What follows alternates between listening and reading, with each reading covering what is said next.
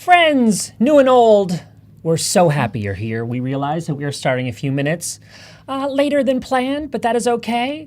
We had the fire alarm actually go off here in the building, so we went through that. It was just a drill. No one told us, but we are back here, and no fires. No fires. We are so excited to be here with you this morning or afternoon or wherever you are in the world. Please say hello in the chat. I want to call out a few of you for being here, and I want to introduce you to Natalia Seth, who is my new friend and is such a talented artist, photographer. I feel like you do so many things. You do them so well. Oh, thank you. So welcome. You're making me blush. So today, well, it's going to be a little shorter, I guess, than we planned because of this fire alarm. But we're still going to bring some exciting designs for you today. Tell us a little bit about what we're doing today. Yes, so I'm going to be editing some stories, Instagram stories in Adobe Express.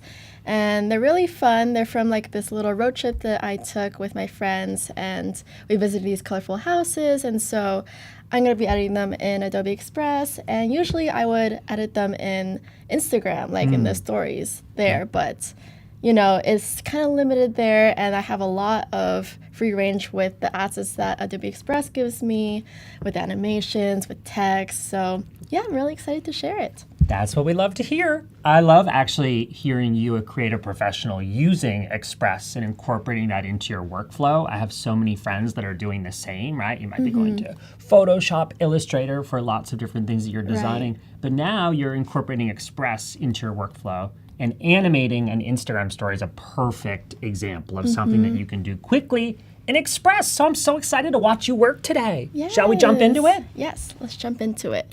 So I'm going to go here. I'm already at home, and there's like already templates ready to go. So we're going to go to Instagram story. I'm going to go create from scratch. They have amazing templates too, but I have some photos already ready. So I'm going to go upload from device and Adobe Express. And here is the first photo that I want to edit. But first, I'm going to go to Photoshop and do some Gen AI to it and make it the right dimensions, 9x16. And so I'm going to go to crop, and then let's switch it. I want to give a shout out to Wade in the chat, who just linked your Instagram, which, by the way, everyone that is hanging out with us live, or if you're watching the recording, you need to go check out Natalia on Instagram and TikTok. You have over 400,000 followers on Instagram and over 2 million on TikTok. That is incredible, but you deserve each and every one of them because you're amazing. Oh, thank you. Yeah, I usually do like surreal portraits. This trip was actually to take photos of these houses. As you can see, like me and my friends are primary colors. So I ended up shooting my friends. And you'll see that in the next stories. But right now, I'm going to do some generative expand. It's so easy. All I have to do is crop and then stretch it and click generative expand. And then I don't need to click anything. I can just click generate. You're leaving the prompt empty. Yes. Talk us through that. So I'm leaving the prompt empty because Gen AI already knows to fill it with the surroundings. So since it's sky, I'll fill it in with sky. It's pretty easy. And I use Gen AI quite a lot because a lot of times I have distracting elements around, or there's people in the background, like I'm shooting in public, and Gen AI helps me get rid of them within like a click. So it's so easy. I use it every day. It's amazing. That's incredible. Yes. I love that. That was literally took a few seconds. You didn't add a prompt, but you didn't need to because Gen AI was able to detect, it's thinking, I have a feeling, I know exactly. It knows. Yeah, it already knows. Shout out to Sin in the chat. Shout out to Lee and Van Damme. Thanks, guys, for hanging out with us today. This is going to be awesome. Natalia is a superstar. We just did some generative fill in Photoshop. We're going to hop over, I think, to Express fairly soon. And now this is my favorite feature in Photoshop, actually. I'm a big component of coloring in Photoshop. I go through Lightroom first, but I love the color lookup in Photoshop because they have these wonderful presets that you can use. They're free, they come in it, and you can also import your own, but I love this one, the fall colors. It gives it a nice warm look. So this is before and this is after. Look how cute that is. Beautiful. That just gave it a whole new pop of color. Right? And I'm going to go to selective color, and I'm going to pump the blues too. So that looks great. This is before and after. Wow, what a difference. Yeah. And I'm going to save it to my Creative Cloud, which should sync to the Adobe Express. Yes, it should. So I'm going to save. You have the option. Some people will save it, export it, and upload it into Express, or you can make use of the fact that it should show up under exactly your stuff, and then under Files. We should see it there in a moment if you click refresh. Yes. Should pop up. Yeah, there it is. Page. Oh, that's my draft. Oh, that's a draft. I was okay. practicing. Cool. Yeah, it should pop up. If not, I'll export it from Photoshop. That might be easier. Yeah, that might be easier. I So love how that's looking. I love the colors. You guys knew exactly what you were doing when Yeah. you dressed up for that photo. We always coordinate our outfits whenever we go out.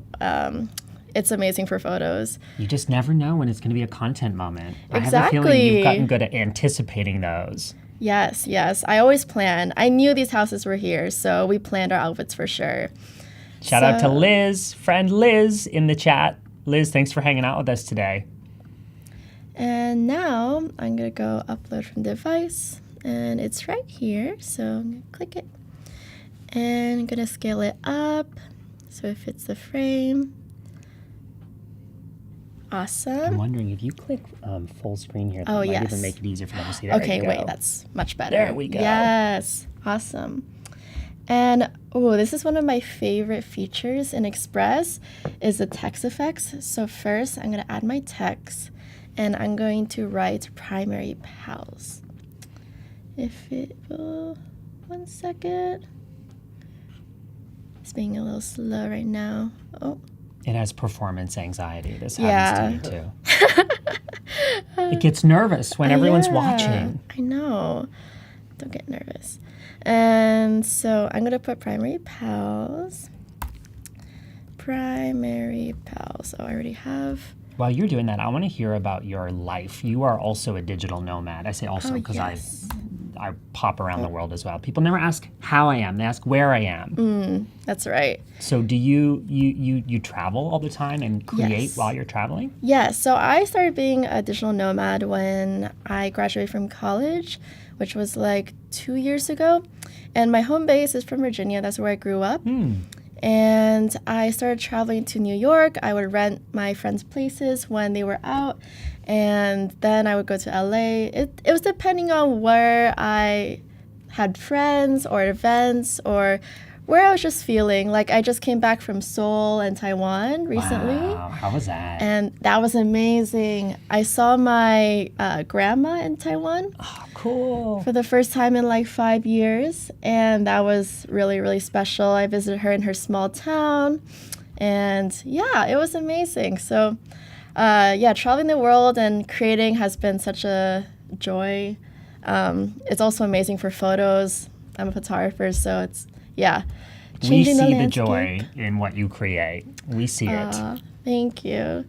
And so right now I typed out primary pals and I'm in text effects. So I can create the texture of the font that I want. And I want a red balloon. And this is using AI to create this, which is really cool. And there's so many options. Like I can make the style lots of different ways. Embellish, pencil sketch, neon. Choices. And then, oh, cool. And there's more. I feel like this can go on forever. Like you can keep on creating your own font. It's so fun. I'm gonna create maybe this Text effects one. is really unique to Adobe apps, Express in particular, which is where we're working right now. If you guys are just joining us, you're watching Natalia, the superstar, create. First, she designed this, did some color updates in Photoshop, very quickly brought this over to Express. Now we're using text effects. I say we, I'm pretending like I'm doing something here. You are. Yeah, I'm emotional support yes, after the moral fire support. alarm. That got us a few minutes late. Yes. So we're using text effects here to design something really, really unique in Express. Literally, this has come to life in just a few minutes. Yeah, I love using the text layout. I'm using dynamic for this cool effect. And that looks amazing. So that's my text. And now I'm going to add some elements, which are really fun. I love these. Me too. Which one do I like? Elements. Let's go here. There's just so much to choose from. Like, I keep on scrolling and scrolling. Stationery, symbols, bubbles, and clouds. They do an incredible job of like curating really well-designed elements. Like sometimes I hop in here and I don't actually know what I'm looking for. Right. And I just browse. Yeah, I'm just browsing right now. There's color and light, paint, decorative, metallic and foil, snow, writing. Maybe writing would be cool. I feel like this is a very playful image, so I want to add some like crayons or chalk. Interesting. Yes. We got Let's do options. this. Hey, Steve, in the chat, welcome. Thanks for coming and hanging out with us. Yeah. Oh, this is cool. Oh, that's really cool. Yeah, this is like the perfect color too. It's blue. And then we're also gonna scale it. Let's see, where should we put this? Maybe here. Cool. I can't imagine how Generative Fill, which by the way, you showed it in Photoshop more recently. We have this available to us now in Express. So if you're comfortable or you're designing primarily in Express, now you have access to Generative Fill without having to go to Photoshop. You can do it straight from Express. I'm sure creative pros, designers, right? You guys open Photoshop probably how many times a day? More times than you can count? Yeah, my life is on there at this point. That's actually a question I have for you. How has Generative Fill changed your work? I mean, your work is so imagination-based and dreamy. I can't imagine how that's changed things this year. I mean, it's incredible. Like, I use it every single day now for all the stuff that took like hours, like clone stamping things out or like Props. Like, I would have to order things online and like wait for days for them to come. So now I can kind of just generate it with a click of a button. Or like, I would spend a lot of time also looking for stock, like the perfect stock image. And now I can generate it within a few clicks. So cool. So it's such a crucial part of my process now, and I'm so happy it exists. Honestly, it's amazing. Now I'm going to look for some fun photos. Maybe I'll look up crayon. So you've clicked on media here, Yes. and under media we have access to Adobe Stock. So you can filter tabs here by photos, videos, audio. We're looking at Adobe Stock photos. Ooh, look at that. Yeah, this will be fun. And I want to remove the background, which is really easy here because just literally a click. That's what I love about Express is that so many things are just a click. You don't even have to think. It's just there. So, wow, look at that. It did an amazing job. And I didn't even have to erase or like do anything manually. Cool. And let's move this up.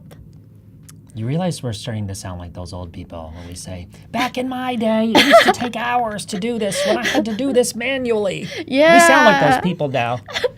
Yeah, it's crazy technology now. And wow, that looks great.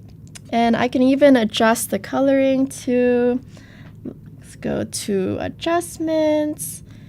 I can decrease the saturation just a little bit. And then decrease the brightness. Cute. You guys are making me laugh. Wade says, I rarely close Photoshop, honestly. I just leave it open all the time. Steve says same in the chat. Oh yeah, mine's constantly open. This is pretty good. It's looking amazing. Yay, I think we're ready to go on to the next one. And I'm just gonna click over here. You can see that my layers are here, by the way, so I can adjust them at any time. But I'm gonna click here for my pages. And I can add a new frame just by doing that. And I have my next one, which is a video. So it's really cool because I didn't even know you could edit video in Express until recently. But you can, let me get my files. So you can trim videos, you can adjust the colors, and you can also add animations on top. Oh, I'm just trying to find my screen. I do this all the time, by the way. Where is it? I think if you... Oh, okay, it's on the Full third screen. one. Yep. Right. Okay. Well, I can do this in an easier way. What? Don't worry, this happens to me all the time. And of course it happens to you when you're live, right? It waits to happen to you when Yeah. other people are watching. Don't worry. Okay, so, we got it here. Story 2. And here we have me and my friends scuttling across this blue building, but as you can see, it's too long. You can hear us giggling. And I come to take my phone. Yep. But here I'm gonna actually shorten it and cut it right when we exit the frame. My computer's being a little slow today. I love that you guys you took your photo, but then you also took a video at the same time. Oh, Isn't yes. this kind of like now new age creator mode? It's like, you got to get the coverage, right? Get the photo, but then also, you do such a good job of this on your Instagram, by the way.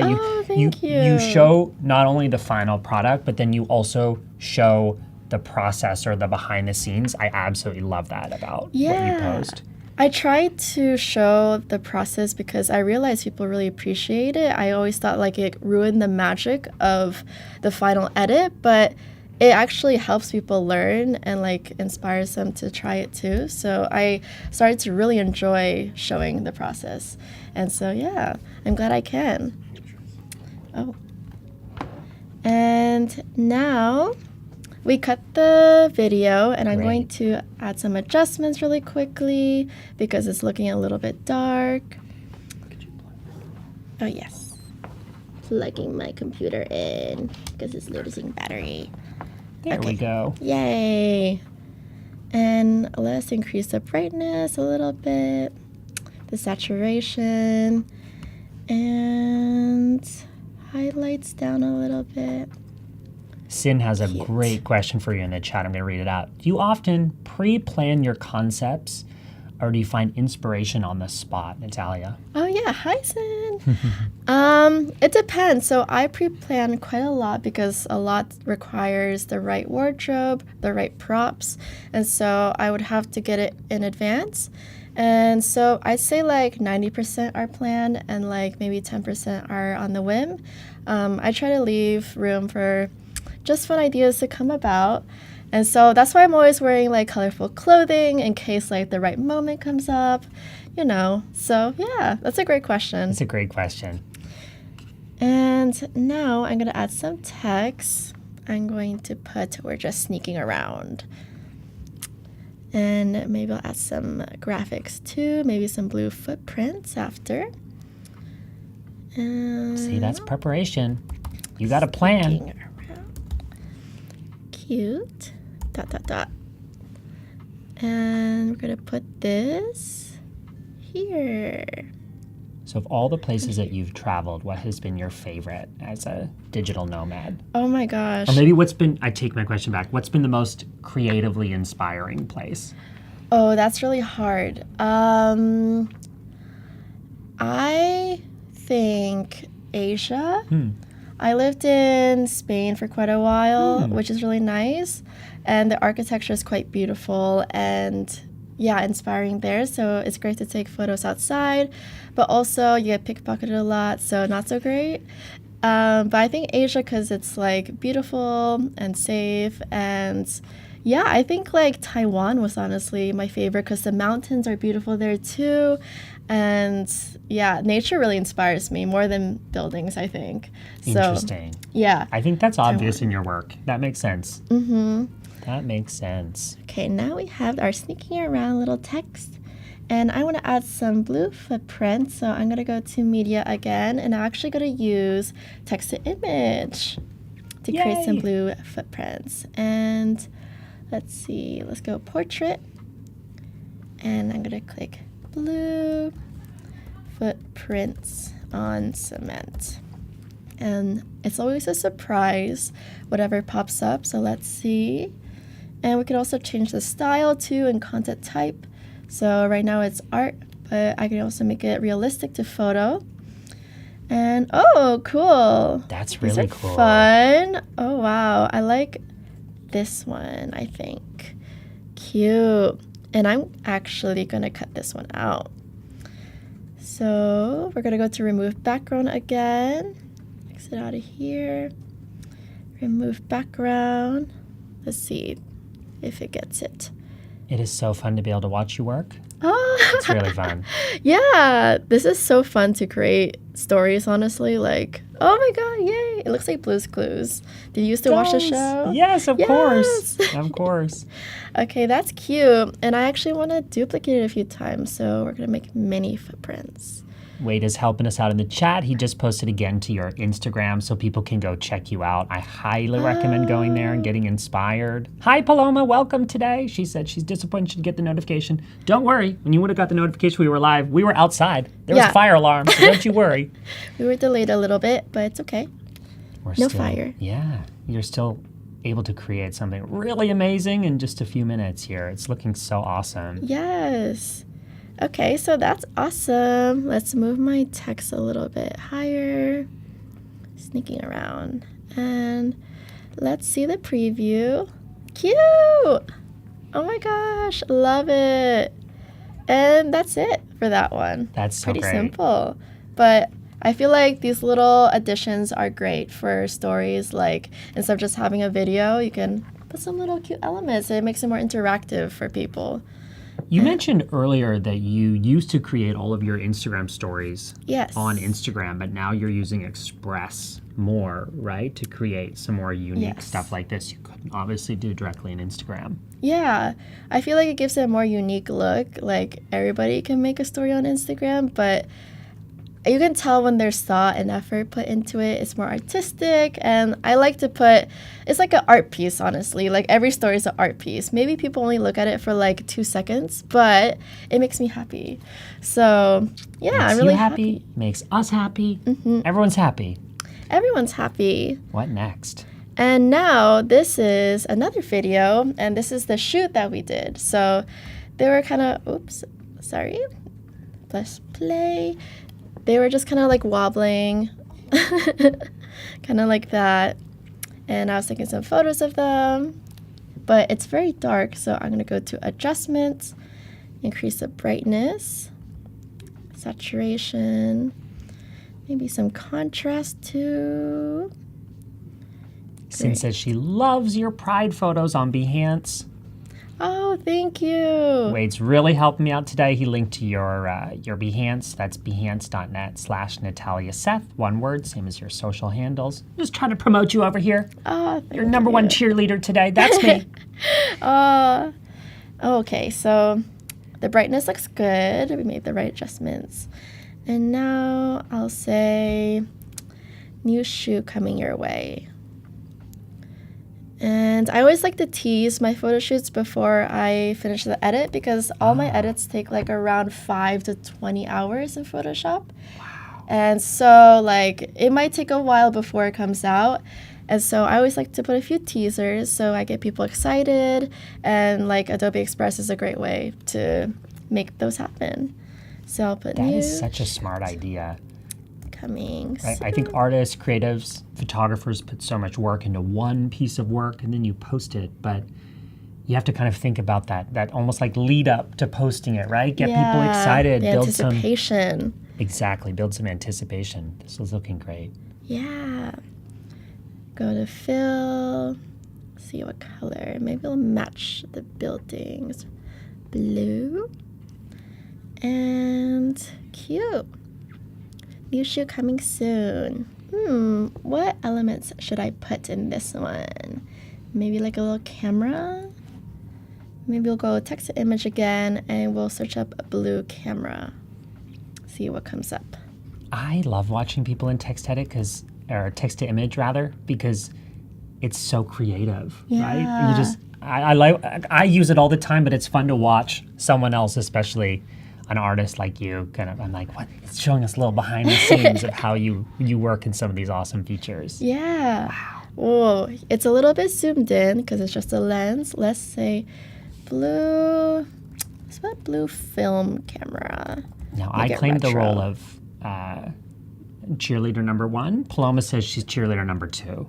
She remembers from your Adobe Live session with the bubblegum pic.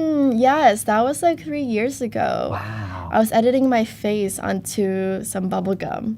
It was really fun. Good memory, this is Paloma. way better. Yes. Awesome. Okay, this is great. So So you actually changed the content type, just so people follow here. Yes. That's what you did. It was set, I think, to photo. You adjusted it to art to get closer to what it was you were looking for. Yes, it was like more like clip art. I think this is way more fun, and it generated such a beautiful image, which I'm going to remove the background of, so it looks more like a sticker. And I love that you can also have Generative Fill, too, in Adobe Express. That's pretty crazy. That's pretty new for us. So many of us were hopping over to Photoshop. I'm not a Photoshop whiz, quite like you are, but even using... You're the Adobe Express whiz. Yeah, exactly, right? Yeah, but now we actually have, as I mentioned earlier, we have Generative Fill and Express, which is very, very exciting. This is looking so good, Natalia. This is so cute. Oh my gosh, I could put more stickers and more stickers, but for sake of time, I'm going to go for the next one. Feel like that looks good. And oh, we can see the preview here. That looks so cute. And now, let's go to, I think the next one's an image. Okay, yes. So, oh yeah, there were so many colorful buildings, and I took photos with all of them.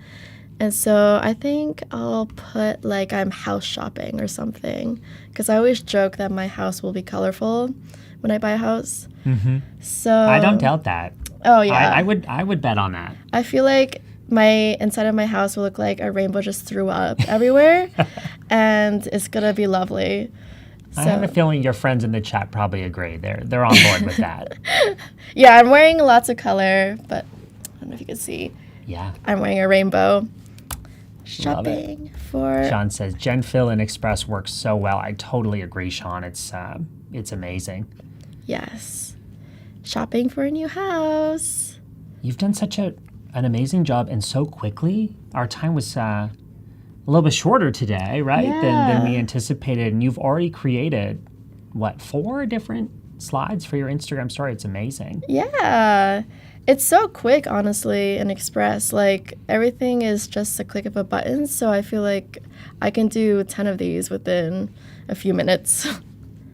I'm going kind of slow here, but gonna go, let's see what text I like. Hopping.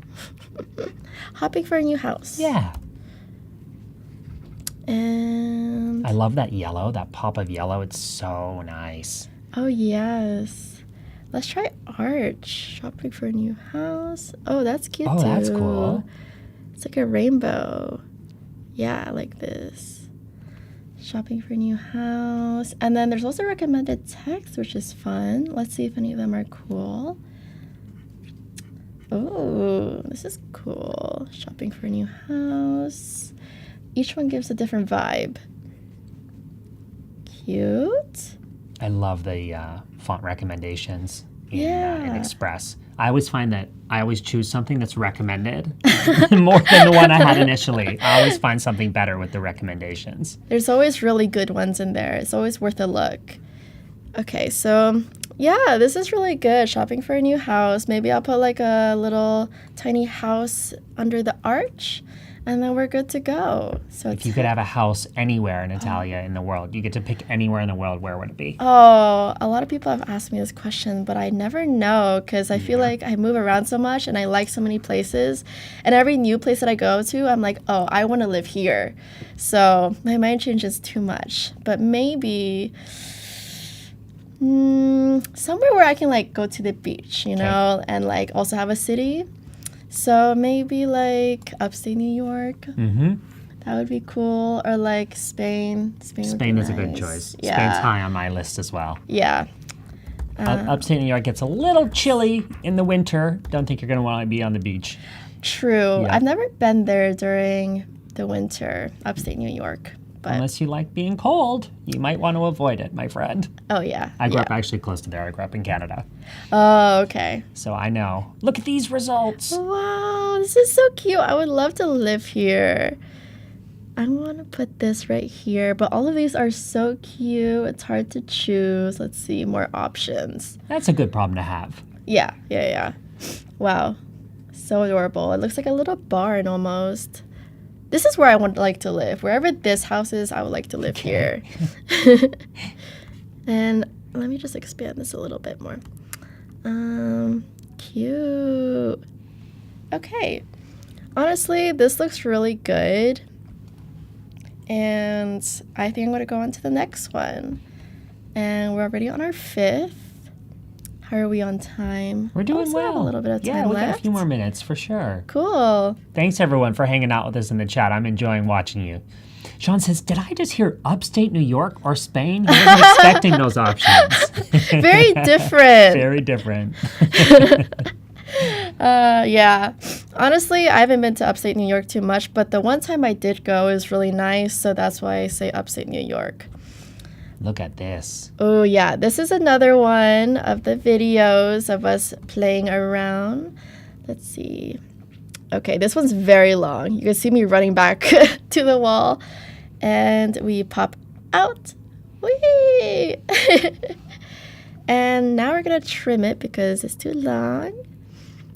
But this is like a goodbye to end the stories. I always like to have my stories like an actual story. Like it has a start and has a beginning. So I like to say hi, I like to say bye. So this is our goodbye post. And let's trim it a little bit more. I am so impressed that you've created the full story, even though we did it in fewer times today. That's a true test, I think, testament to Express. I really didn't know how much time it would take, but I knew it wouldn't take too much time, so I had confidence. And let's see. And where did you film these videos? Where was it? Where was this amazing pastel location? I keep forgetting the name, but it was near San Francisco, and it was like an hour away. But we were visiting the Monterey Aquarium, actually. That was our main stop, which was also quite amazing, but full of like kids running everywhere screaming. So it was kind of funny seeing like fish and little kids screaming around. Oh, that's cute. Awesome. Yay. And we're going to say, see you next time. And see, maybe we can add some cool effect if we have time. See you next time. I think you do have time. We got about 5 more minutes. Awesome. And we're gonna move this. Let's see.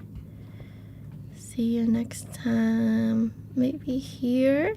I always try to be wary of the borders whenever I'm creating reels or TikToks or stories, because you know how they have the message line down for stories, or like they have the profile here. So I never try to put anything like in this area or like any of these borders, just in case.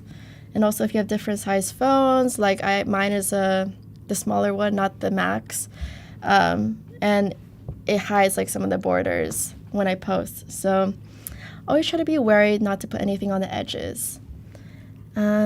Cute. And now, friends, I hope you're soaking this up. She's given us advice on social media. I'm going to brag about you again. Over 400,000 on Instagram and over 2 million on TikTok. So when she gives us advice, I hope you're listening. And let's put it white. I like white text. And let's make some effects. What should the effect be? Let's put pastels. See what comes up. Good point there. You could go ultra specific or just one word. Just one word. You can see what comes back. Oh, cute. This is really cute. Colorful. See you next time.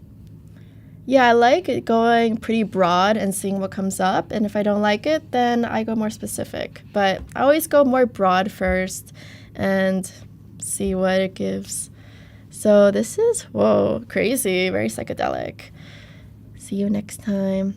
I think it gets a little bit too rainbow. Let's put blue pastels. So now we're getting more specific. And let's see what comes up. I like that it has sample effects too to give you suggestions if you don't know where to start. Me too, especially with text effects. You can feel the possibilities are so overwhelming. Yes. I find myself jumping into sample effects all the time to get ideas. Yeah, I think the examples are very important. Oh, interesting. Cute. Realistic. It's on realistic now. Let's see what it looks like on neon. And is that cool? Oh, I have to click generate. You may have to select the text. Oh, there you go. Yeah, select generate. Oh. It's so cool to see you using the different styles. I sometimes forget to do that. I'm always so focused on the prompt. I'm like, oh, but there's styles as well that you can toggle. Yeah, you can to get what change you want. literally everything. Every part of it. Whoa, it's crazy. You can barely see it. So maybe I won't do that. Maybe also there's tint? Wow, there's so many options. Embellished. Let's do embellished. Let's see what comes up with that. And let it load. Disco ball. Wow, that's fun. Diamond glitter. Balloon, gem stickers. Ooh, this is really cool. This one is like little eyes. Cool. They're like little universes within each letter. Yeah. Maybe I can go tight. Loose. What is loose? Like it makes it more bold. Interesting. Lots of choices. Lots of choices. Customization, styles. Gold trip. We're going gold trip. Gold trip. You're trying to find something, I think, that will stand out against that gray Yeah. ground. That looks good. Yeah, that's better. That's much better. See you next time. Okay, let's go balloon. That's my last one. Okay. And let's see what comes up. I feel like this will be the winner. Oh yeah, this is much better. I like this a lot. We have a winner to complete your See you next Instagram story sequence. Should we go to the thumbnail view so people can see all of the stories Yes. at a glance? You've done such an amazing job of creating something so fun, so quickly. Look at it. Yes, and we have a mix of videos and photos. And then I really like that you can just press share and then schedule your stories or posts or TikToks. And you can post it now or you can post it later. So there's a little calendar where you can do all of that. It's awesome. You have done an amazing job today. You've inspired us. You've created quickly. Talk about Express, honey. Can you tell people where they should go to find you? I mean, I've been telling them all hour. You tell them now. Yes, on Instagram, it's at Escaping Youth. And on TikTok, it's at Natalia Seth. So you can find me on either platform. You are amazing. It's been such a joy Yes, to happy to get be to sit here. here and watch you work. Thank you so much for doing this for us and for inspiring us, and for all of you guys watching. Thank you for hanging out with us. It's been a joy. We hope you've enjoyed it. Thank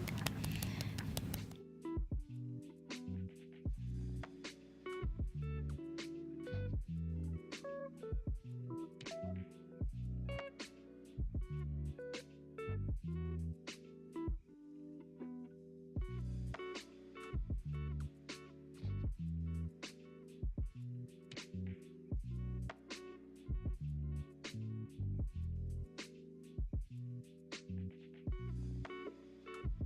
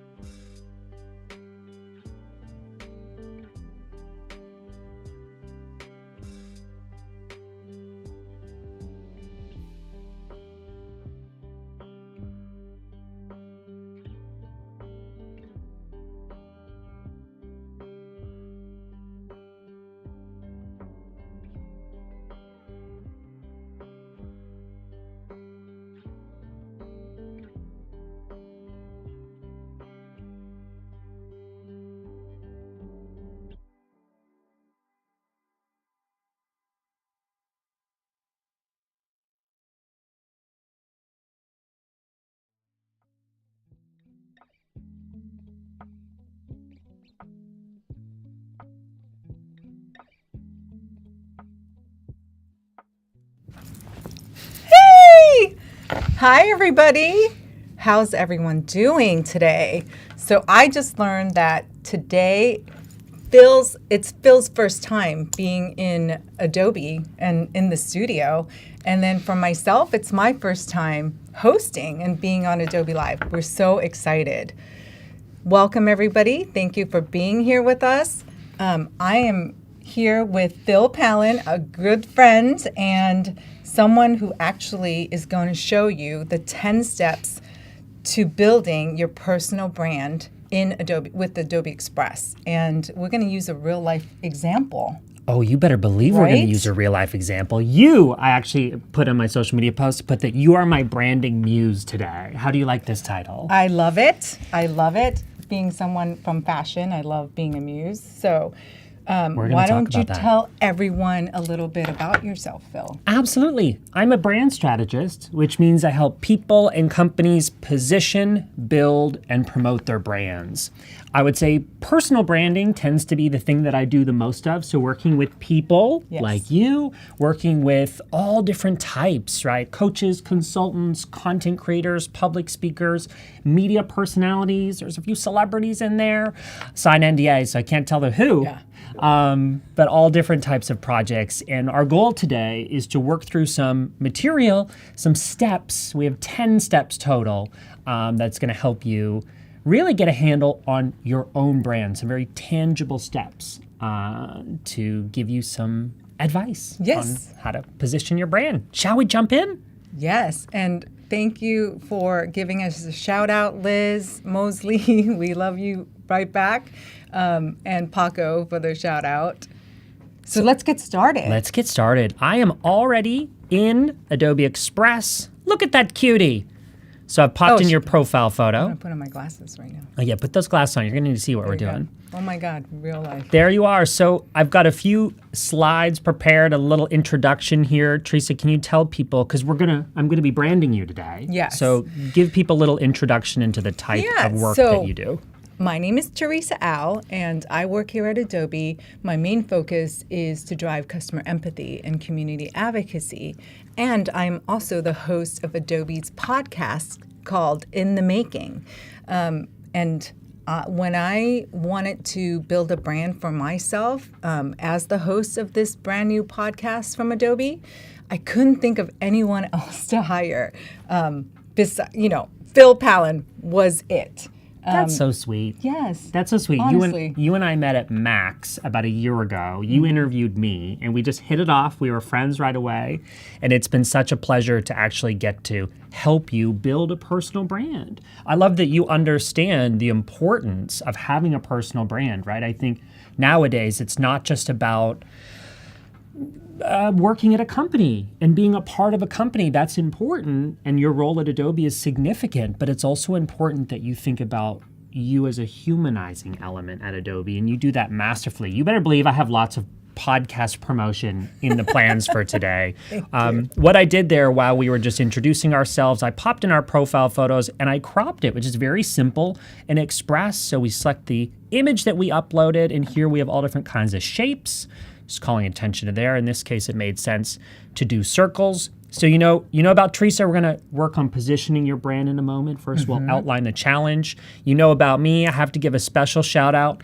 What you're looking at today, so the brand that we've designed, the colors we've selected, I have to give a shout out to both Lauren and Kostya, my designer. Lauren works, you know Lauren. Yes. She works with me on all of our client projects, handling creative. And Kostya is my incredibly talented designer over in Europe. He's worked for me for almost a decade. So I can't take credit for everything that's been done today, but certainly I work with these two geniuses to create what we have. So let's talk about you. I want to outline the challenge, right? You want a personal brand. Talk a little bit about why it's important to you to have a brand as a person.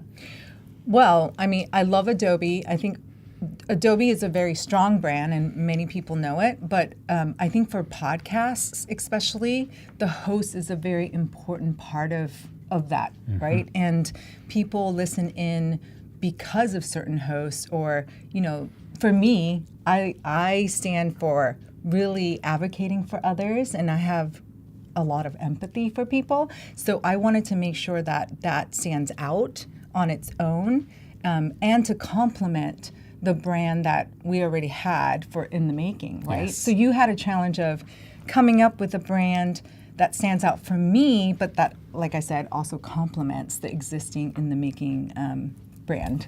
Exactly. Right? We would call that an existing parameter. Some people would call it a limitation. I don't like that word. I like parameter. Like, what are you working with to start? Right. Very important when you're building a brand. Take inventory of what do I already have?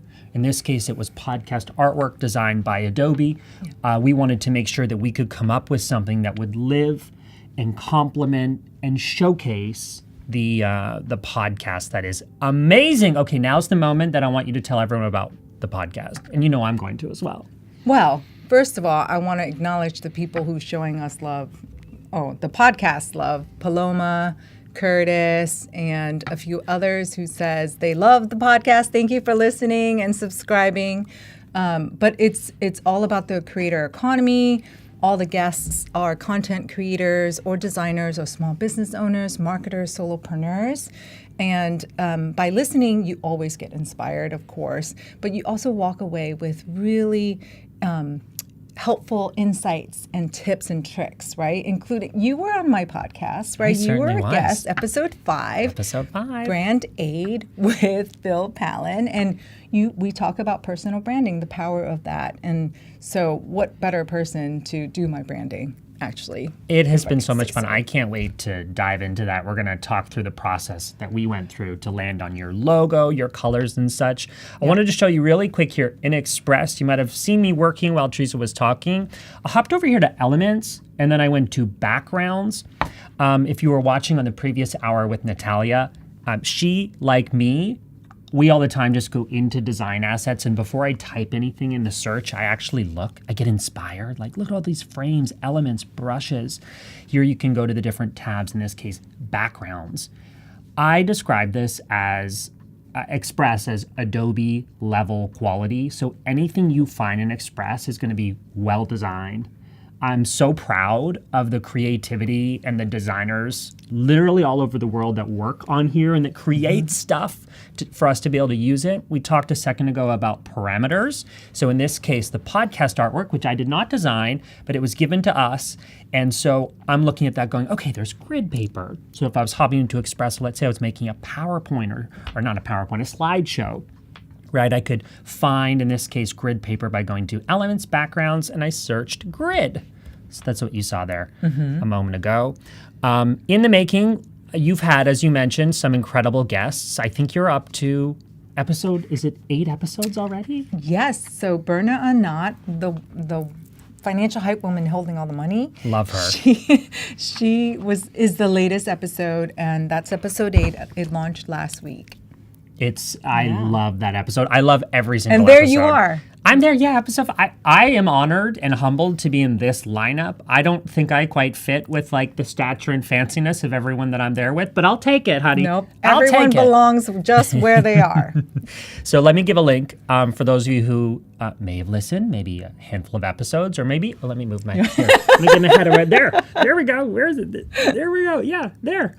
This is a link that will take you, there, thank you, Andres, thank you. Andres. This link will take you to essentially the podcast list of all the episodes and such to get information on all of these amazing guests. Thank you for having me on the podcast, by the way. It was such an honor. Yes. So let's keep moving on. We talked a little bit about the challenge, right? You did a great job of outlining, okay, here's why I want a personal brand. Here are the constraints that I'm working with. So what I'd like to do next, Teresa, when I'm working with a client is, okay, so we're clear on our challenge, what we're going to accomplish with our brand. How do we sum up what we do in a sentence, okay? And this is the brand sentence that we worked together to create. I'm going to read it out loud. I'm a podcaster, connector, empath, and Adobe executive who's fascinated by the creator economy. Creativity rewards bravery. So I want to highlight something. I love to talk, but my job is actually to listen. My job is actually listen. So many of these words are things that you said. So if I'm doing, we did a discovery meeting, and you asked a lot of great questions, you and Lauren, and yeah, these are my words. If You're right. I'm doing my job correctly, I am listening to how you describe what you do, the passion, right, behind why you do what you do.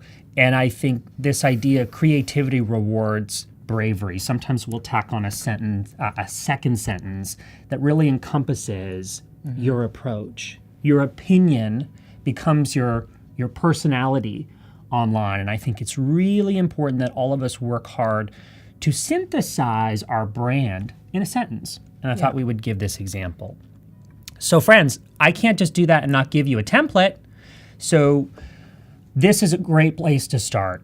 This is for everyone out there who's in our chat, who's also potentially watching the replay. This is a great template for you to work from, okay? And I'll just kind of explain this in a second.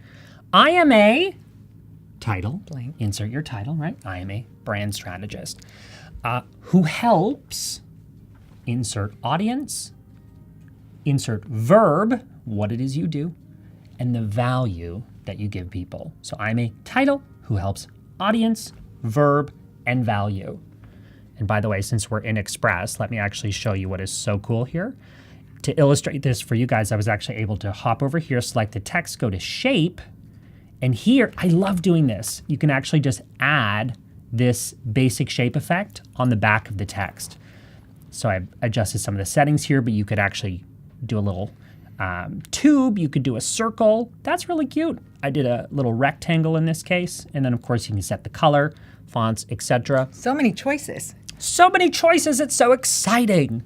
So if you guys are working on your own brand sentence, in fact, I wasn't planning on doing this, but I might challenge those of you who are hanging out with us live. Yeah. Why don't you put the draft of your brand sentence in the chat?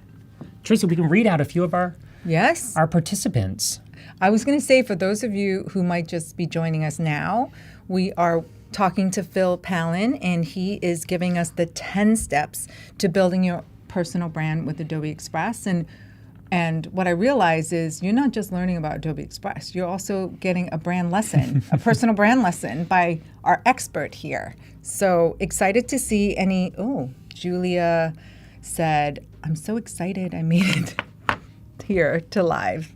Yay! But yes, as Phil said, put your brand sentence in the chat, if you will, or start thinking about it, because it's a great exercise. We are here to help you. I like to give this template. You'll see that obviously we took some creative liberties. We start with that template that I'm giving you. We start there as well, and then we'll add, in this case, Teresa, you're, what do you call it? A multi-hyphenate, right? Slashy. That was your term. Yeah, I love that. You have that in the opening of the podcast. I think everyone's a slashy. A slash. There Everyone were is so a many slashy. things. Everyone is a slashy. So we put the slashes in there, but you can see that general template that we start with, and definitely go ahead and borrow this. That's why I'm sharing it with you. Let's put that template back on Liz screen. Mosley wrote, I'm a branding designer who helps small business owners feel more confident about promoting what they do with the world. That is beautiful. Excellent. Liz. Well done. That's actually a really great brand sentence. That's a great example. And then Wade says, what she said. Yes. Oh, Wade. Yeah, thank you, guys. Okay, great. So we're feeling good about the brand sentence. Let's continue on. This was a really fun part of the branding process. So the mood board, the mood yes. board. Typically, people are very quick to want to jump to designing a brand. So let's design a logo. Let's quickly choose colors. But I think a really necessary part before we get to that is this exercise. So if step number 1, challenge, right? Identify the challenge. Step number 2, write a brand sentence. Step number 3 is create a mood board. We need to create a visual reference for everyone who's involved with the project. So in my company, my branding agency, it's my name, but it's much more than just me. That's why I gave him shout outs at the beginning. Kostya, my incredible designer. I claim he's the best designer in the world, and I stand by it. Lauren, who works with me on all client projects, incredibly creative and talented. I love my team. We need a visual reference. It could be a video editor. It could be so many different people that touch this project. And so we create a mood board. What does that mean? It means that we need a visual system, some visual references. I like to say, usually when we do a mood board, it's 8 visual references. This was the mood board that we put together for Teresa. I had them covered, just so we could do a dramatic reveal. Don't you love the drama of it? There we go. I just had little shapes over top of those so that we could reveal the mood board that we created for Teresa. And this was after some conversation. You already mentioned that you worked in fashion, and we picked up on that in our brand audit together. So bonus points if you can attach some words to your mood board that generally, I might start with like 20 images, and I whittle them down to about 8 until, it's kind of like this act of curating a little collection that lives and works well together, that gives the designer some possibilities for the direction to go for a brand. So I will sometimes start with a photo of the client, and sometimes I find that, Google Images, or I ask the client for it. And then I want you to actually talk about what inspired you from this mood board. Well, I love black and white, and I love colors. So I like that I wanted something classic, timeless, sophisticated, right? So I love that it was black, white. There's a hint of color. For those of you who don't know, my last name is Au, and if you got an A+ in chemistry, you would know in the periodic table, AU stands for gold. So I also love gold. So the hint of gold and yellow really spoke to me. But you and your team really heard what I said. Like you mentioned, you're a great listener, and everything was conveyed in this mood board after our many conversations and discovery sessions. That makes me happy. Yeah. And I think the mood board stage illustrates the dialogue that's necessary for us to have with the team as well to make sure that everyone is on the same page. So when we get into the brand identity or the logo design phase, we need to make sure we're speaking the same language. In a way, it's like doing a math equation, even though that's going to scare everyone in the design community. I'm going to take that analogy back. No, it's like doing a math equation, but showing your work. Yeah.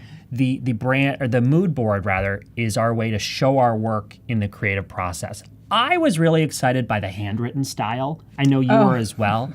I'm calling attention to this middle one, the little handwritten scribble. You're going to see how we were able to take that and turn that into a brand for Teresa. Is everyone feeling good about the mood board? Everyone feeling, and actually Paloma had a great brand sentence. I don't know if you're able to see it. It was up there. You guys are active in the chat, so I can't see it. I know, it went past, and I was trying to see. If we're able to see that, we'll read it out, Paloma. There it is. Let's read it out. This is Paloma awesome. said, I am a podcast editor, producer, and graphic designer who helps podcasters enhance brand value. 10 out of 10, Paloma. 10 out of 10. Yeah. That is a great brand Curtis sentence. has a good one too. I'm going to read it. Okay. I'm a designer and community leader who helps creatives fight insecurities. I love that one too. These are pros. You guys are pros. This is so, so good. I'm loving these brand sentences.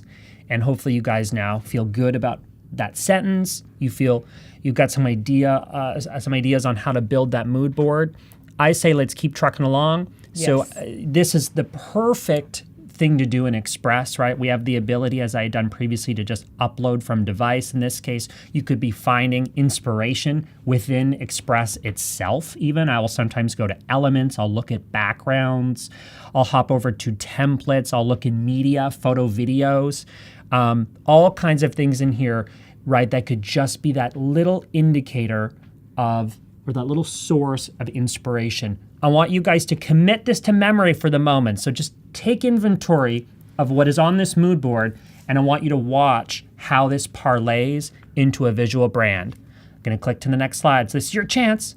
Modern warmth. This has fashion influences. Used to work in fashion. Many years. Playful typesetting and elements of sophistication. I'm clicking over. So now begins the phase of what I would call step 4 we're really officially moving into the brand building phase. That first phase was brand positioning. Now we're going to talk specifically about the build. You loved the idea of like a handwritten element. It feels like fashion. Makes it more personal too. And Almost like analog too. Like, you know, sometimes we get so into digital that sometimes it's nice to have these like analog I references. still take notes with a notebook and a pen, you know? Yeah. Me too. I don't even know if it's what I'm writing. Sometimes it's just the act of doing it that allows me to pay attention.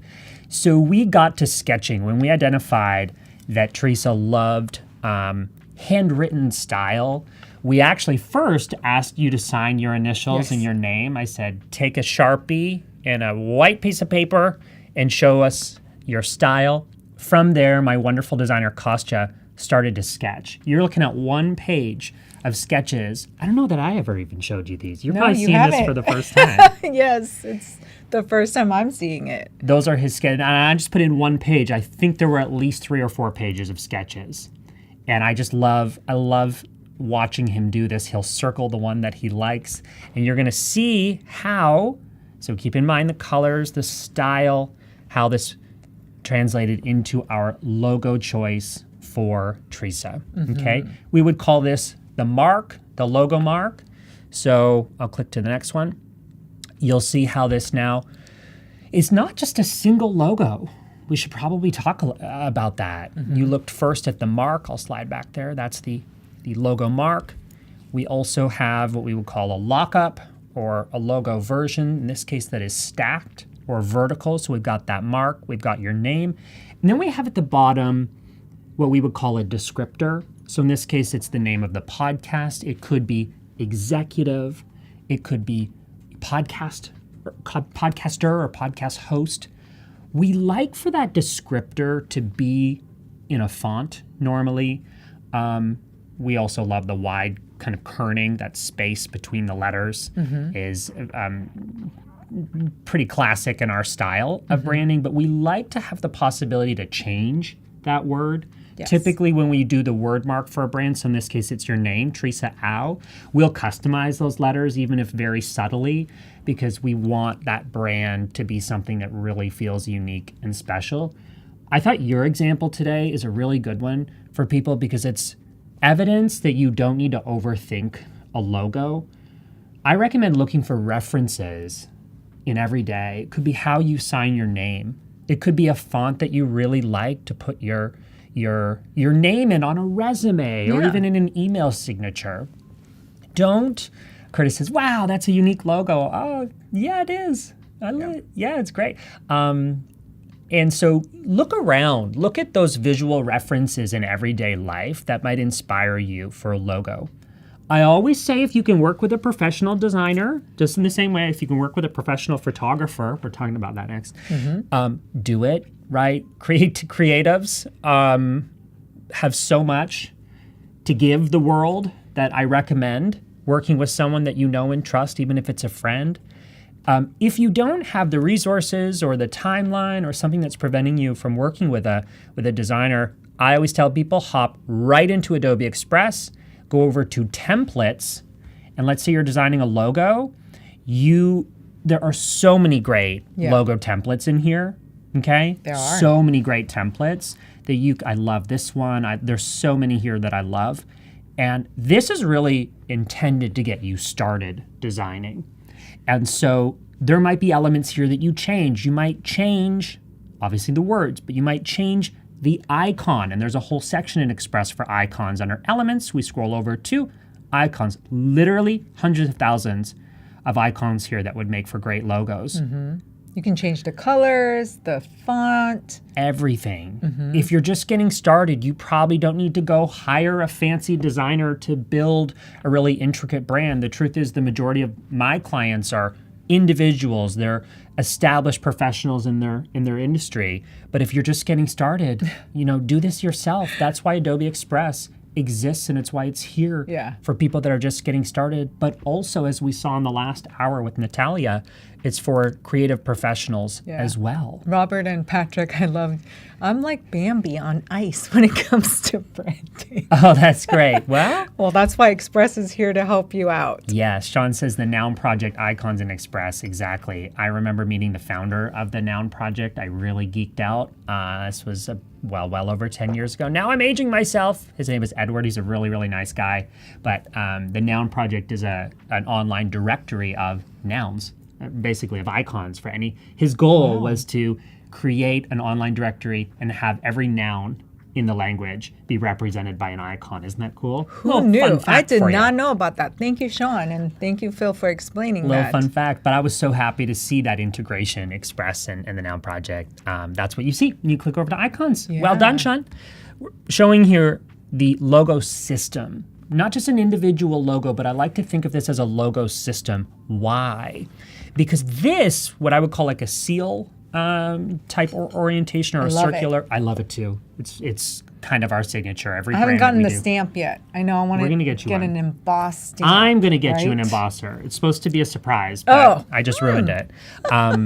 I actually do send that to my clients as a thank you at the end of a project. So I just revealed this. Well, it's this an secret. ongoing project, so maybe that's why I haven't gotten it. Yeah. I've also been traveling, so I need to get home, place the order, and it'll just act surprised. Promise you'll act surprised? Yes. Okay, good. So this is a horizontal. So this would be great in a website header. I'm scrolling back here to show vertical. This would also work great for a website, maybe an email signature. You need to ideally create, Liz says she loves an embosser. You need to really create a logo system for yourself. The truth is, we typically have at least 4 versions of a logo that we will design, and you're looking at a handful of them on screen. That all came from that inspiration of handwritten. I'm just very excited by how this has turned out. Yes. And if people are just joining us, we are here with Phil Pallen, brand expert, personal brand expert, and we are going through the 10 steps of building your personal brand in Adobe Express. We are around at step 5 and 6 right now. What you're right. looking at is colors and fonts. Well done. And Yeah. you can rewatch this. This will be on Adobe Live, and you can rewatch it later to catch the beginning if you're just joining us. People are like, what are we looking at on screen now? I didn't even warn you, but we're moving on, as you said, Teresa, we're moving on to step 5 and 6. So step 4 was logos. I've combined color and fonts. And so over the next few minutes, I want to give you some pointers on choosing color, which can be a very overwhelming exercise because there are literally millions to choose from, and also fonts. And Adobe Express is the best place to start to make some of these creative decisions for yourself. So maybe we start with color. You're looking at the 5-color palette that we decided on for Teresa. If I actually go back to the mood board, so just click there to see all of our thumbnails. Back to the mood board. I told you we would reference this a little later on.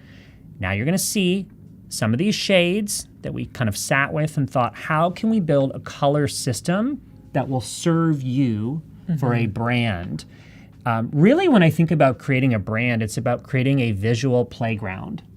So we draw our sandbox. We draw the edges of the sandbox and we say, okay, here's where I want you to play. I want you to create within these confines, within these constraints. So when I'm choosing color, or when we're choosing color, like I said, my name is on everything, but we are really a team working together. We will typically land on average, 5 colors. Sometimes it's less, rarely it's more. But typically when I'm landing on colors, we will do a white or a version of white, which might be some of these lighter shades of the gray. We'll do a light tone. There's not really a light tone in this palette, like I told you. As soon as I make rules, I break them. We also do an accent color. And so in this case, there are actually really 2 possibilities for an accent color. I would say this beautiful yellow Pantone shade in the middle would be our accent. This like very interesting, it's kind of like a greeny brown tone that I really love. It's very unusual. And You dressed appropriately to share my brand colors. Yeah, I know. I'm like one of those shades. I think I'm one of these like lighter shades in the middle. I'll pretend that I planned that. And then we typically will do a dark and a black. Okay, so again, I've broken my own rules here, but if you are wondering, or if you say, Phil, how many brand colors should I have? I typically say 5. We would do a white, a light, an accent color, a dark, and a version of black. The reason I say white and black, I don't, for example, my personal brand, I don't use white. I don't use pure white. It's actually a very light gray. And I don't use a pure black. If you notice, this is black 6C. That is not hashtag 00000. It's not a pure black on screen. It actually, it's like almost a bit of a navy tone in it. It's so pretty. So that's why I say a white and a black, but it doesn't have to be true tone, either hashtag 000 for the hex code or FFF white. Yeah. It can be a version of those. So typically, I'll just say it once more: a white, a light, an accent, a dark, and a black. Okay? Typically. And then as soon as I make that rule, I break them.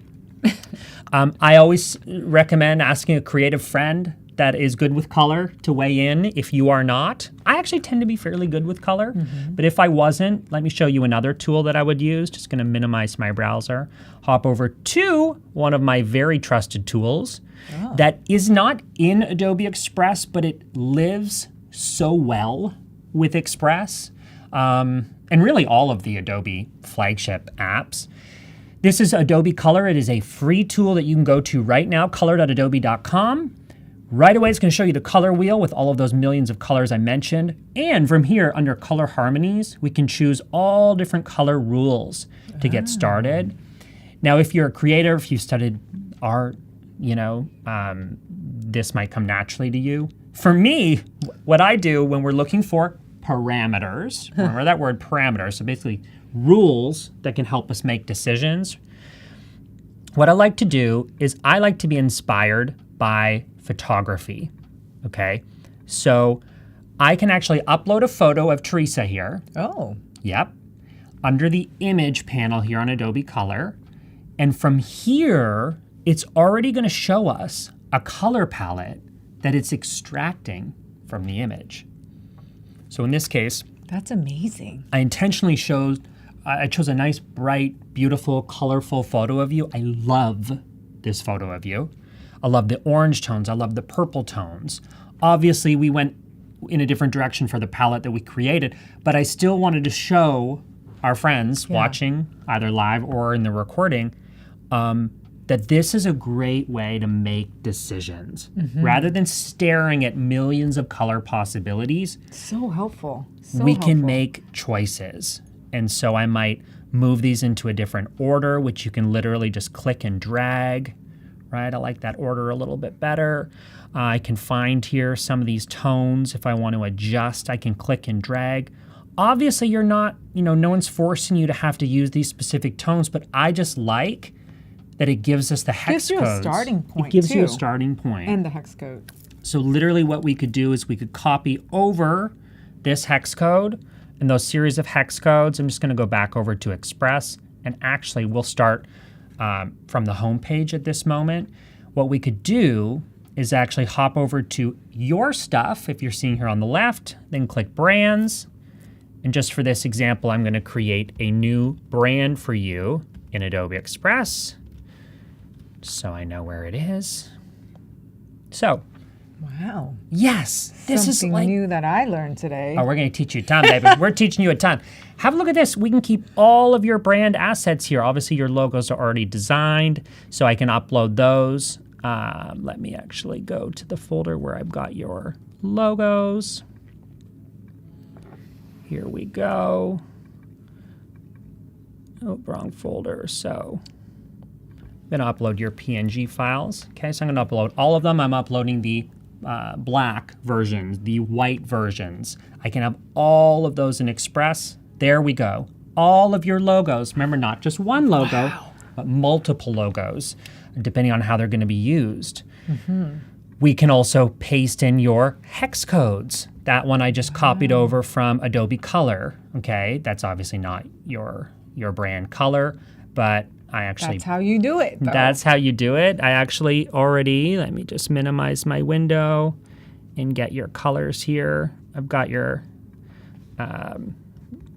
hex codes here ready and organized.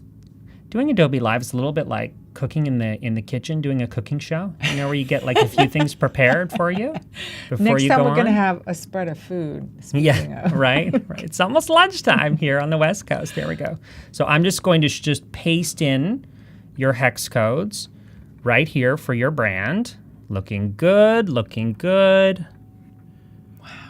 I'll go back here into full screen in a moment. If you don't know, Phil is such an expert in not just branding, but Adobe Express. He's been using it for many years. How long have you been using it? That's going to age me, but I've been using it since the Adobe Spark days. And I've been recommending it to my clients for many, many years because keep in mind, my clients come to me and they're not design experts. That's why they're hiring me. And I've always believed in this platform as a way to set them up with what they need to feel confident and feel successful, feel like they have what it takes to be able to show up online in a less stressful way. And Adobe Express has always been there to do that, and it really brings me a lot of joy. So there you're seeing we've set up Teresa's brand here in Express. We've got the logos, we've got colors. We talked about choosing those. Let's talk about fonts. Fonts, this is so easy in Express because Adobe fonts are integrated. You don't have to, you may have other fonts, let's say with your brand that are not in Adobe fonts, but chances are you're gonna find your font in this amazing library. Even before I was working with Express, even working on platforms like Squarespace, for example, which also have Adobe fonts integrated, I've always used Adobe fonts as my primary library when choosing fonts and typography. So many, and they're beautiful ones. So I think just for this quick example, I'm just going to choose. Two. We'll go back to the slides here in a second, but just while I'm in this brand mode, I just want to show you. You can upload multiple fonts here. You can even upload graphics. So what could be a graphic for a brand? Let me show you. Graphics could be photos. Brand photos, let's say. We'll give it there in a second. That's going to upload. And as we start to create our own templates, which we're going to do here as well today, once we have those templates created in Adobe Express, we can store those in your brand, essentially your brand kit. How cool is that? That now not only do you have everything you need for your brand, but you can also share this with someone like an assistant, a creative on your team, maybe someone in a different department. You've literally got the marketing team who's going to market the podcast, or the editorial team. Everything in one place. Love this. So I'm just going to go back to our little working slides here. This is a treat for me that I get to see behind the scenes. You get to see behind the scenes. You get to see behind the scenes. It's really fun to share because so much work goes into it, and you might only see the end product, but I know we've got lots of creative professionals hanging out with us live, and you guys know what this is like, right? It might look simple on the outside. Yeah, it's just a logo, or it's just a brand photo, or it's just a color palette, but so much goes into it, and I'm hoping that by sharing these steps today that kind of demystifies that process a little bit. Do we go into step 7 now, brand photography? And the photo shoot happens right here. I'm going to bring you to that breezeway later if we have time. Because that is the breezeway at 601 Townsend Street. Oh, no way. Yeah, and I almost wore that dress today, but I decided not to. But you would have looked the same. You would have looked the same as me. We would have been twins. We would have been twins. So I'm glad you didn't. But that is one of my. There were so many beautiful photos from your photo shoot. Seriously, that's one of my absolute favorites. So let's talk about brand photography. We're going to talk about stock photography in a second, and even stock photos that we can now create. It's not just about sourcing them, but it's also about creating them from scratch. But when you're building your brand photography is still very important. And there's a good chance that AI, which can do a lot of things, it can't create your face. Okay, so I recommend having a photographer or having a creative friend who's good with a camera. Natalia, who I had last hour on Adobe Live, I would trust her to take my photo. She takes amazing photos. So when we're doing brand photography, as a brand strategist, by the way, I'm a terrible photographer. You do not want me taking your photo. I can do a lot of things, taking photos and driving, not good at either of those things, okay? So again, it involves this kind of communication with the creative. So we'll work with the photographer. We'll say, hey, this is Teresa. This is her brand sentence. Here are her brand colors. If the logo is done by then, we'll share that. We'll say, here's what we're looking for. When you are looking for a brand photographer, I often look for keywords like editorial, lifestyle, sometimes wedding photographers, believe it or not. Wedding photographers do amazing brand photography because they work well under pressure, they work well outdoors, and with natural light. Yeah. Pro tip. And they're great storytellers. Great storytellers. They're telling a story at weddings, and same with the photographer you chose for me. So I was so elated when your photos came back, and this is a little spread, a little collage of them, if you will, on this particular slide. And I want to walk through some of the decisions that we make when we're choosing your selects. This is still one of my favorite parts of my job. One of my favorite parts of my job is choosing the photos for a brand. So we already talked about how much we love this one. I'm actually going to lean. Andre's probably going to move me again, but I want to. What happens, Teresa, if we accidentally photograph a bench in this absolutely incredible photo of you? What do? Well, now, Gen Fill. yeah, now we can use Gen Fill, which is in Adobe Express. Thank you, Adobe Express. I don't even have to go over to Photoshop to do this.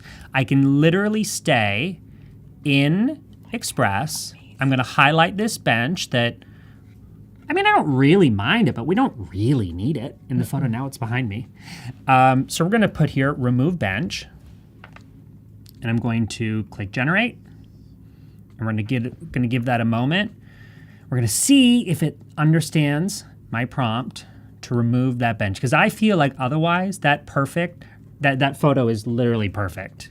Everything about it is just amazing. I'm just so excited for Gen Fill, like to use it for other things. Wow, there you go. Check it out. Here, let me get out of the way. Look at that bench. That is no longer gone. there. Yes, amazing, right? Thanks, thanks, Andre. Thanks. So, as I mentioned, when this launched, first in Photoshop beta, we were all hopping over to beta and using Gen Fill, and so excited about it. And now, since Adobe Max, it was announced and available for all of us directly in Adobe Express. And you just watched us remove that bench in literally seconds. This is really one of my favorite features. And that photo is absolute perfection, okay? So when I'm choosing photos, I'm looking for certain things. Eye contact I want to have in some of them, but also I like no eye contact in some of the photos. This is lifestyle. It's capturing you, observing, thinking, contemplating. That's you. That is you. Aww. Okay, another photo that I absolutely love from the photo shoot. What would I do with a photo like this? People might look at this and go, well, how would you use that? Let me show you. In Express, I can remove the background in literally a few seconds. Okay, love that. That was easy. Do with You're like, what am I going to Oh. do? So, in the corner. I'm going to put you in the corner because you've been bad. I'm going to copy over your brand sentence that we worked on earlier. And check this out. Oh, wow. Then you could put some quotes. Can you imagine that now Wow. on your website? Yeah. Right. So the visual just gives that kind of humanizing agent or element, beautiful contrast here, and it just gives that sentence some life. That's an example of how I would use a photo like that. And removing the background literally takes 2 seconds. I know, and we couldn't do this like a few months ago. This is, like I said, my favorite feature, Gen Fill. I was saying with Natalia earlier that we sound old when we say it, but it's like back in my day, we had to do this manually. It would take so long, right? So long. Love this photo. Why does Phil love this photo? Because it's not just you in the photo, but it's got a person. And this, a lot of times when we're photographing a subject, this just brings the right energy, right? It feels less like it's me getting my photo taken and more like I'm interacting with a human. So any of my clients that are coaches, consultants, service providers, I recommend, if you can, have a person or have a handful of people there for when your brand photos are getting taken, because not only just to show people and illustrate that you work with humans, but to also give the right energy from you when we capture that moment. Love that photo. Yeah. So this is another type of photo that might surprise people. Why would I choose something like this? Because in this case, it's less about you and more about the environment. This is such a creative, beautiful That space. is the Adobe Office. I love that. You can't see the pixelated thing, but it's all like tools. Oh, wow. I didn't know that. See, Yeah. that's the other thing is like you know where this photo is and you know where it was taken. But me, even involved with the project, I don't have that reference. I'm going to show you later. I can't wait. So we see here, it's just inspirational, right? It's providing us texture. It's providing us visual interest, which is great for a website, for example. Now, some of the final photos I want to show you might think, oh, why would I choose those in a photo shoot? Or why would I have a brand photographer take photos that are not me? Well, we love to see your environment. We love to see props. I think props arguably are some of the most important things to bring to a photo shoot to make it a success. In this case, we're actually able to photograph the In the Making podcast on the iPhone, which is so cool. The big magic. headphones. Yeah. You're a podcaster. I want to show you. I threw this quickly into Adobe Express, but I want to show you your website. Yeah, this is Teresa's actual website, teresaau.com. You can actually go there, but I want to show you where those photos ended up, right? So we see you. We see these great little look. There it is. There it is. Do you see how we need more than just photos of the subject's face to create a visual brand? Really important. Yeah. Really important. So that's brand photography. We're going to move quickly. Yep, Now, we have 2 more steps and a recap. We're going to do it in 10 minutes. I think we can do it. A little less. Okay. So step 7 was brand photography. We used Generative Fill and a few of those features to just kind of take that brand photography. I love that now generative AI is almost putting less pressure on us in the moment of the photo shoot. There's a bench. Yeah. Who cares? We just remove it later. Yes. People in the background, whoop, zip them out. As long as the subject is good, right? Exactly. You can always do the background later. Exactly. So I often say that's kind of like A photos, like A-list celebrities. Those are our brand photos. Our B-list celebrities, but equally important, maybe our supporting actors. Yeah. If our brand photos are our leading actors, our supporting actors are stock photos. For years, I've been using Adobe Stock here under Media. It's already default to photos, but you've also got video and audio directly within Adobe Express. But here under Photos, we could type anything, minimalist. Why don't we do podcast? Podcast, let's see what comes up. Oh, yeah. Microphones. That looks and feels, let's talk about this. That looks and feels like it could have been photographed at Adobe. But let's say it wasn't. Let's say you thought at the end of your photo shoot, you went, oh, darn, I forgot to get a photo of my microphone in my desk. Guess what? Hop over to Express. You don't even need to go separately to Adobe Stock. You can actually go within Express, access this under the Media tab, and you could totally intermix this photo into that website, and no one would ever know that was actually not taken at the photo shoot. So true. In my mind, I'm looking at the turquoise of the board. I'm looking at just the colors. They don't have to be a perfect match, Right. And even I could select this and I could even adjust some of the colors if I wanted to, saturation, warmth, etc., to match the tone of the brand photos that were taken. But I normally don't even put that much emphasis or effort into it. For me, it's kind of like, that lives and works well. But you could if you wanted to. I could if I wanted to. So now let's do what's arguably even more exciting. So for years, we've been sourcing stock photos. Let's say you got to post something or you got a deadline, you can't get it photographed, but you need some visual reference. Adobe Stock is always my number one place because they hire diverse photographers. They hire small photographers around the world. Yeah. There's a lot, take it from me, having done this for over 10 years, there's a lot of really bad stock photo libraries out there.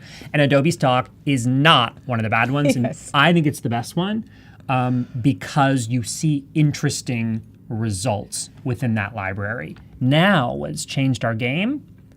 Oh my gosh, the ability to create our own stock images ourselves. That's essentially what text to image is doing for us. Yes. So shall we try it? I should actually walk through what I just clicked on there. So I went to media. I selected this text to image. That's what we're working on here. And all we have to do is just enter a prompt here for what it is that we are going to work on. So what about this? Creative podcasting workspace. So along the same lines. Oh, Robert asked, can you use brand colors as a prompt? You probably could. I actually haven't tried that, Robert. I actually haven't tried that. But you certainly could. I know that I have used text to image and I've said gold background or turquoise background. I have done that and that has worked really well. I'm not sure how specific you can get with saying, for example, a specific hex code. I'm not sure if it'll pick that up, but that's a good experiment, Robert. Teresa, do you want, what kind of type do you want here? Do you want art, photo, graphic for our text to image? Graphic, photo. You get to choose. You pick. I like the idea of a graphic. We've got a real photo there, so let's see how this will look coming back as a graphic. And we've got 5 more minutes. So Perfect. Hopefully this will snap in It's 5. coming. There we go. I love Oh, that. Let's look at some of fine. these options. So graphic just adds a totally different style. This would be great as a blog thumbnail, or sometimes we forget that actually blog posts should have images that go throughout the fun. post Yeah, as yeah. well. And now, I mean, it used to take forever to have to source all these individually. Now you can create them. Yeah. This is so exciting. You can literally create your own image using generative AI, text to image. Thank you to Adobe Firefly. So as I described, our supporting actors when it comes to photography are, they are stock photos. So either sourcing from Adobe stock directly in Express or creating your own using text to image. I know we're getting short on time. That was step 9, or sorry, step 9 is social templates. So we probably won't have a ton of minutes to go here, but let me show you, friends, where you would go to start to create your own templates in Express. Click this beautiful plus sign, and you can scroll down here. There are so many choices. Instagram, So many choices. LinkedIn, YouTube. I mean, there's so many. Reddit, everything here. Podcast Postcard, cover. Podcast cover. Photo So, book. Right, LinkedIn posts. So let's select this. And what I just want to show you really quickly, so here under templates, here we can start from a template. I'll grab this one, okay? Now if I start to adjust some of these elements by having Teresa's brand set up in Express, I just have to choose, I have a lot of brands in Express. You have a lot of clients. I'm going to choose the one that we just built. There's our fonts. Click on any of these colors. There we go. I like the bingo Here we go. night. So we will actually have access, check them out. We have access to your brand There we colors go. right there without Yeah. even having to worry about pasting over the hex codes, etc. So quick. That gets us set up to be able to create social templates very quickly. So before you create your social templates using your brand colors and fonts, make sure that you have your brand set up in Express. You saw us do it earlier. It literally only took a few seconds. I should also call out any of the generative AI features that we've talked about today, I've done directly from the project, but on the dashboard, the homepage of Adobe Express, we've got all 4 that are integrated into Express, ready and available for us to use. So text to image, generative fill, text to template. We should try that really quickly, actually. Let's do that as our social template experiment in the 1 minute we have. Let's do an Instagram post for a podcast listening party to promote in the making. It's very specific. Okay. Yeah, and while that's generating, I want to just remind everyone you can rewatch this right after this. And Phil and I are actually doing a Facebook Live. Ooh, Do you coming remember up. that? I Right kind of after remember this. that. Facebook Live to answer any questions about branding, about the podcast. So it's at 11. It's the Insiders group Yes, on Facebook. So check it out. Check out and these the text to images. template. Look at these. Wow, I So love we went it. very specific with our prompt, and it's giving us some awesome I actually love designs. some of these. Oh my goodness. Isn't That's that amazing? You don't even have to leave Express. The final thing I'm going to show you in the last 30 seconds that we have, I would count this as step 10 is creating a web page. Obviously, we won't have time to build this from scratch. I know I went into this with a very ambitious schedule, but we can actually create our own web page in Adobe Express. So there we go. Upload text, build this out with different content types. That's step 10. So step 9 was social template, step 10, web page. All possible within Adobe Express. I knew going into this that we would have was an ambitious ambitious. timeline. 10 is a lot. So we could do a quick recap, 30 seconds. 30 seconds. Uh-huh.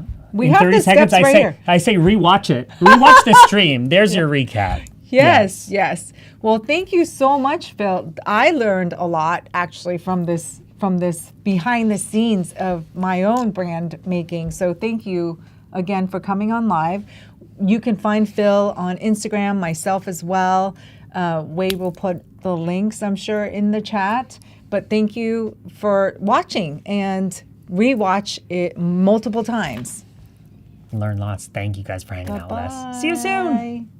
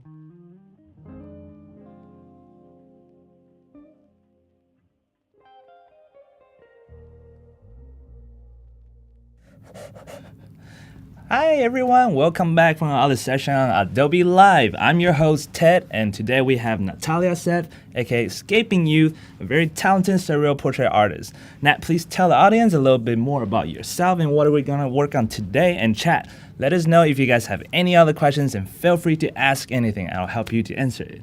Yeah, so my name is Natalia. I am a very colorful, surreal photographer and digital artist. I create a lot of Photoshop composites and a lot of self-portraits, and all of my worlds are from my imagination. They're very colorful. Can I pull up my Instagram? Yeah. As you can see in a second from my feed, it's very colorful and crazy. There's lots of magical elements, and sometimes I have my friends model too. So, yeah, and on TikTok, I post my process on editing and shooting. So, yeah, that's me. And sometime I'm in one of like those 1,000 videos. So if you can spot me, there's a special prize. No, there's no prize. But yeah, so what are you gonna show us today? The tips and tricks, how you process. Yeah, tell us about like how you usually like start with the concept and and then like how you shoot, design, and then like what do you do after that? Do you bring to like Lightroom and to Photoshop, or how does everything work? Yeah, so first I always start with Lightroom. I have my own presets that I made and I'll go through them. As you can see here, it's called Escaping Youth Preset Pack. And then afterwards I go to Photoshop, and that's where all the magic happens. I create my magical Photoshop composites there. But first we're going to work with colors. So my favorite preset is Soft Dreams, and it already creates like a colorful, nice base, and then I tweak it from there. So this is a photo I took in a really pretty library boutique hotel in Switzerland, and I did my research. I already knew about this place before I went, and so I was already dressed for the part. And yeah, I'm thinking for this photo, I'm going to create like a magical library set with like a floating book and floating leathers. So I think it'll be really cool. Nice. So I'm going to raise the shadows. It's a bit cold right now, so I'm going to make it warmer. So you usually like bring to like warm tone, more colorful, right? Yeah. Not like super dark or cold. Do you ever create anything like that's like the opposite, or usually just stay in the colorful elements? I usually create more colorful works, but I have a bunch of dark, moody stuff too. It depends on my mood, honestly. Like I go through different eras. When I was like in middle school, it was definitely my dark, moody era. We'll go through that. We all go through that. My emo phase. Yeah. And so, yeah, right now I'm colorful and happy. I have some like more conceptual pieces too. But yeah, right now I'm just adjusting the sliders as I like. I kind of want it to be a little bit more pinky toned. And this is all based on like gut feeling. So as you can see, this is before and after so far. Wow, it changed a lot already. Yeah. Well, the preset helps. That already the dream preset changes everything. Does the dream preset comes with the program, or like do you have to create it for like your own, or like? Yeah, so I created my own presets. So as you can see here, the aquamarine, blossom, Earl Grey, those are all different presets I created. And then I sell those, but you can create your own presets too and save them. So yeah, and can download them too from the internet. Yeah, Chad said now that's a library you should like to visit. That's so cool. I want to visit there too. Yeah, it was cool. There was not a lot of people, which is very helpful for photoshopping too. It's okay. We can use Gen AI to create our own library now. Exactly. We don't even have to go to a library. Yeah. We can just like sit in a blank room. We got a green screen. We'll just like post out, and just like, hey, there you go. Yeah, we'll use a lot of Gen AI later. So, wow, that's looking really great. And I'm going to pull it up in Photoshop, which I already have up. Let's skip to there. And let's see. I'm going to want to make it full screen. Oh, right. Yeah. Good call. It's easier for us to see, Yeah. I'm going to crop it to 8x10 for Instagram. Ooh. Oh, you do 8x10. Yeah. I do 4x5, which is, I guess it's the same, Yeah, it's the same thing. It's the times same. 2. Different, but same. But different. Okay. So I'm going to crop it like that. And now we're going to try to use Gen AI to fill in this space. So I'm going to use the lasso tool and just circle this area. And then boop, like that. And I'm not going to put anything in the prompt. I'm going to leave it empty and see what it generates. Oh, so why do you select that area and then generate? Do you want to replace it or cover it or? Yeah, I want to see if it creates more books there because I think it's kind of distracting that it's... Do you fill the kind of space blank. out? Yeah. Nice. So hopefully it does it. If not, we can generate again or like put a prompt in. Drum roll, please. Drum roll, please. And I think I'll Ah. also... Oh, whoa, that looks sick. Whoa, they put a little staircase there. I think the staircase is really cool. This one's like pattern. The third one like covers the same pattern. The second one have the staircase. Yeah. Which one do you guys like the most? Yeah, this one kind of goes with the flow too. It like took into account there was a little shelf here, which is kind of cool. Yeah. Well, I think I'll keep that one. I also want to cover like this blank space here, so I'm going to circle it, Generative Fill, and see if it covers it. And then maybe I'll fix this part too. I just want the whole thing to be covered in books. And this is usually my first step. I usually Gen AI like everything that's distracting. Oh, look at that. This is before and this is after. Cool. Nice. Gen AI really come to like handy, huh? Yeah. You used to have to do all the clone stamp or like. Oh my gosh, it would be such a nightmare. I would Yeah. like take different photos of like different angles so I could Photoshop it in, and it was so much harder. Last thing, let's get rid of this long. Taking away every distractions you can find on there. Yeah. Generative Fill and generate. It's fun to like look at you working on all the stuff because usually like when we work next to each other, we're just like still like focus on like what we're doing, and then we show the final result. But like now you see all the secret. All the secrets process. are out. I know. Ooh. And it made a little shadow in the corner, which looks more realistic, which is really great. That looks great. Wow. We can do a little before and after. Look at that. We have more library. More books. More books. More books. And now I like to do a bit of retouching next. And then afterwards, I get into the photo compositing. Mm-hmm. So now I'm going to get rid of my sleepy bags under my face. I didn't even notice that. I see it because it's self-portraits. So yeah. I go to fill 50% gray. Nice. And then I go to soft light. And we're going to dodge and burn. The classic tips. Yeah. Or tricks. So dodge is to lighten any areas and burn is to darken any areas. So it's kind of like makeup if you know makeup. But I use dodge to get rid of my bags. We're going to brush it very lightly. And as you can see, I have my exposure at 15%, which is kind of low. And that's good. So you can like pile it on. Yeah.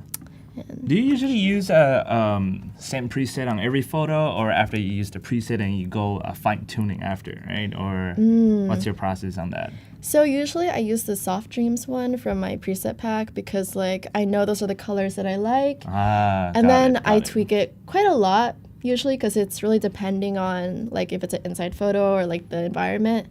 And so yeah, it's always tweaked. But the base is always the same. Yeah, I was reading out the chat, like, see everybody have like a different style and take on that. So I was like, it'd be interesting to get a little bit more, to know more about your thought and process on that. Yeah. Behind the scenes. I really like presets. It makes the whole process a lot easier if you already know what style you like. And so, do you use presets?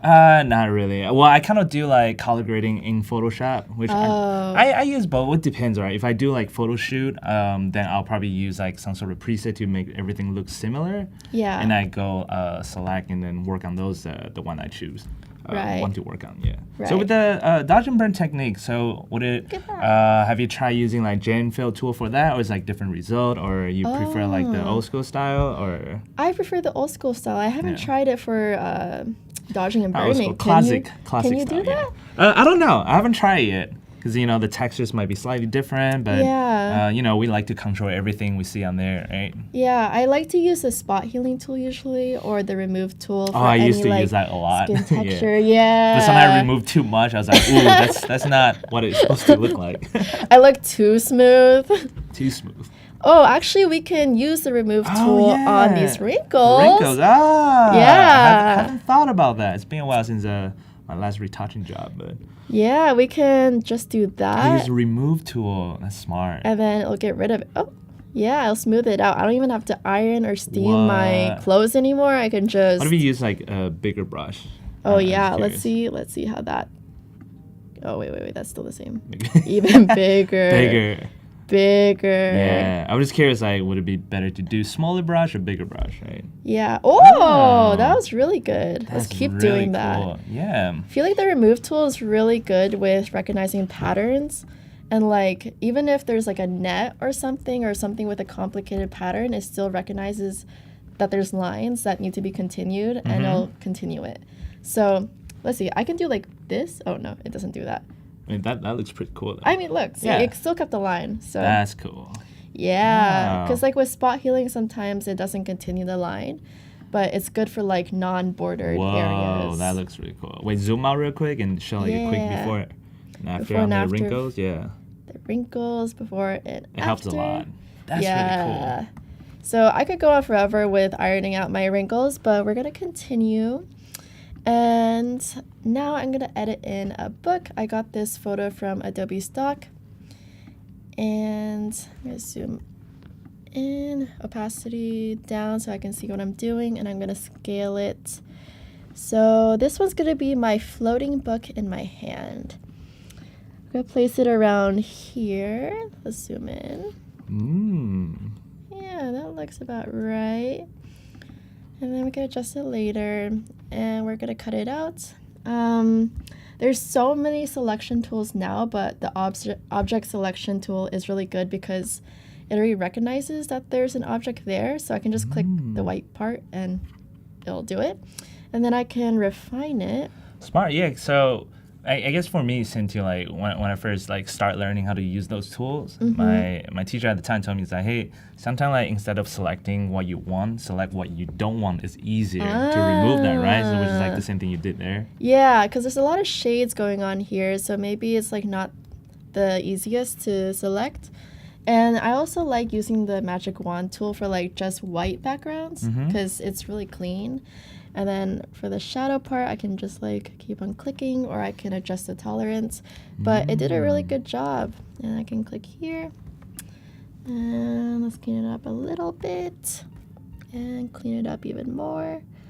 And then we click mask, and then I'll invert it. Nice. Oh, that's clean. Very clean. Wow. What are some of like the thought behind like your surreal portrait? You know, when you're like taking portrait, like do you have any like tips for people how to pose, or like when you have like an idea, right, and concept? So like how do you usually find like some of the background scene to shoot? That was like 5 questions in one. Well, my posing depends on the environment. So I usually go by environment and clothing. Like I travel a lot, so whatever clothes I have in my bag or whatever clothes I can get and I can match with the scene that I want, then I'll like think of a concept based off of those 2 things. Location and wardrobe. Wardrobe, yeah. Yeah. And then if I'm shooting like in a studio, just Yeah. a plain background, then I'll think of like a more complex concept because like the background is obviously plain and like I have to create something out of nothing. But yeah, those are like planned with not the environment, obviously. Now I have a lot of books. And I'm so gonna what's the next step? gonna make some more books. floating books in the Floating books. background. Yeah. And I want the one in the corner there here. So I'm gonna do the same thing, magic wand. And let's see. Oh wow, it cut it out really nicely. Nice. And I love it when it does that, right? Just cut it out perfectly for you. So you don't have to like do too much work and fine tuning it. right. Wow, that looks great. And I only want this one, so I'm gonna just select this one. Oh wait. Let me duplicate it. And I'm gonna select just this one, and then click Command-Shift-I, and then delete the other ones. So, yay, that one's there. Yay! And now I'm going to show you how I shade my objects that are floating to make them more realistic. So I use a combination of different things. I use curves, solid colors, and yeah, those two. I use two things. Curve and solid color. That's really cool. That's different than the method I usually use. Oh, really? What do Yeah. you do? I think I just pen on it with the new layer with like the shadow with like dark, different blending mode, or use like the contrast. Blending mode. Yeah, I use That's blending mode, interesting. but the curve works too. Interesting. Yeah. Yeah, I usually go with curves, and then I invert the layer, and then I paint. Brush it back. Like, yeah. That part I do the same. Yeah, you do like a overall adjustment, and then you hide it, and then you like toggle like the small part of it. Yeah. Mm-hmm. So like the bottom of this book is too bright, so I'm gonna darken it with the curves. Make it darker.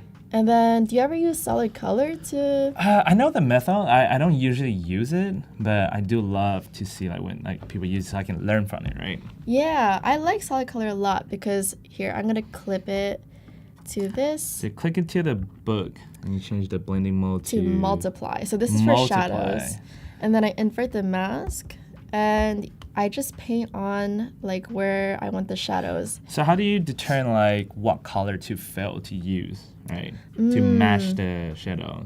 Do you just like kind of like use the measure around like the environment around it, or just kind of like go with one color first and figure it out? You can change it later because you can change the solid color, right? Yeah, I can change the color at any time that I Double-click it. want Okay. by double clicking it, and then I can make it okay. even Nice, lighter. nice. Yeah. But I think it makes really realistic shadows because you can change the hue of it. So if it was like more green, then I could do that. But this one's like more orange toned, and so I'm gonna go like more on the orangey side. And this is already looking really great. Like just with those two layers, we made a really big difference. And let's see.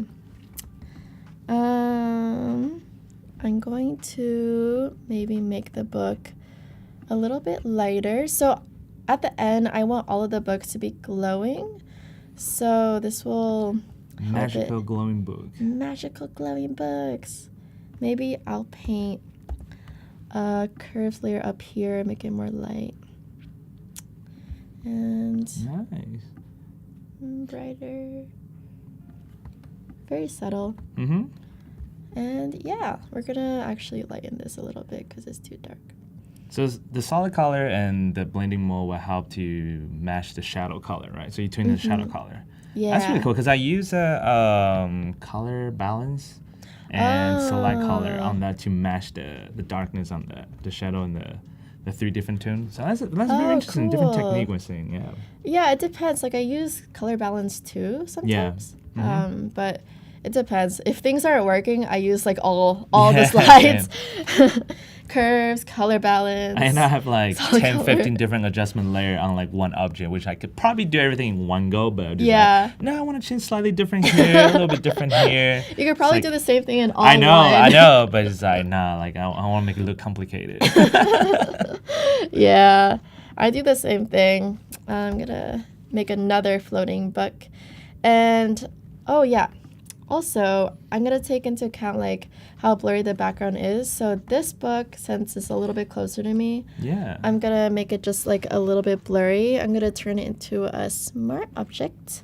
Do you usually shoot with low apertures or like everything sharp or blur background? Usually I shoot with like a slightly blurry background. It depends. So this is like a shot on a 16-35 with 2.8. And so 2.8, yeah. the background's just like slightly blurry. But I like blurry backgrounds. So like if I put things like floating, Yeah. then it can stand out more. It's like separate you from the background and all the elements, but people can still see, right? Yeah. Which is funny because exactly. I'm like everything's sharp in my photo. Yeah, true. Sharp. Yeah. But it's fun playing around with like depth of field too.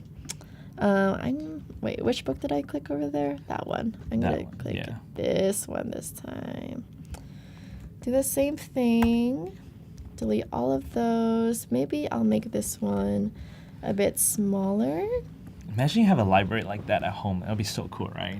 Oh and then my the books just gosh. like casually fly around while you like reading, I having feel a, like- a tea or coffee. Oh my god, that would be the dream. That would be the dream. That would be so cool. I used to be a big reader in middle school, but not anymore. How come? I don't know. I feel like I'm too busy like scrolling TikTok now.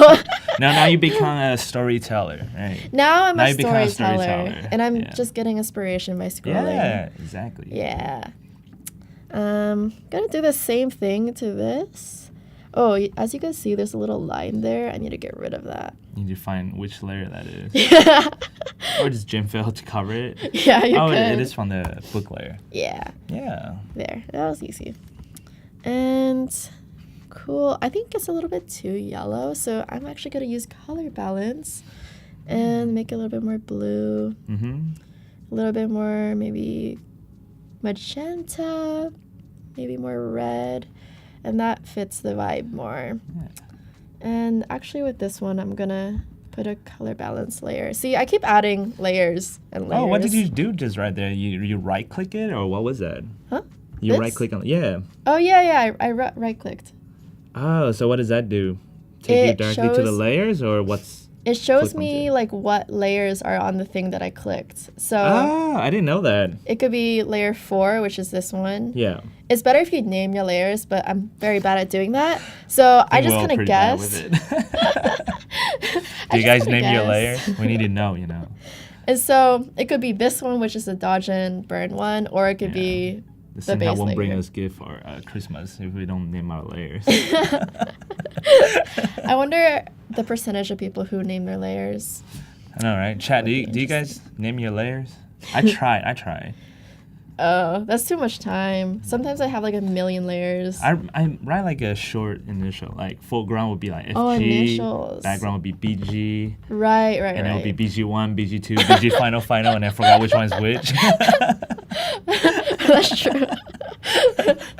And at the end, doesn't even matter that you named them. Yeah, I'm just like, well, that was fun. My 50 layers name. Do you usually have a lot of layers when you edit?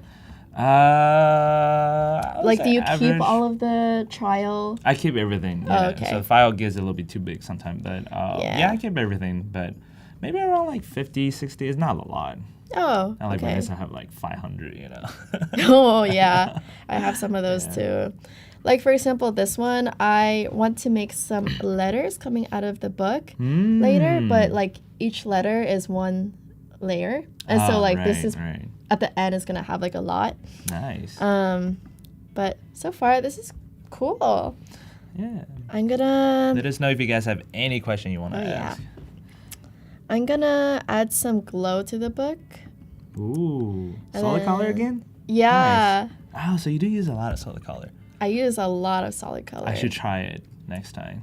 What do you use to make glows? I do right click right on the layers. I do outer glow and inner glow, and then I reduce that Oh. and I create a new layer and then change the blending mode to screen, and then I paint on it. So I do like painting Whoa. glowing. Yeah, I feel like kinda that what you're looks doing, you know, Very yeah. realistic then, because I guess I do. it's the same. It's like screen. different method, but like same result. You know, because Yeah, it's similar because you still have to paint over on the mask and layers, right? that's true. Yeah, I do a combination of screen and soft light usually, and like do different colors.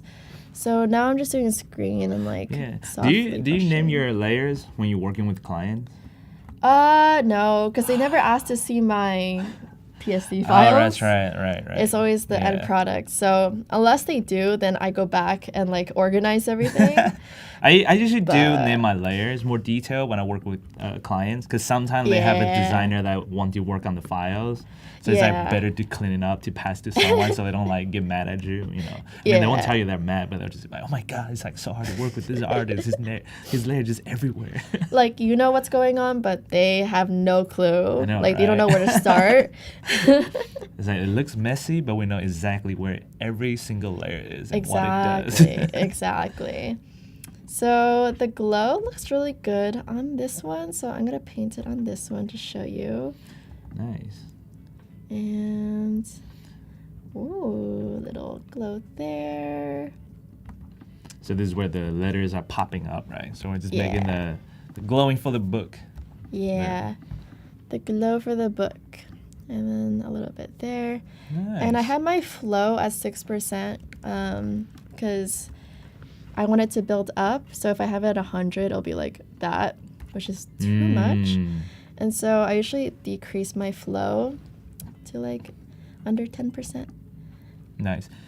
Yeah, I don't know when people watching from the live or on the other side of the screen if they pay attention to the opacity of the brushes, because I usually click it so fast with the number and shortcut. So yeah. So What is the people- shortcut? 1 is 10%, 0 is 100%. So you can just click those numbers on the top, like 30%. Can you adjust for like flow? No, just the opacity. I don't know if there's a different okay. shortcut for the flow. Oh. Why is it different between flow and opacity though? Yeah, I don't know. Chad, do you guys know? There the is a differences? I know there's a difference, but it looks like I you've been don't know how using to flow, and I've explain been, it. I've been using opacity, and then we both look at each other like, wait, what's the difference? You know, When I use opacity, it just hits different, so I don't like it. it is. I think it's like depending on how much it fills up in the brush. Yeah. Right? Yeah. Yeah. Opacity, right? I need pull. Does anyone know how to describe it? Yeah. Okay, so I'm gonna do a little what bit did you do coloring there? now.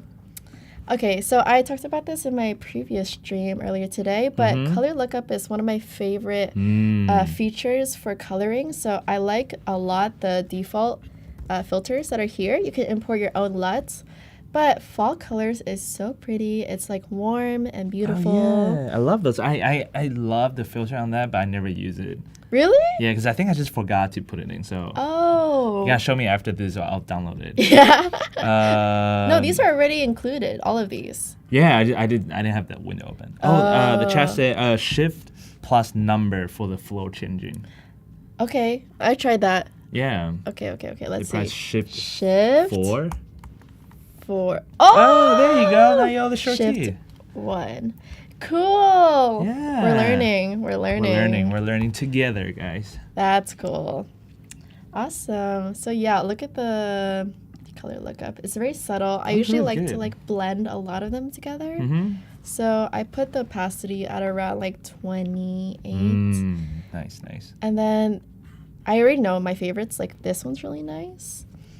And then this one is really nice. All the Fuji ones. This is from the LUTs. Yeah, the LUTs. The default LUTs that are Make it there. look like film. Yeah. Oh, that's nice. And then the other ones are fun too. They're just more dramatic.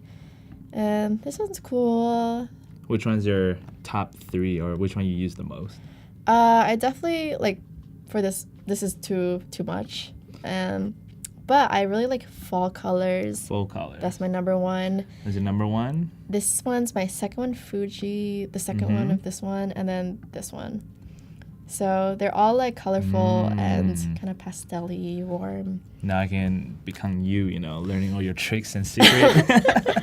Ted's escaping youth. And escaping Ted. Escaping Ted. That's cool. All right, so what's the next step? And this is the before, and this is the after. Looks so good. Yeah. So the next step is I'm going to show you the letters. And then if I have time, I'll put more of the books in the background because there's a lot of empty space that I need to fill, Yeah, a ideally. good 25, 30 minutes. Okay, So, cool. Yeah. Yeah, I'll show you how to do the letters. All right, letters. Oh no, I have the line. The line is like there but not there. It's sometimes it disappears. I don't Why know. does that I happen? think it was like a render thing on your computer, because like that happened to me sometimes. I'll still go like back and clean it, like just make sure like it's not there. Oh yeah. I think it's your book layer, I'm trying to figure out my layers now Name because I your didn't name layers. them. Name your layers. Okay, I found it. Chat, let her know if she should name all her layers right now. Right? Put in chat if you want her to name her layers. Say yes. No, never. So I'm gonna go to the text tool, which I usually don't use because I don't really create posters or anything. But for this, it's great. So this is really, it takes a lot of work because I did each individual layer or text by itself. Right. So I do like A. And then I find a font that I like, and I want to find one that's kind of like bookish. Ooh, this one's cute. Oh, yeah, this one looks like it came from the book. And then I transform it, and there. Ooh, and then I font is keep that? doing that. It was Academy Engraved LET. Nice. Yeah, it really looks like there. a book font. Wait, so if you use Gentoo, right? I don't know if this will work, but if Yeah. you type like glowing letters, will that like work? Oh. I don't want to break it, so you don't have Okay, to wait, risk let's it. do a little experiment because I Out haven't of tried. curious, right? Yeah. And you can like type like which letter you want to do. Should I just put letters or should I put like maybe Letter A, maybe. Okay, I'll do a little circle then. Yeah. Let Uh-huh. letter A. Generate. Let's see what it comes up with. I feel like we need to be more specific with what type of letter we I want. need like a class of like how to talk to AI. Oh, it didn't. Oh. A? Is that you? Okay, no go. Okay, no go. No go. Yeah, I Letter think A we need to wasn't- be like more specific of like, Yeah. yeah. Let's try like. What if there's like an AI in the plugin that teach you how to talk to Photoshop AI? Firefly does some really cool stuff. I was playing with it last night. I gave it like some really cool like prompt suggestion, which I really like. Oh, what did you Yeah. try? You'll see later on my session. Oh, Yeah, some secret Plug. magic. Yeah. Oh, I'm trying a new generation. It's letter A from book, and let's Yeah. see if it. Oh, there's Oh, an it A. worked? Oh, there's an A. Nice. There's an A. Oh, with the little symbol on the top. Looks like Yeah. music. It's funny. I asked the Okay. chat. I was like, "Hey, should we make you name all your layers?" Someone said, "As long as you can make sense out of it."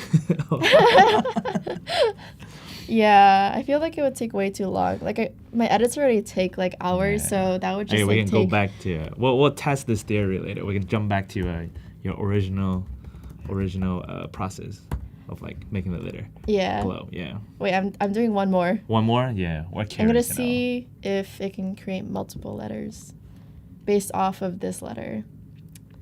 And maybe it'll like be the same, maybe it'll be different. Yeah. but I'm always curious, like, Oh, what information it takes. Oh, another book. whoa, it took, yeah, I made another book. I guess I could make flying books with Gen AI too. It's like baby book. Baby book. That's how books are born. Like baby books. With Gen AI? No, just books giving birth to books. Oh, okay. Right. Yeah. Okay, we're gonna go to my original method. Yeah, it's easier to control. Yeah. And we know how it's gonna look like. Glowing So I want to put letters. like a bunch of glowing letters, Nice. and I'm also gonna double click on the letters and use the outer glow. Mm-hmm. Make smaller. Ooh, that looks pretty. And maybe I'll make the glow like more blue. Cute.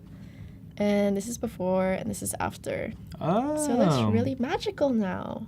Outer glow, inner glow. I don't know if you can see inner glow with this because it's already white. Yeah, not necessarily need. Here, Yeah, but outer yeah. glow is like perfect. And I can duplicate the effect just by that. Oh, like how do you do dragging that? Option and then Option dragging. yeah, option and dragging. Oh, I didn't know that. Really? Oh my god, that would save so much time. I've been going like layer by layer to do the same thing over and over again. No oh way. No way. My god. Yes way. Well, you Okay. taught me how to clip masks just by doing option and clicking. Yeah, Because so I was doing it we're like learning every day. this. Like I was trying to find it like this. Click the mask. Yeah, you can just hold options or I think Alt on PC Yeah. and hover between the layers and it will clip it, like clipping mask. Shortcuts are So literally a options and lifesaver. dragging, that would just duplicate the what do you call that? The effect. The The blending. blending thing. The blending. Wait. What's it called? What is it called? The layer again? style. That, yes, the layer style. Yes. You gotta get it right. The blending thing. The blending thing. We're real technical here, Oh my God, guys. I can't believe I just been clicking every single layer to toggle it. Oh, the thing all that I have this to watch time. out here for Yeah. is that it doesn't spell out something like random. Like right now I have wow.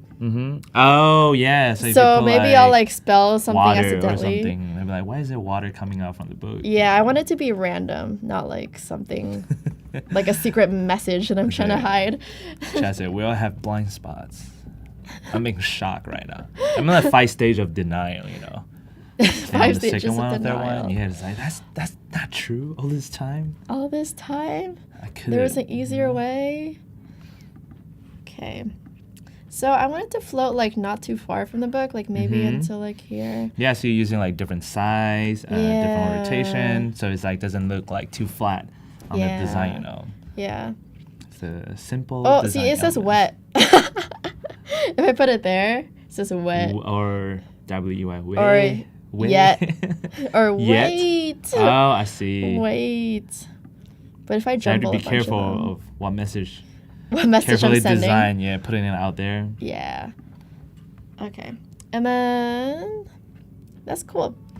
Yeah. I'm gonna add like a bunch more later, but I want to add more books. I alternate between my tasks Nice. so I don't get bored. All right. Because the letters are pretty repetitive. Like we're Yeah. gonna keep doing that over and over.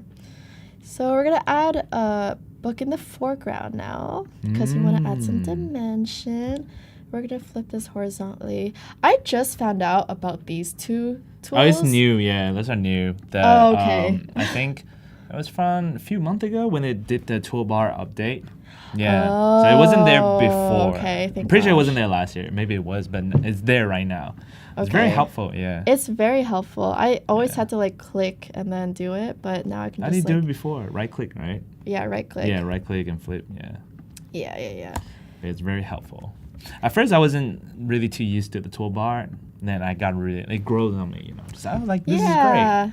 It's actually helping me. Like I feel Yeah. like we have our methods of doing things already. So like when something new like this appears, we're like, what's this? I don't want to use it. But then it's Yeah. actually helpful in the end. Okay, so we're adding the book into the foreground. Yeah.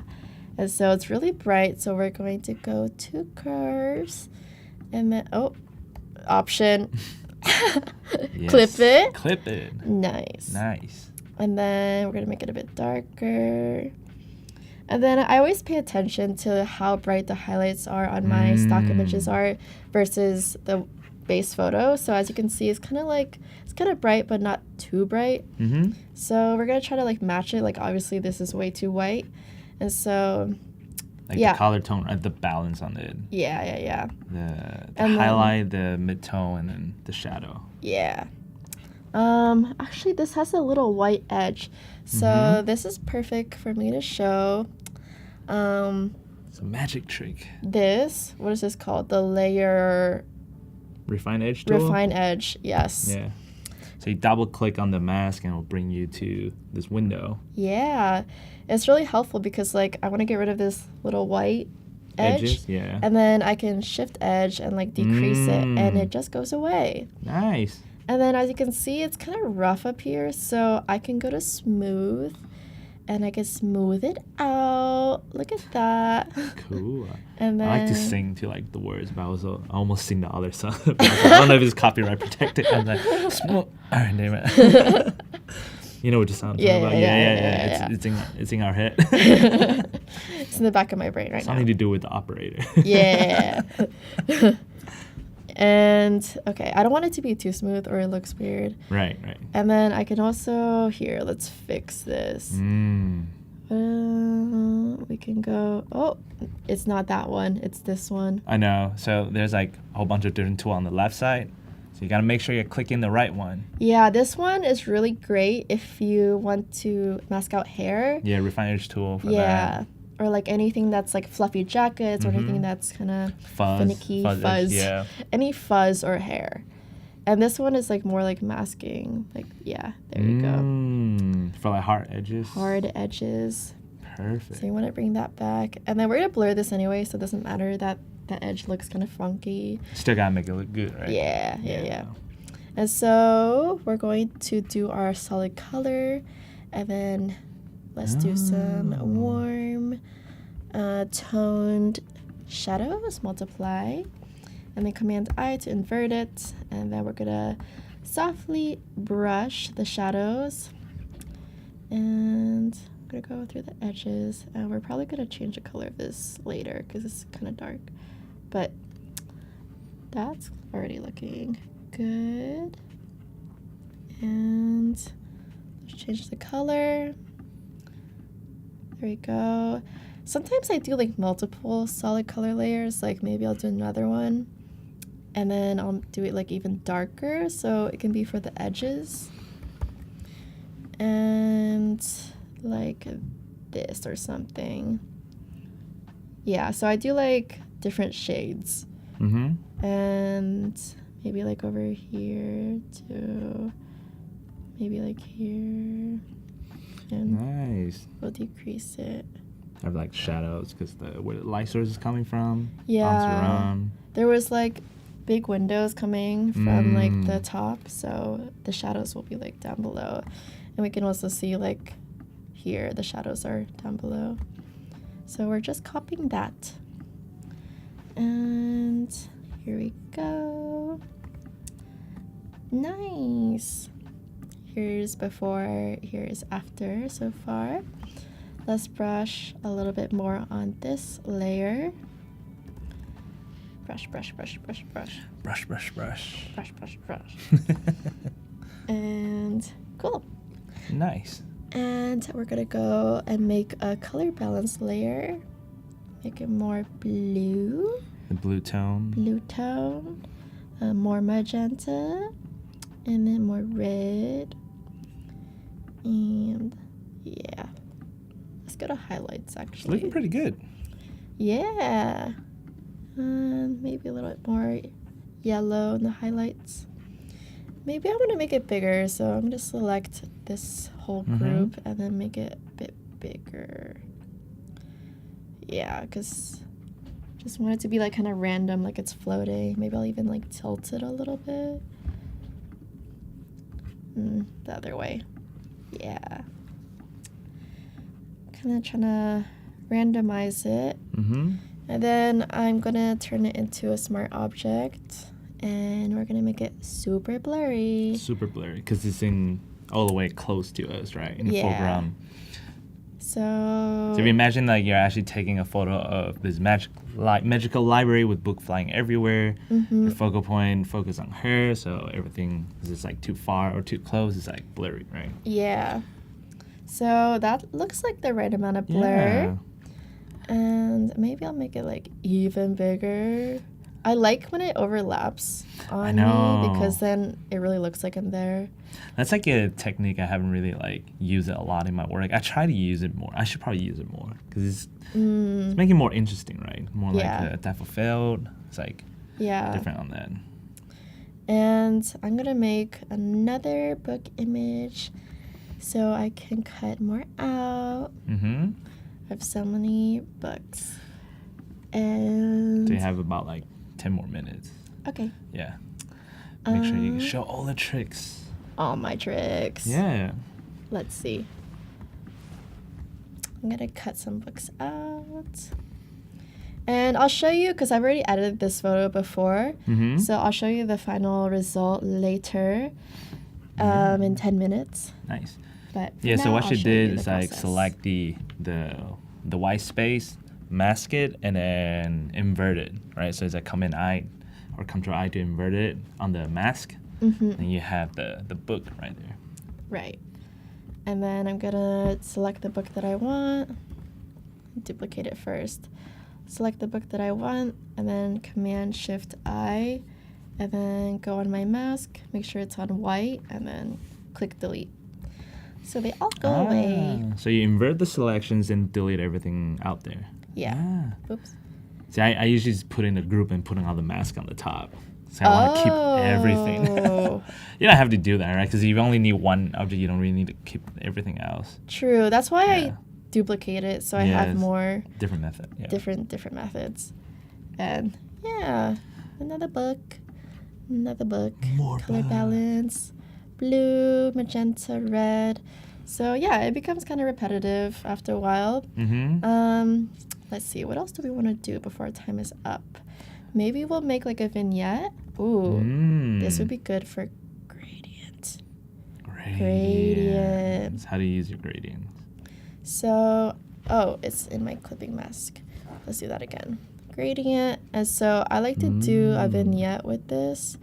I reverse the radial gradient and then I make this like black, somewhere around there. And then I scale it large. Okay. And then I switch it to multiply. Nice. So that creates a nice little vignette. It's almost like a color correcting or color adjusting, sorry. Like the color tune for it, yeah. Yeah.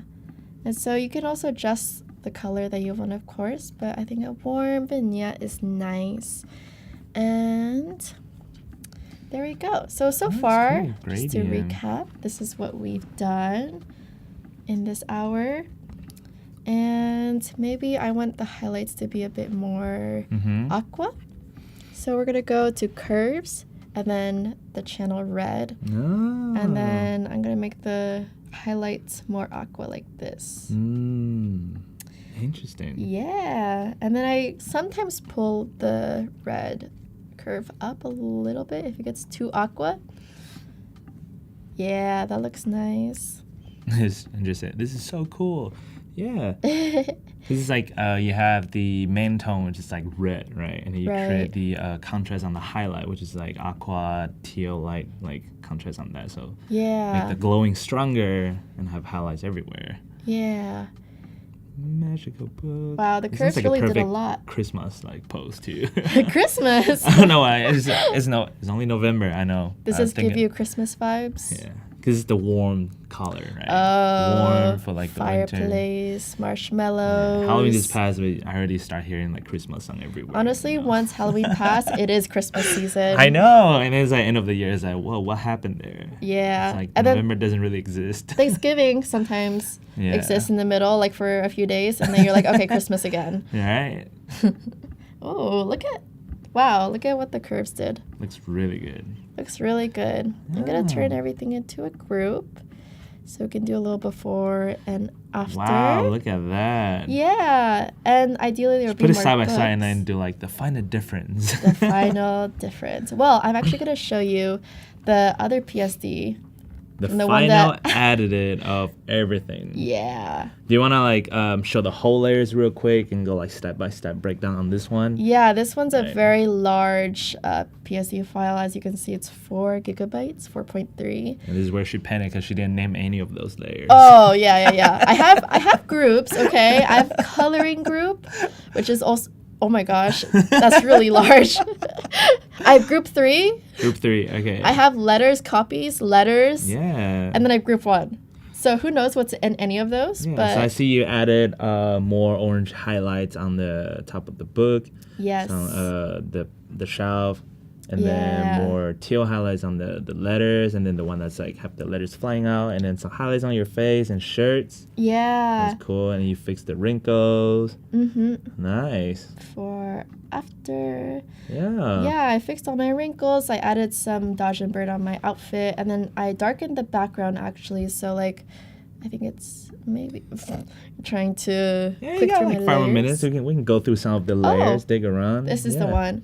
Yeah, this was like the original Ah, image, Right. and then I made it darker. So make myself you stand out. create a curve, and then Yeah. you mask yourself out, so you're only adjusting everything else outside of you. I just tapped the mic by accident. I hope you guys didn't hear like a loud bang. My ears. Yeah, it's like, what was that? You know? What if I knock on this? It's like, who's knocking on the door? But This anyway, is yeah. just the coloring group. Oh, coloring group. So Wanna hide it real quick? Yeah.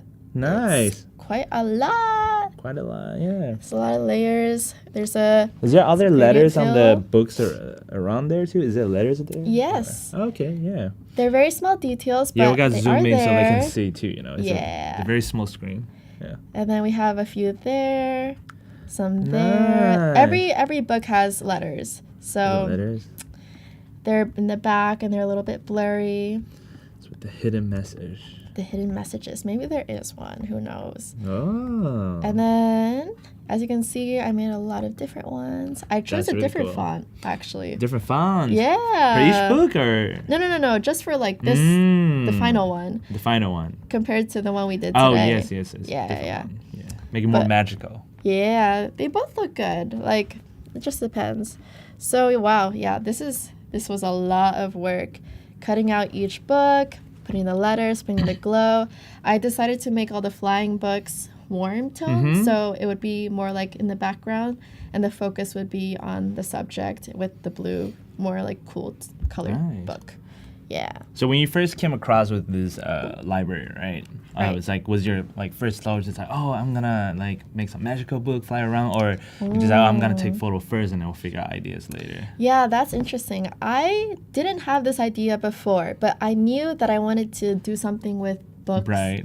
and like something magical. And I figured, okay, if I hold out my hands like this and look kind of awestruck, then I could put something in my hands. Nice. So I give myself choices with my poses. So I do like a lot of different ones. And so I can like play around with it and see what I can make afterwards. It's pretty interesting. Like, if this is like a few years ago, I don't know how to use Photoshop at all. I'll probably have my friend toss the book at me, or like have a string holding the book around, right? And set the mean- tripod, right? You set the tripod, Yeah. airplane shot, tossing the book, and then pose, and then you bring it back into Photoshop to do that. And now we know like a way faster way to like create these visuals and then like things that we can do. So Yeah. Well, Yeah. like I ideally would have taken photos of like books from here. Like I would have held it up in it'll be different easier, ways. right? So you don't have to like Find find the stock stock, or- yeah. go through the whole process. So when I can, I try to take my own stock images so that I have the same lighting and everything. I have to It'll go make it easier. searching. Yeah, It makes it yeah. a lot easier. So like know. I would order stuff from like Amazon or something and like I feel like I spend like 10% like taking the photo, Yeah. right? 80% looking for the right stock image, and then come up with the concept, and the other 10% to like finish it. right. It's like Yeah, trying half to the look- time. yeah. Well, half the time I'm just Oh, like yeah. looking at the same thing over and over, like maniacally just doing things to it, and then I'm like, oh wait, should I do Yeah. more to it? So And we'll then- go for a quick recap real quick. So Yeah. today we go from showing the process behind the scene of how you edited your surreal fantasy portraits, come with the fun ideas. We did from that, and we use a Generative Fill tool to cover all the book, the back library, the gap, and everything. And then you create like the stock photo using the book to put in there, glowing letters and like glowing effect, and use curve.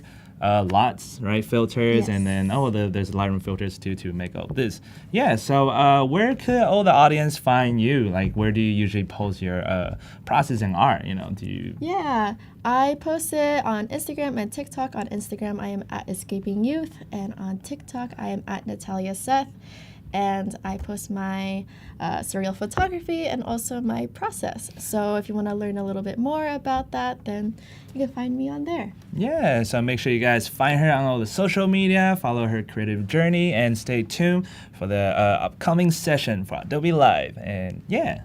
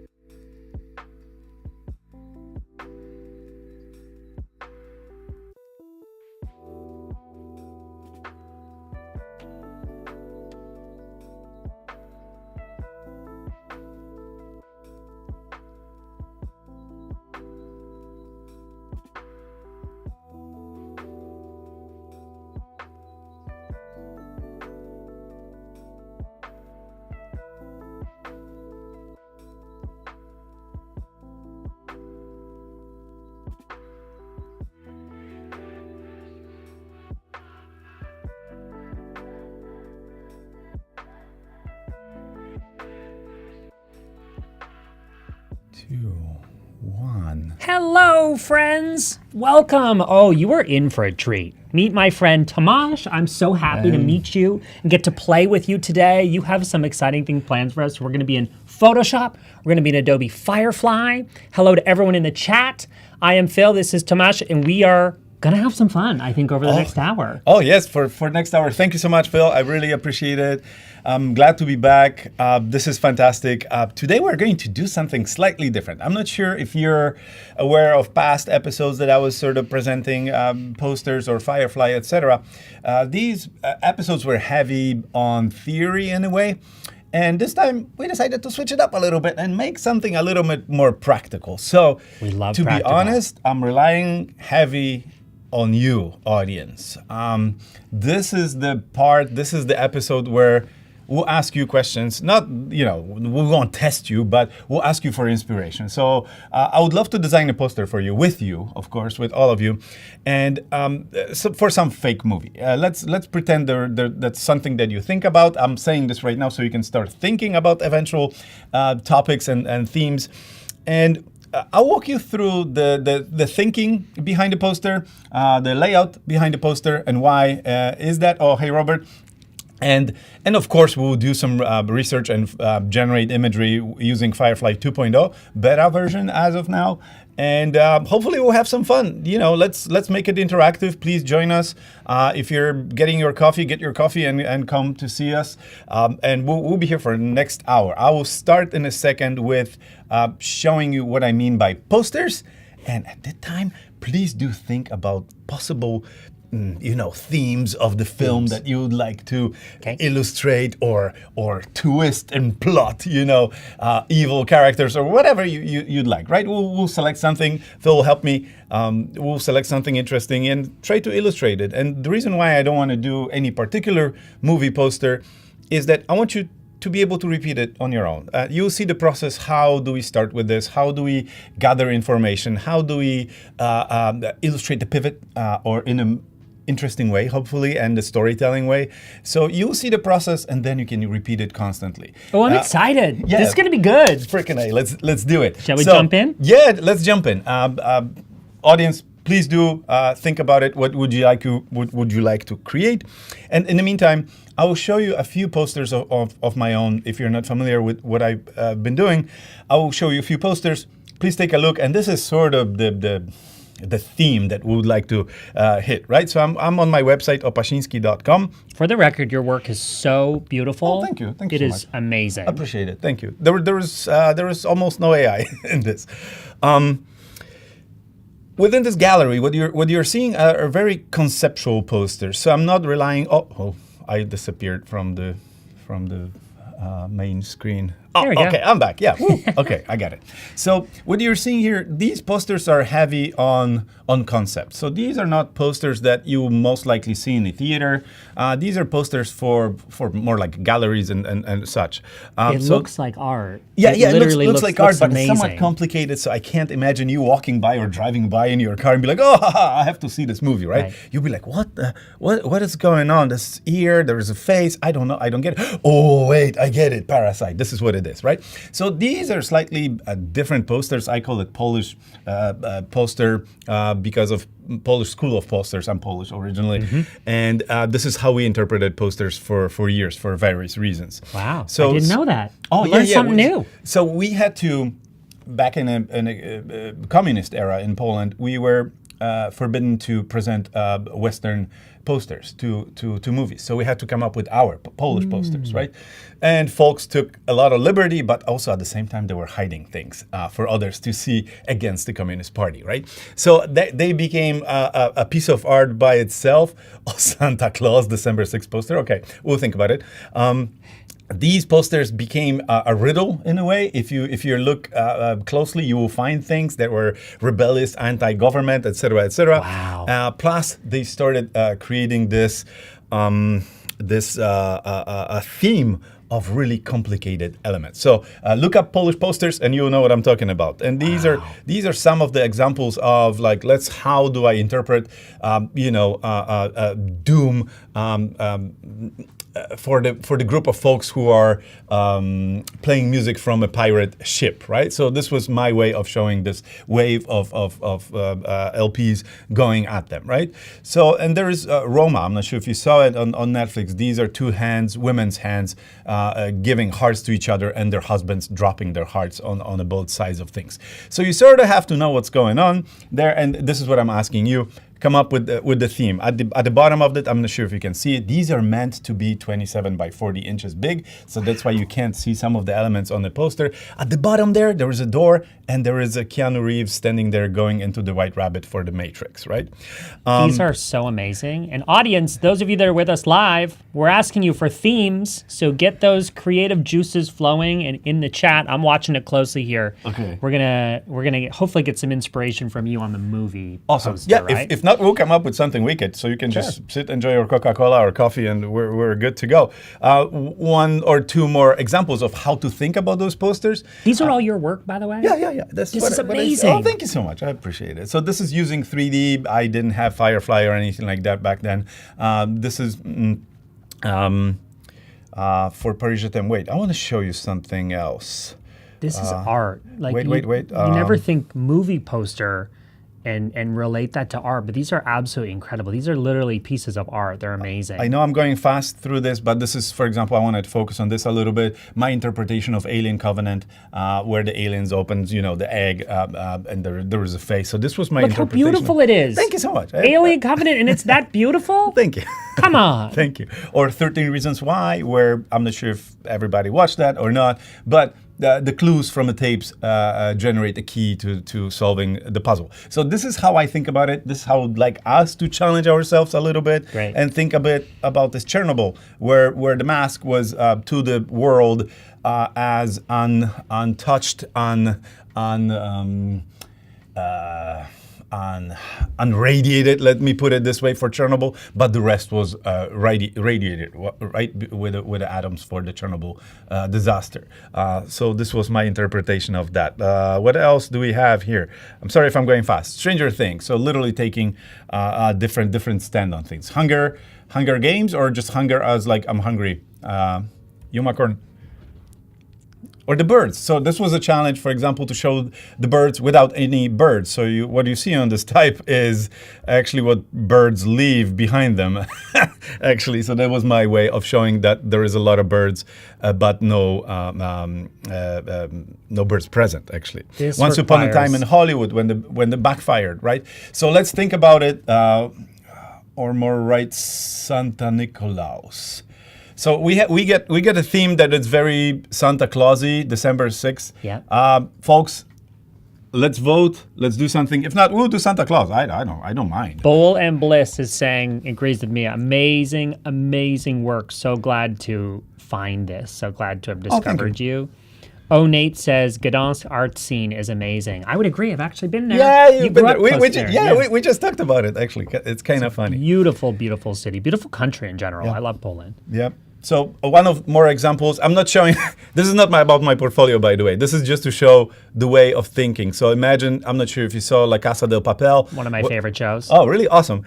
So what I'm showing here, that there was a demise in the tragedy, in their desire for gold, right? You see the top, like a domino, start falling. They don't see it yet, but they're in there for gold, but the domino will catch up with them. So this is the way I think. And if we're doing, Barbie, okay, maybe we can do a twist on Barbie. Like, come on, let's have fun. That sounds pretty timely. Oh my gosh, how Dumb and Dumber. So I was beautiful. imagining their brains like two balloons flying there because they're like so out of it. I feel like the movie posters, I mean, these directors need to be hiring you to be a part of actually creating the film. You're just going to make everything so much more beautiful, and I'm here for it. We'll make film. Tiger King, etc., etc.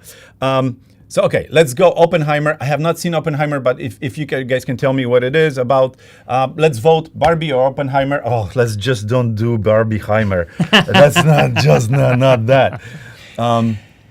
I'll start maybe with... I also haven't seen Oppenheimer. I have seen Barbie. I did enjoy the film.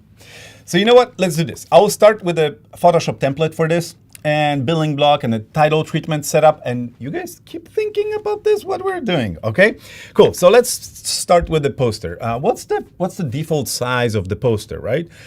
When you see them in a theater, they're always in the States at least 27 by 40 inches, but they're often designed at half the size to speed up the process and save a little bit of space on a disc, right? So when designers design those posters, they send them in batches to studio for review, etc.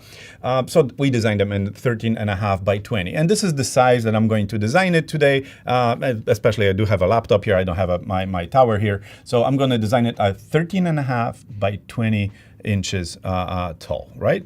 So Command N as a new document. I'm gonna go to inches, 13.5 by 20. Let's do 150 dpi. I don't care. So we have our half of a poster. Let me just save it because as I know my luck, I'm gonna lose power or something. Let me just name it as I always name stuff. Something crazy. Okay, something very delicate there. While you're getting the document set up, I want to let people know that are here. We've got actually the poll live on YouTube. So viewers, you can vote for which one you want Oh, cool. Tomasz to design. Gotta love a little poll here. Oh, no So way. we'll This use is the awesome. We're results. getting more advanced every episode. Seriously, this is great.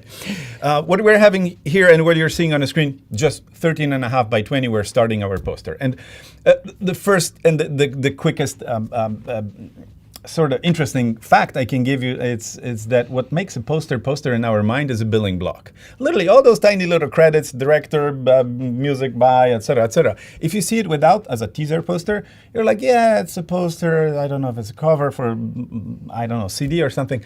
But then when you see building block, you know for sure that this is a poster, right?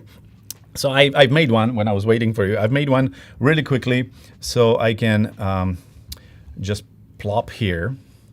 Let's open it in Photoshop. And about building block, right? So in general, this is very, very, very simplified and rudimentary way of designing building block, right? These are not fully correct. This by should be under directed, but that's for simplification, this is it. The font that you'll be using for building block is most likely B, B-E-E, like, B. And a different weight of B. Of course, for movie title, you're going to use B2 or 3 or bold, and the rest will be all the same, right?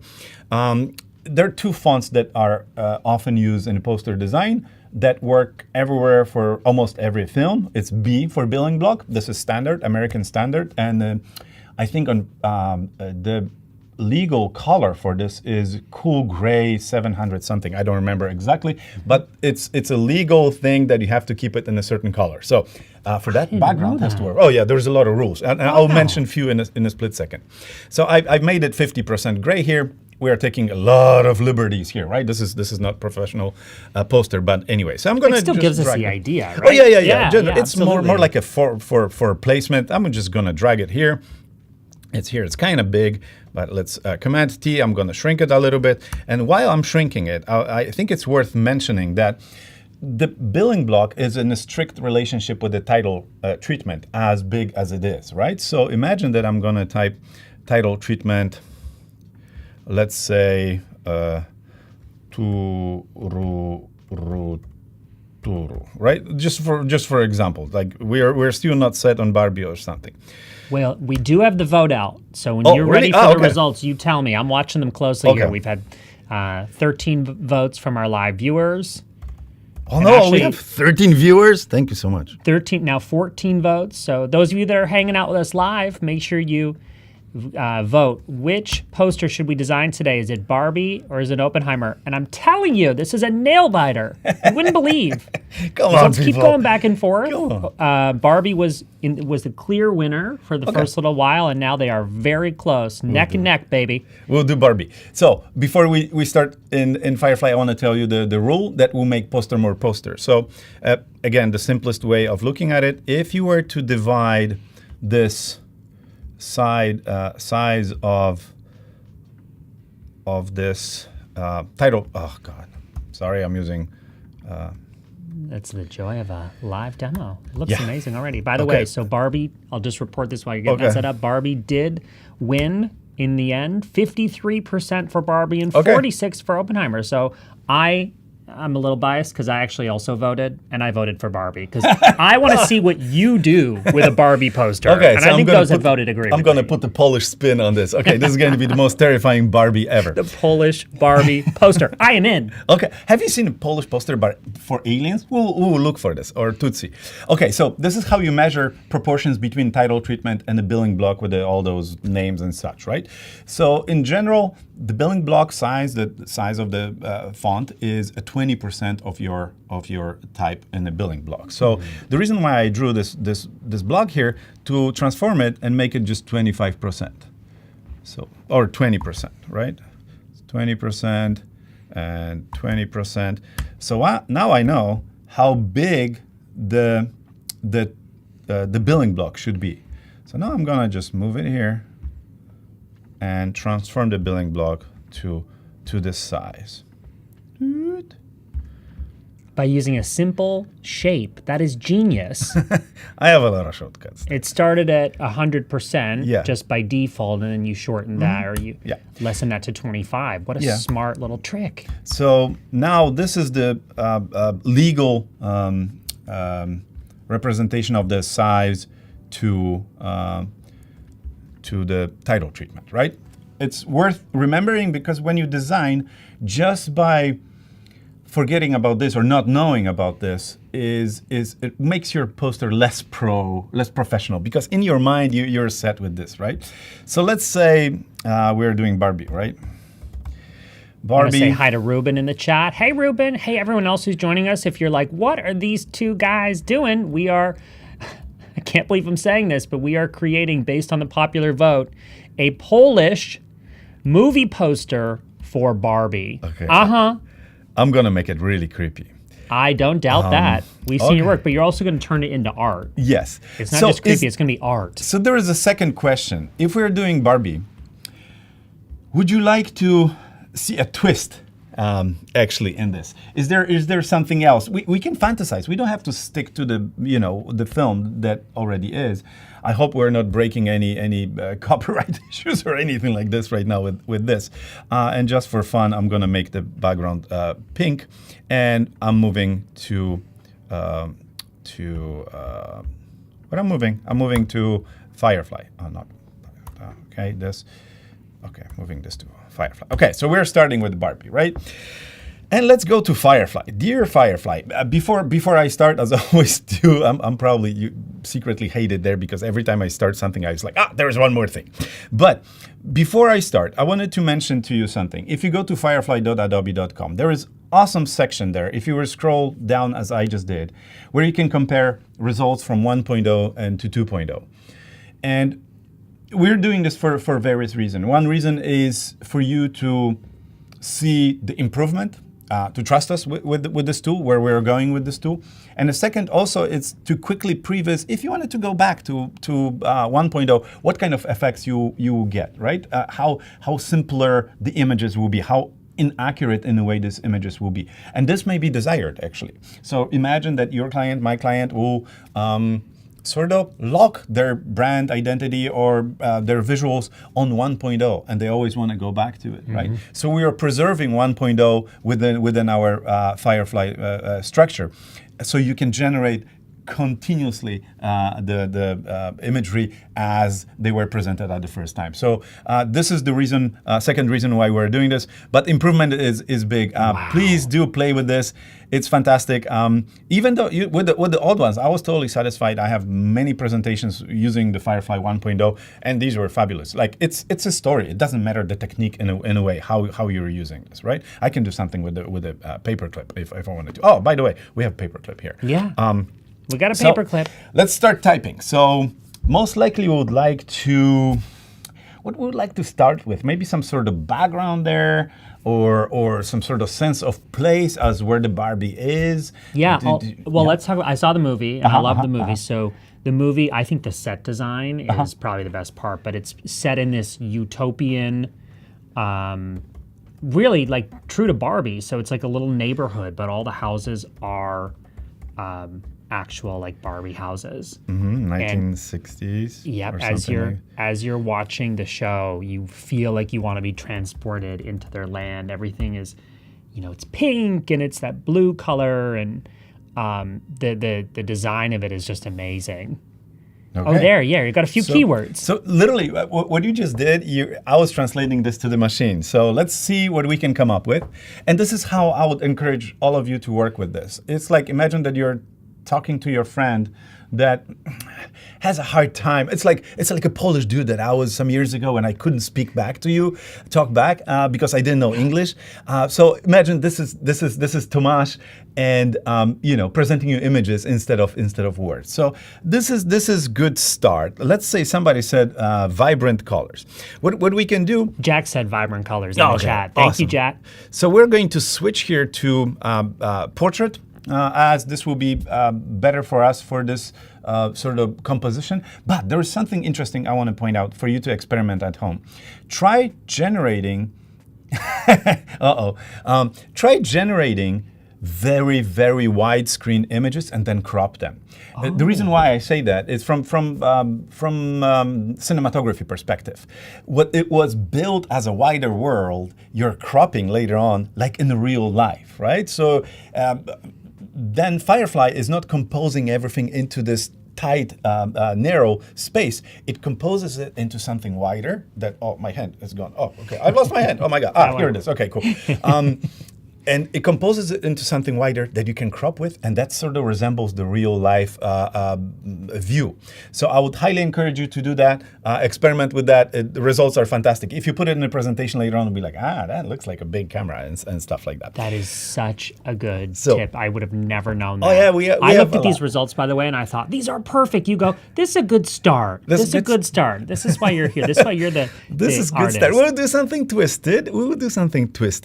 What I want to do, it's actually for those who did not experiment with Firefly a lot, this is where you can access on the top right corner, you can access Firefly 1.0 if you were to desire, right? If you're established in this, go ahead and play with this. This will be there most likely for a long time, if not forever, and Firefly 2.0 beta, right? I'm going to choose art as a content type. I'm not sure if photography will be the best, or maybe let's try photo. And I'll turn on visual intensity high, and this. What does that do when you turn? I've actually wondered that. It gives you like the. It connects you less with the reality, more with the fantasy. Or let's put it this way: the simplest way possibly to do. It's the mix between reality and fantasy. That's how it works in my head, and that's how I explain it to artists. It's like you don't have to know about algorithms that do that, but this is literally that. So if you have reference images, that will be closer to the reference image or further from a closer reference. So it's like influence of the real world that has on it. Since we're going up and like abstract stuff, I'm like, okay, cool, yeah, let's do it. What's really cool actually here, where you have all those effects. So somebody mentioned bright colors or vibrant colors. Maybe within color and tone, I can select vibrant colors. Boom, right there. So you see at the bottom of my prompt window here, I do have a photo. And next time I hit generate, it will be generated as a photo with vibrant colors, right? And wait, we can select maybe something else. Maybe we can do what we can do. Maybe golden hour. Maybe this will add a little bit warmth to it, right? With all those pinks and greens in there. That may be good. And maybe seen from the maybe we can do it from the, where is this?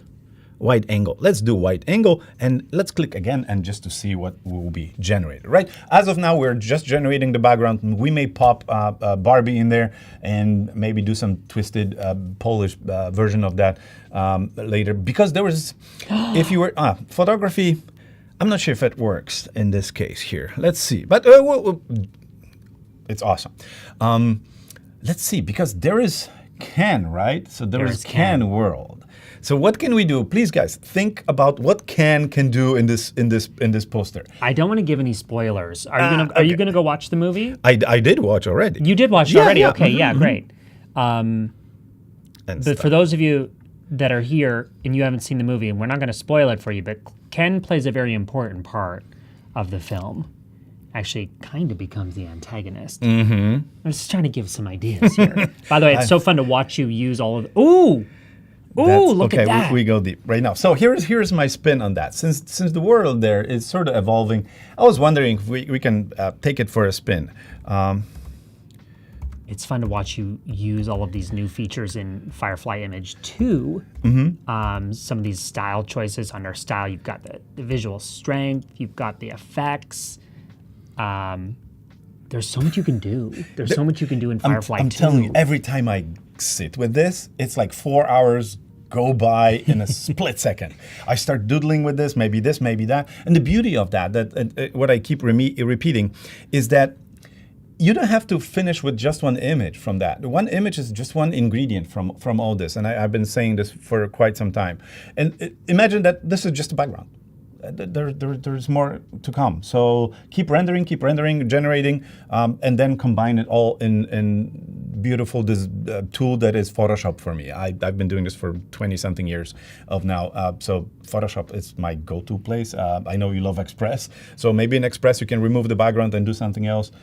So yeah, let's experiment. I'll keep writing. So I have some twists here that I would love to incorporate some of this stuff in. But let's keep doing. I love that you're still not satisfied. Yeah, I love that. No. Never. Wide angle. They are getting better though as you add words to the prompt to make it more specific, as you kind of narrow in on that style, color, tone, lighting, composition. There's so much you can control with Firefly 2, image 2. You're definitely getting closer. Maybe, how would you describe the house from the 60s? This may not know.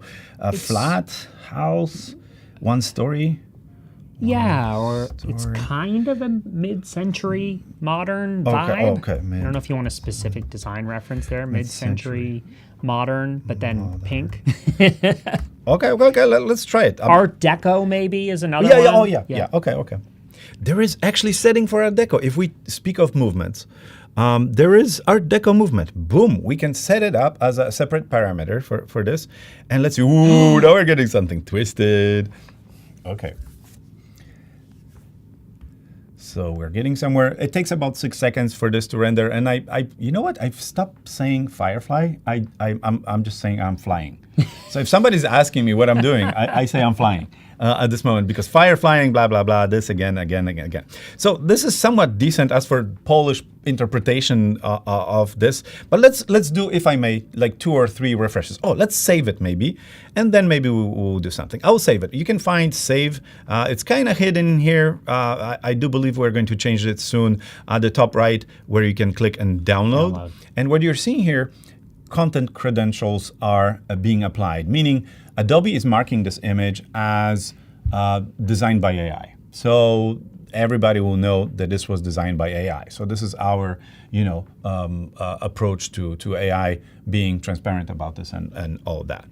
So incredibly let me important. Hit refresh. Incredibly important in all aspects of creation, but particularly in the context of AI. I think a lot of creators in the earlier days were scared that this was going to replace them. It's going to reference, and there is technology that references things that it might not have permission to do, but certainly not in our world of Adobe. I'm very proud of how you guys have built Firefly with creators in mind. That's really, really important. We focused on, meanwhile, when this is rendering, we've spent a lot of time discussing it, and these were heated conversations. I'm going to save this one too, just in case. These were heated conversations, often like even within Adobe. So just so artists know that within us, we had folks for pro and con for this, and sometimes this was very interesting, pro and cons. Yes, we are a company. Yes, we're doing this for all of you, but then we are a bunch of artists. I'm an artist, and we want this to be okay in a way. So I think we found a way, and I hope you enjoy it. Absolutely. Let me do a little bit more spirals. He's still not happy. He's happier though. He's getting close to Polish blur design. There must be something. I will see it. So is everybody enjoying this so far? Let me know. Yes, no, maybe. Please ping me. Let us know. I really am. Oh, cool. Awesome. Now we get something twisted here. Okay, this is You're getting more of that kind of boxy style that does represent the Barbie kind of vibe. This is. I have a secret plan now. So when we were talking, I was sort of contemplating some of this stuff. We're going to use all sorts of tool in Photoshop in a second. Let me do 1 or 2 refreshes, and we can start with the composition. This no. The house is too prominent in a way. I may try what I just said before. I may try the wide angle so I can position the house better, because now it naturally, Firefly wants to fill the image with this house. And to be honest, I don't want this house to be the focus. Most important part of this. I want the Barbie to be the most important. This is kind of interesting. I love that one. So funny, you called out earlier the people that hop into Firefly, generate an image once based on a prompt, save it, work with that. That's totally me. You called me out. Really? And now I'm so inspired from you to see how how you keep taking it one step further, saving the ones you might want to reference later, but not feeling limited by just that first or second result. You are like, so the tough part when we designed Firefly was to guess your thinking, right? To read your mind, and we didn't get there. Our algorithm does not read your mind. So what you're seeing here is our best guess, what you would like to see based on the prompt you just gave us. So we spend a lot of time on interpreting, like what do you mean by this and that, right? So if you're not getting this, it's normal. Just software can't guess your my twisted Polish mind, right? So we will keep generating. Let's do one more, and I promise I will stop generating. You can generate at home, and we'll go into composition and finding a Barbie maybe. While this generates, I would love to read this question from Jack. She says, also, is there a way to do an image style transfer? So for example, take a Van Gogh image, mix it with a real photo, makes two photos instead of a photo with text-based generated. I'm not sure if you know the answer to that. So here's interesting stuff. I will show you something. I think I got a house, but here is something. If you were to look on the right-hand side, reference image gallery, right? So you can upload your own image here, boom. Or you can use our, prepared images of the style, right? And now you're seeing a bunch of images here that you can stylize your images with. So for example, let's take this as a reference. And as you remember, I clicked that will be style will be highly referenced for this. So I have this image style reference here in the corner, and this can be any image that you own, literally legally own to stylize. And we highly encourage you to own those images, right? And look what happens. It's going to render the same stuff, hopefully, and with this treatment. And I hope this was the question. And I did answer the question. Just let us wait and see if it's still beta version. So we should note it's Firefly Image 2 in the beta at the time that we're recording this. You're able to upload that reference image, not in Firefly Image 1. That's unique to Firefly Image 2. Yeah. So what you're seeing here right now, if I was not to type in pink and such, you will get this sort of drawing from that. I hope this answered the question. And let's see something more brutal there. Let's say something like this, or like this. I don't know. And let's re-render once more. Cool that there's the reference image gallery. I've seen it there. I never clicked on it though, but now I'm definitely going to click on this because there's some really good give you like starting good points. results. So in the past, I was keeping the same elements of the prompt the same, but you're seeing what is happening with my reference image. So upload image you own and experiment with that. So with this case, you can keep all the renderings, all the elements that you're generating in the same style, which is awesome, right? So if you combine them together, not all of them are like, oh, this came from completely different world with a different lighting and technique, et cetera, et cetera. Genius. So I'm gonna click on that, and let's go to Mr. Photoshop and start crack-a-lacking there. So what do we have here? We have a bunch of houses like this. We have house like that. We have house like this. I love that one. We can have, so you know what? Let's use this one, and I'm gonna just drag it into Photoshop, into whatever I've started there. Keep this in the background. We have a Barbie. I'm just dragging it here. Boom. We have the poster, right? So since nobody cares about actual proportions here, I'm just gonna drag it. Yeah, I know I can extend it. Maybe I'll extend it even later on in this. Maybe I'll remove those elements. The reason why I'm sort of stretching it and bouncing around is that I'm removing those elements, those white elements here on the side, because these for me are visual friction elements. So I don't want your mind to go to that and redirect you from what I'm about to present to you, right? So I'm thinking about putting Barbie in the center, right? By the way, Firefly doesn't know what the Barbie is, so we're going to have a lot of problems recreating Barbie. But besides these white elements and this window, I don't want them to grab your eye and go to the side. I want you to focus in the center, right? So on purpose, I'm going to do this. Now I have hopefully your full attention somewhere in the center. Also, good trick to make people look taller is to stretch the background a little bit taller so they look taller. Okay, so here we I are. am learning so much from you today. This is so fun. Awesome. So let's say hypothetically this is it, right? But honestly, we have to think about other stuff. How do we incorporate name in this poster, right? Because we can't later on do it at the end. The classical Polish way, let's put it this way, will be somewhere at the top or somewhere at the bottom. By the way, this has a meaning, and I said it in a last the workshop that we did. In general, the more title treatment in the States go towards the top of the poster, the more comedic the feature is, the film, the more title goes to the bottom of the poster, the more serious, dramatic the feature is. So we're going to make it fun and make it maybe at the top somewhere here. Let me select like a interesting font for this. And again, as for Polish poster, I'm gonna do something wicked. If I have anything, I didn't think about it, oh God, about installing some interesting fonts. I have all confidence that you're going to find something interesting. If anyone can do it, it's going to be you, my friend. We'll find something interesting. But again, this has to be trippy as all the Polish posters, So I can't give you just. Let's see. It takes me a moment. Just give me a second. Let's find something wicked. Wicked. That's the descriptor. Wicked. You see, after looking at Barbie so many times, is this how you spell Barbie? Yeah, you got it right. Okay. I'm spell check here. That's Okay, the role I'll play. okay. You got some good choices so here. So this is kind of thing. Oh, yeah. And just to make things weirder, okay, let's say this. Now I have to find the color. Maybe that, or maybe something, let's do something dramatic. For now. So this is for now. So we have the title treatment. I promise I'll make it better. Let's do this. Let's make this here. But we'll get somewhere to it. Okay. Oh my God, we have 23 minutes. So let's get to the Barbie. So how would we describe Barbie? A tall. Yeah, tall, usually blonde, although not all Barbies. But I guess if you're going for kind of like this stereotype for a... tall, blonde, woman, wearing pink, standing on a pink floor.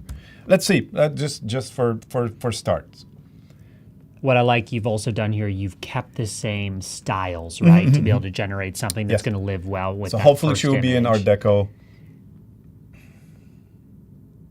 And you had, if I remember correctly, you had Art Deco selected on that. Yeah. That style, There is right? Art Deco. But what I want to do, it's like I'm thinking about Ken. What to do about this poor little Ken?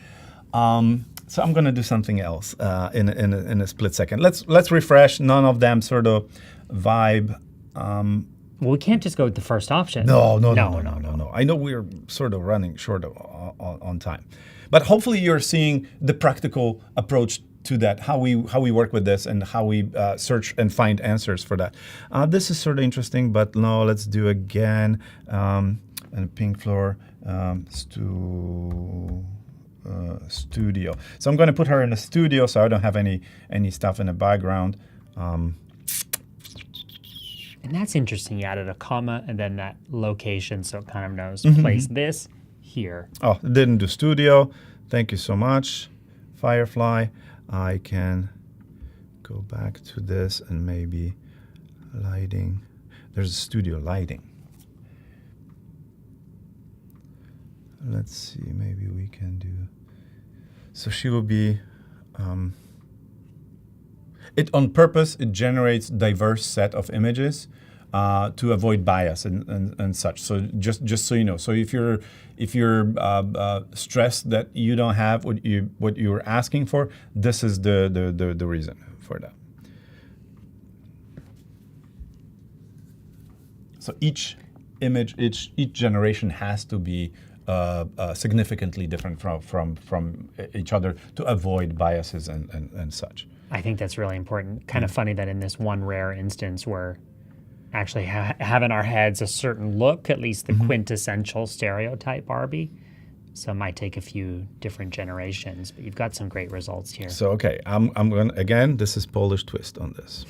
We love it. We are here for the Polish twist. It's a little fun. Come on. So I'm going to crop it a little bit here, and hopefully I can remove her from this by using select subject. Mm-hmm. I'm not looking for perfect settings. Okay, it looks like it was selected. I'm going to click on the mask and bring her to our poster, right? At this moment, I'm not interested in upscaling. This is just a concept. You can use from neural filters. You can use our upscaling tools to upscale the image to the desired size, right? But what my idea was for this, and I'll reveal it in a second with you. So she is gonna look there. Let me just work on a type for a split second. So Barbie, typical Polish posters. Okay, you got this here. What I'm going to do is to maybe move the building block a little bit so it will fit nicely here.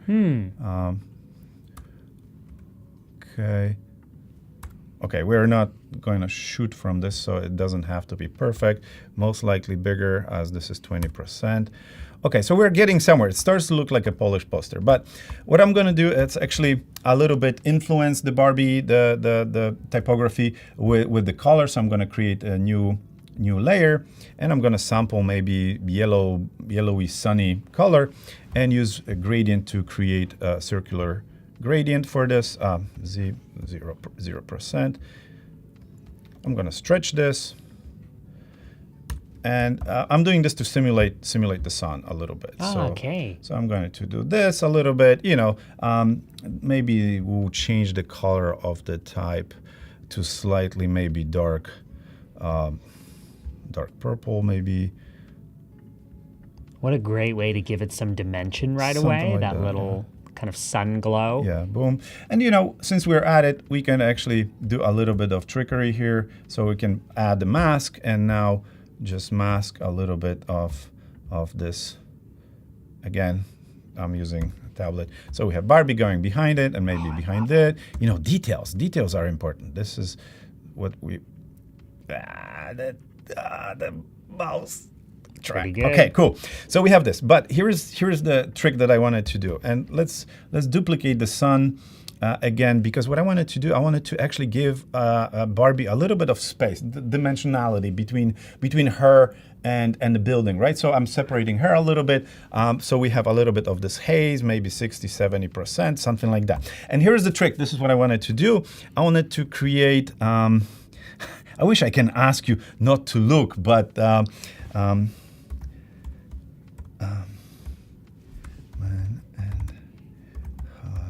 By the way, while you're typing this in, we got people exchanging prompts in the chat. I'm loving this. Kareem says, "Hello, friends. Cool stuff as always." This is so cool. I had no idea coming in today that we were going to design a Barbie poster with a Polish design twist. I love it. So here's what I'm doing. I wanted to create a hybrid between half man and half horse. What kind of prompt would you do to create a hybrid between man and a horse? So for those who saw it, I don't want to spoil it, but I want to introduce horse and I want Ken to be like a horse. So I know, this is Polish poster. So what kind of prompt would you do to create a hybrid of man and a horse? Please tell us, because I'm trying to figure this out. Yeah, you stumped me on this one. Isn't there a name for that? That's like part human, part horse? Yeah. I can't remember Anybody what the knows? name of that is. Yeah, what's it called? Minotaur. Minotaur. Minotaur. Minotaur. Okay. We'll see Yeah, what renders. good. That is that's that's awesome. Thank you so much. Well done. Well done. Now we have to spell it. Minotaur. I think it's something like that.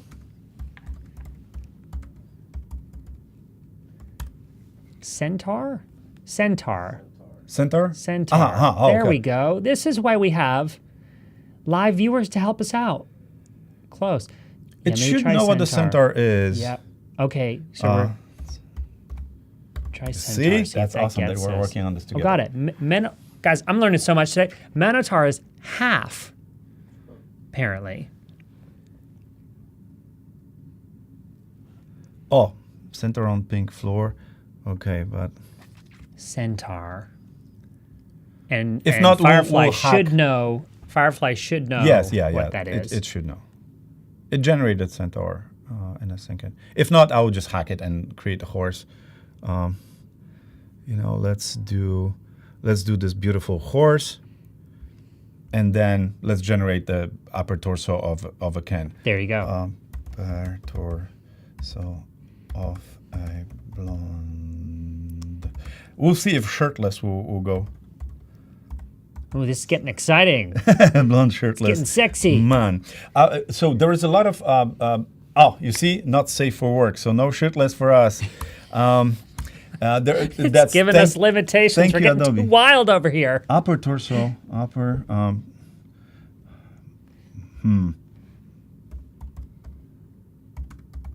At beach? That's another descriptor for Barbie, right? At the beach? pink. So there is a lot of not safe for work markers that I was sort of getting at. And thank you, Adobe, for that, so we don't create some weird stuff.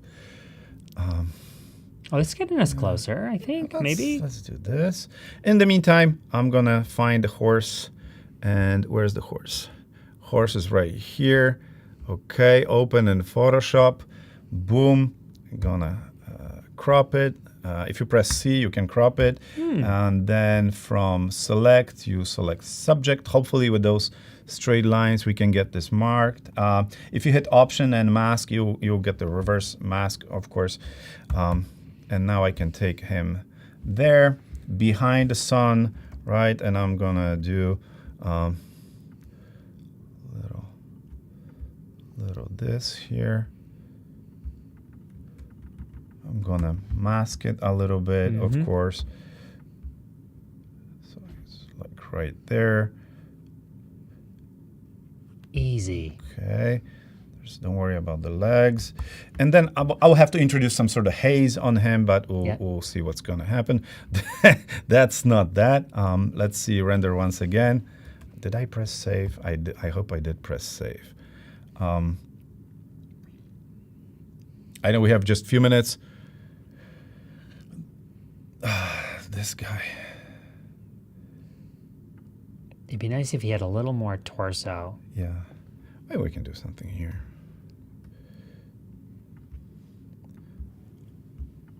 I can always. I'm just amazed that you can do this so fast. Just see again. I'm cropping to select him only. Since it's so small, we can fake a lot of stuff there. It's not. We're not. I guess you could also use if we had time, generative expand to give us more torso. Yeah, I'm using the regular Photoshop, but that's. Yeah. I don't know. You might. I know. I'm getting very Polish here with this stuff. So now let's do this. B 40%. Let's do 0%. Okay. Okay, this is good. So please don't blame me. Please don't do this at home. No, please don't do this at home. I'm Yeah. going to remove this head then. I definitely don't think this is something. Okay, I'll be I know doing at home. this is not the most beautiful thing. Let's merge it together and give it a little bit more of the haze. A little bit. I'm gonna raise. You see what I'm doing right now? I'm removing all the blacks from there, so all the contrast is removed, and maybe making it a little bit flatter. Oh no, maybe just a little bit like that. And then what can we do at the top? So you get Polish poster for Barbie. Then maybe top treatment will be, let's do some maybe color balance. I'm not sure if folks are using Photoshop or not, but color balance, it's a magical tool for all the color treatments and that you're using in sort of like post-production. What you can do is actually shift the whole three spectrums of this image of the colors: bright lights and bright elements, darker elements, and really darks in there. So what I'm going to affect is midtones here, right? So maybe let me just scroll it here. Maybe I will make it more pink a little bit here, maybe slightly warmer, adding a little bit more yellow, maybe a little bit more pink, and then I'll switch into the highlights, and I will try to affect the highlights, make it even more pink here, pink to the max, yellow as maybe the 60s and such, something like this. And let's go into the shadows and make the shadows slightly darker, maybe also like pinkish in a way. So you see right now the whole image turns into this pinkish thing. So now, here we have it. Of course, what we're missing is, of course, a date of premiere. I forgot about this. So I'm just copying the Barbie. Oh, no, I just copied the wrong thing. I'm just copying the Barbie type here. Gonna type 2023. Make it slightly smaller. Again, 20% or so. Boom. So I'm gonna put it. I'm gonna put it somewhere here. 2023. Where the Polish poster could have it, I think that would be like somewhere here, 2023. And of course, what we're missing is probably some sort of tagline for this poster, as far as like coming to theaters or something smart about her watching the Ken. Let me just do one more thing with the sun a little bit. So sun, this sort of trick helps you to establish the space. A little bit. Look how kind of brings out like continuity of the different elements. It tells really you that there is light around that. There is a world around this poster. It doesn't end. It's not contained, right? Of course, we can do also manipulation with the curves. I will just darken it and bring some elements to it. So it's darker. Let's say 30%. So what I'm doing right now, I'm guiding your eye where you should look at, right? So I'm making it a little bit more dated, more antique, more like. And you're applying that to the whole. Yes. So it's sort of vignetting essentially. So I'm sort of making you focus on this and maybe not necessarily on this guy here. So where is the dude? Of course, name your layers. Always name your layers, because if you don't name your layers, you look like me right now. Okay, and here is the guy. Beautiful. I know it doesn't look like Ken, but we're trying to protect copyrights. So this is it. We designed a Polish poster for Barbie. What else can you do? You can do all sorts of treatment at the top, of course, noise, maybe a painterly quality. You can treat this. You can edit this later in a different software later on, maybe move it. You can, cut different elements of a hybrid Ken and make it some sort of moving, winking at her maybe, or something like this. I just wanted to make fun of Ken in a really sort of sarcastic way. Since for those who went to see the movie, they know exactly what I'm talking about when I mention posters, right? Horses, not posters. But I think we didn't give any spoilers away. I hope not. You somehow, also, we didn't even talk about this, is obviously Barbie is trademarked, and so in Firefly and AI tools, it's not going to be able to reference that. Specifically, you've done such a masterful, artistic, beautiful, creative, Polish, dark spin on Barbie. You get, I think, brownie or bonus points for choosing. I think that's really, really difficult. You've done such a great job of this. I know we got just a few more minutes left, but friends, look at this amazing creation that he has pulled off.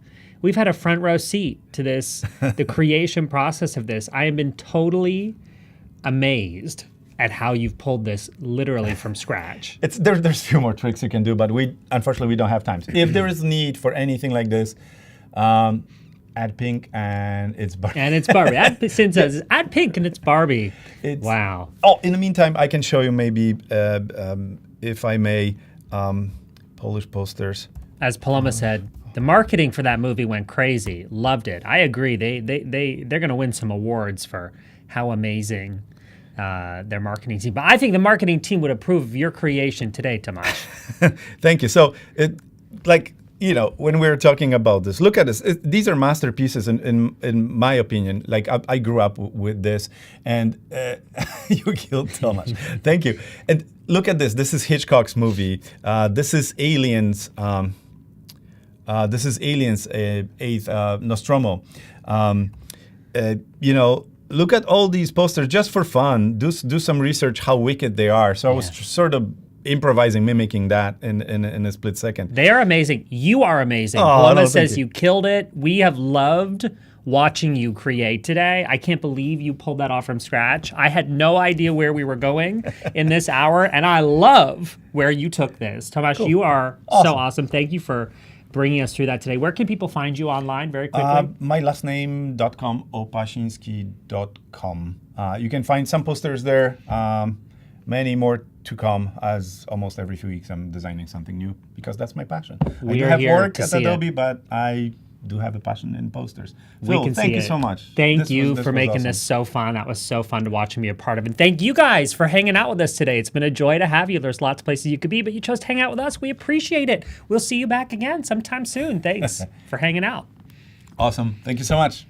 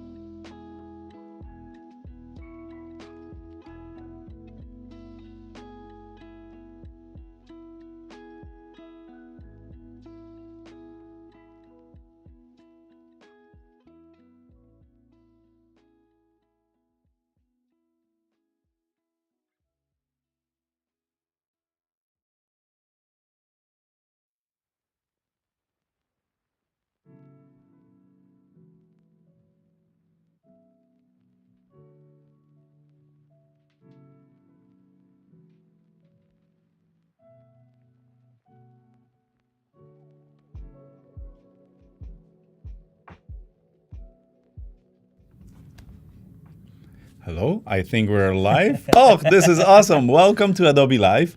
My name is Tomasz Opasiński. I work at Adobe. I'm a creative technologist here.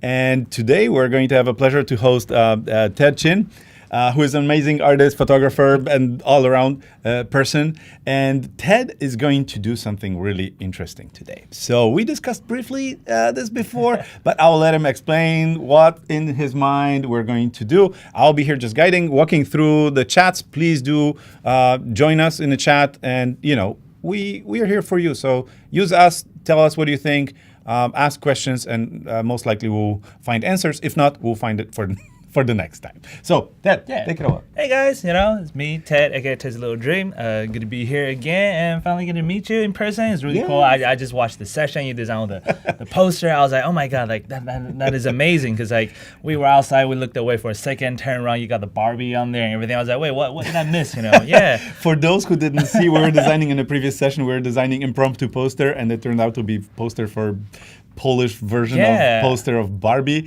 So that's what was happening. So if you want to watch it later. Now. Yeah, I was like, hey, you know what? I'm gonna make some cool composite with fireflies in Photoshop, and maybe have you design some like quick title and stuff, so I can slap down it while I work on it. Let's do it. Yeah, so I can show my screen. So this is like some of my artwork. Some of you might be familiar with this one, the flamingo. Yeah, I remember this. The funny thing is like people always asking, hey, why that flamingo only have one leg? But technically, when they're resting and sleeping, they're standing on 1 foot. But anyway, no way, really? I had no idea. Yeah, so it's not a design mistake. I did my little research. But yeah, so like my art is kind of focused on like surreal composite, daydream, fantasy world, just having fun, right? So I want to invite you guys to also join me to make some fun composite. So this is my Instagram. It's like a quick preview of some of my artwork. I use like AI, I use stock photo, I use some like my friend's model image, and everything just mixed together to have fun, right? The whole thing is having fun. So we're gonna trying to make some fun ideas. That's like using fireflies to generate something not too complicated, nothing too crazy, right?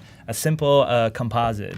Let me ask you something, yes, Ted. And that, sorry for interrupting. Okay. Do you always walk with your camera and take pictures of everything? Not always. No? Yeah, because like the whole project started with like when I was in grad school. So I actually didn't have the fund or time to travel. So this is like me imagining I'm going places. So this is how the whole thing starts. It's like I want to travel. I want to see.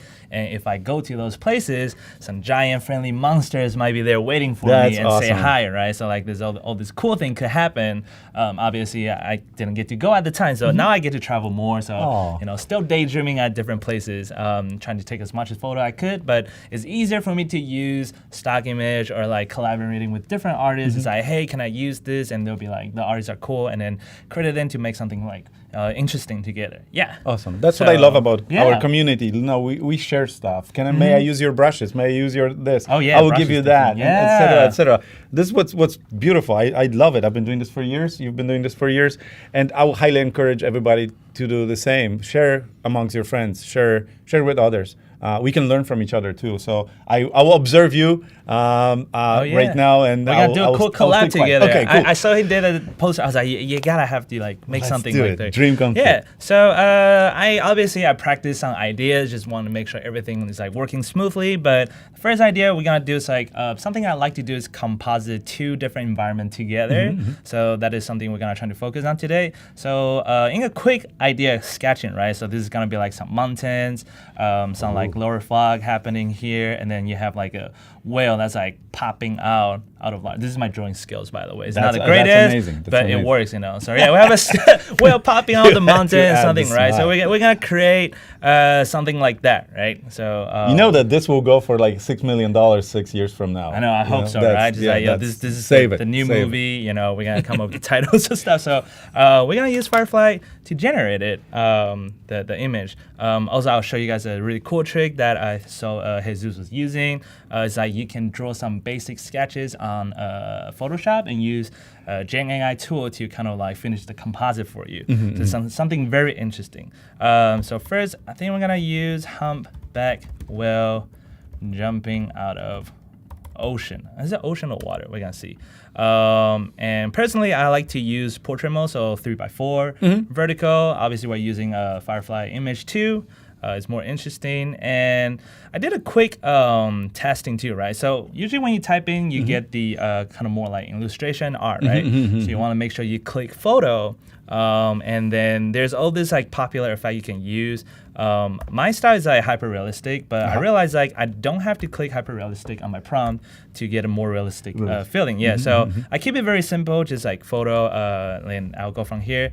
Visual intensity, what I learned from YouTube is like the more you use, it's like gonna be like different result, right? So keep in the middle, like kind of like give me the best generating. Obviously, you're the master of generating, right? Yeah, I watched the Thursday morning or Wednesday morning like prompt with the master. I was like so sleepy, but I was like, oh man, he know everything as long as I'm learning. You know, so it's kind of curse to know a little bit more about that, because you tend to detach yourself from others.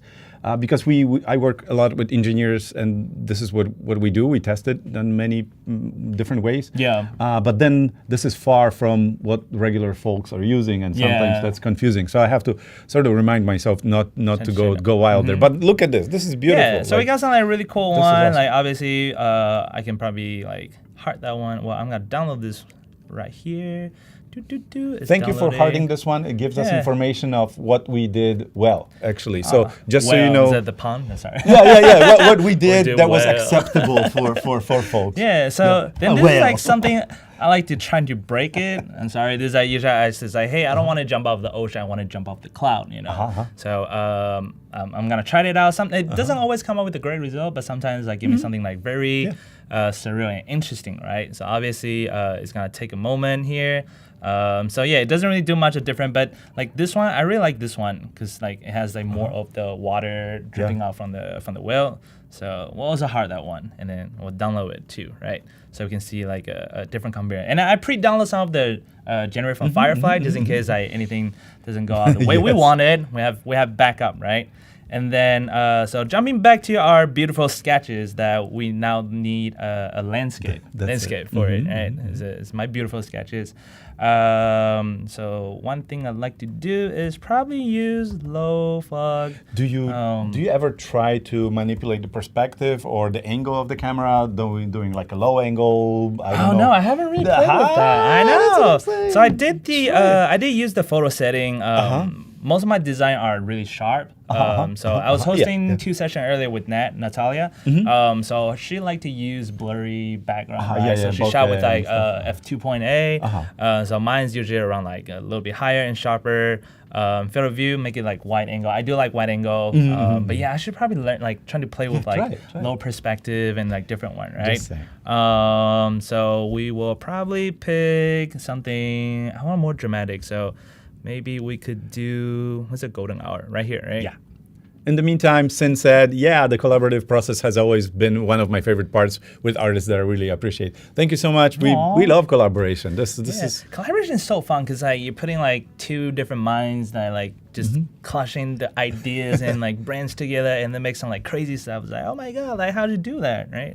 You know what? It's always for me amazed, like, how did you come up with this? Like, it's what seems obvious to me as an artist. You find a completely different way of looking at this. We come to the same conclusion, but you were like, oh, it's obvious because I thought about this and this and that. It's like, oh, like, God, what? And every time we have a session, like collab sessions, these are the moments where we're like, oh my God. Okay, here is another question, or here is another problem to solve, like with the brainstorms, right? We love that. So highly encourage brainstorming and collaborating with others. Yeah, okay, so I kind of do like this one too. Paloma, thank you for playing with the perspective. Try it. It has awesome. Yeah, what perspective should I try? Low. So this will be, I don't know, low angle, or maybe you can select this from the menu. Low angle. Is there? Where's the composition? Composition. Shot from below. Shot from below. Try Trying to read with my glasses. Shot from below.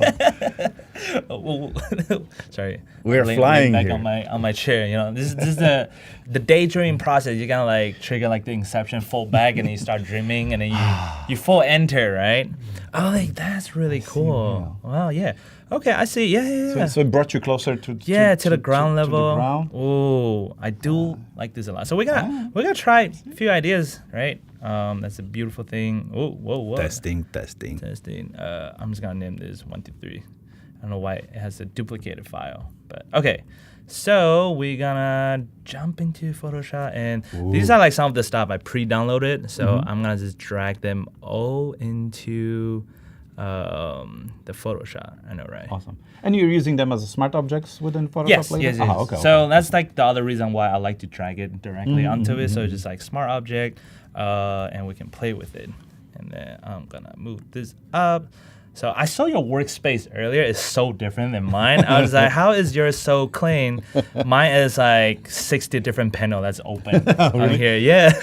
I'm used to tablet. Like I have a big tablet? huge Cintiq at home, so I can put my stuff away. But on a laptop, I'm trying to keep it. I see. So you have like dual screens and everything. No, I have just tablet. Just but one? It's but the biggest one, the 32-inch, I think. But I have enough space on the right hand side That's to really keep it cool. all. Yeah, I have like 3 screen. Well, I have one what? giant screen. I know. So I have the big tablet on my right side, and then the 2 on the left. I don't know why I need that many screen, but I just like to look at different things at the same time and play If you can, movies. why not? Yeah. You play movie? Yeah, awesome. Yeah, have a you chat know. there. Yeah, I have like Yeah. different inspirations. So let's see. We're gonna try the low perspective one because I haven't tried this one yet. So we're gonna see if I can make anything cool. And you're using actually small Wacom right now, just so Yeah, I'm using a everybody small knows. Wacom when I'm traveling. It's about like this big. Yeah. That's awesome. Yeah. Okay. So I'm gonna see. In the meantime, audience, any questions to us? How he does that? Why he does that? Why not something else? Please do ask us. We're here for you. Yeah. Okay. So we're gonna try using this one. So this is the other thing. Like when I generate fireflies, it like looks wonderful. But usually I like to leave extra space on the top so I can like put like more subjects or topic into that, right? But these photos like kind of generating like a really good tight angle. So I might have to expand my canvas. I don't know yet. So I have to figure it out. Something I do is also kind of funny. I kind of just like squish them, you know, like just a little bit.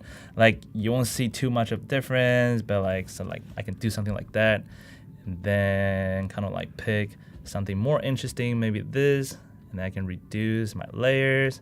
And kind of like get a gauge of like where I want to place them, right? Gotcha. This Yeah. is interesting. So what I'm observing right now, it's actually that when you're doing this, in the past, you were most likely to shrink the stuff to fit into the canvas. But now you're like, okay, I can expand this. Yeah, And because the it's Gen Fill too, yeah. So easily, like, maybe I can expand it. That's totally fine. This is so cool to observe this, Right, so- how it became your second nature in a way.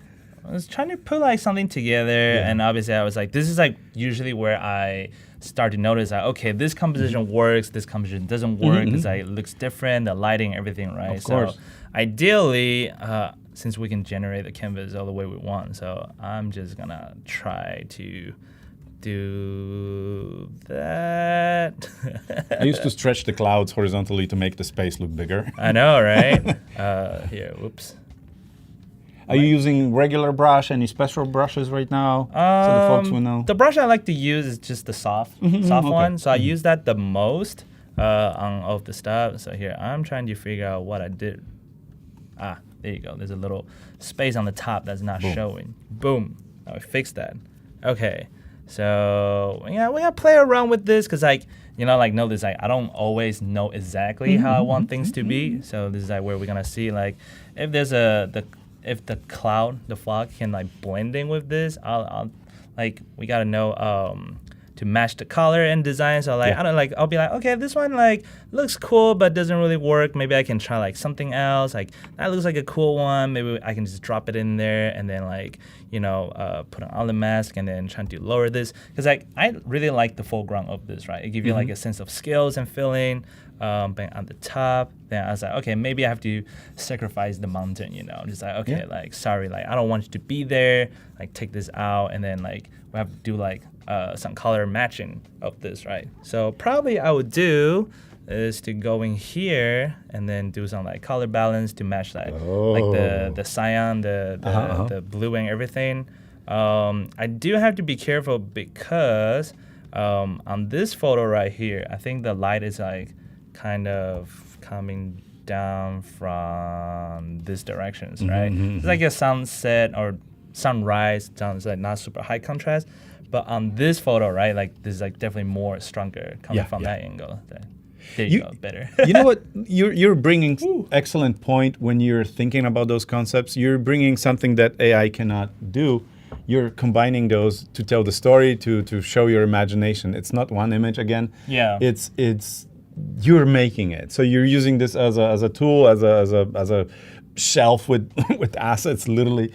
And I love it. In the meantime, we have a question. Sorry for interrupting you. I saw a question. I was about to direct have that. A question. Yeah. So Sin just asked, I've got a question. How has AI changed the way you choose your subject? For example, flamingo, whales, a fantasy creature, maybe.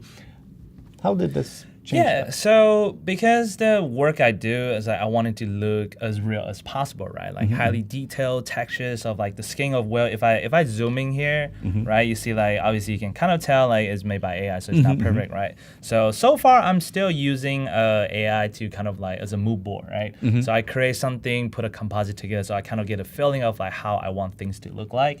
And from there, either I sharpen the image or go find the actual stock image to replace that. So for me, I still like to keep everything highly detailed. But if when Gen Fill tool and Firefly make everything like super sharp with like textures and detail, then for me, I was just like kind of focused more on composition and element design instead of like looking for the right stock photo to use, right? Gotcha. So like instead of like if I have more control to tell how I want the whale to jump out of the cloud to look like, then I don't have to spend that many hours to look for the right cloud, the right motions, the perspective and everything, right? So far I'm still just using it kind of like 50% or like working on different like idea and concepts. Just like how do I make this look better, right? So obviously we'll just do like some quick brushes. I want to see like does it in your mind as an artist, do you see it as a final version in your mind, or you see 80% of it and then as you go you create that and you're like, oh, this is what I actually wanted? Yeah, I would say like with something like this is maybe 60 to 80%, right? Because if you jump to my Instagram or most of the work I present to clients and stuff, everything's still like from photograph or 3D models, right? Gotcha. So like I saw you use 3D in your design elements too. Yeah. So for AI right now, it's a great way to present to client or like a collaboration with brands. Is like, hey, I put a quick. So before like I have to do my famous sketches to pitch ideas like that, right? But now I can do a better pitch with the least amount of time, right? It's like, hey, this is my vision, and then I'll make it like way better with like dramatic lighting, the moonlight, the direction, and the color grading, instead of like, hey, this is my vision. I hope you see the same thing I'm seeing, right? Obviously, I'll add more detail and a rough cutout, right? But still, it works only with, most likely, correct me if I'm wrong, works mostly with established clients. They know what to expect from you. Exactly. Because if you were to present this sketch to a new client, they'll be like, you know what? Thank you so much. We'll definitely maybe contact you. They're like, we'll think about it, Let us think about it. You'll hear from us. It's really never. I was telling them, hey, trust the process. I was like, I don't know you like that. Okay. So one cool thing about like when you are using like AI composite to like come up with like cool ideas, the blending part, you can also use Generative Fill and just leave it blank. We're gonna see if this generate anything or we have to do any alternation to it to make it look better. So I'll kind of call this like brainstorm activity or pitching idea steps, right? Like I wouldn't, for me personally, I wouldn't use it for client works unless like that's the style and direction they want to. Personally, I like to make it more details, right? So I kind of like the third one or the first one. It's like make it interesting, right? So obviously, whale flying in the sky is not like a super unique original idea, but it's fun, right? We're all having fun and practice, right? Because from here, like this is where we can get better with like our styles and learning like more, right? So if you come up with like a movie title, what would this be, right? What would be we can ask audience too. What would be the title for it? If you guys have any cool ideas, right? I'm coming to your village on. That's a little bit scary. And it's like, should we be worried? There's a giant it's humpback post whale coming post to Halloween. us. Yeah. I'm humping back to you. I don't know. English is my second language. Me too. Anybody Yeah. has an idea what Yeah. we can call this except Barbie? Barbie 2, you know. That's Whale. Barbie 2. The whale attack. Yeah. We can do this. I don't know. It's Barbie really 2. fun, Yeah. When the whales attack. Yeah, and then this is like a personal style I like to do for color grading. I use a gradient map. So you click this thing right here. There's a gradient map, and then you can do blending mode as a soft light or overlay, and then you can affect the shadow and the highlight, right? So usually I'll jump around to see like what would be a good color and style I want, and then we can change the highlight to even something crazy or warmer tone, right? So I have a lot of like freedom to like test it out. I personally really like blue teal, so like this is something I want to do.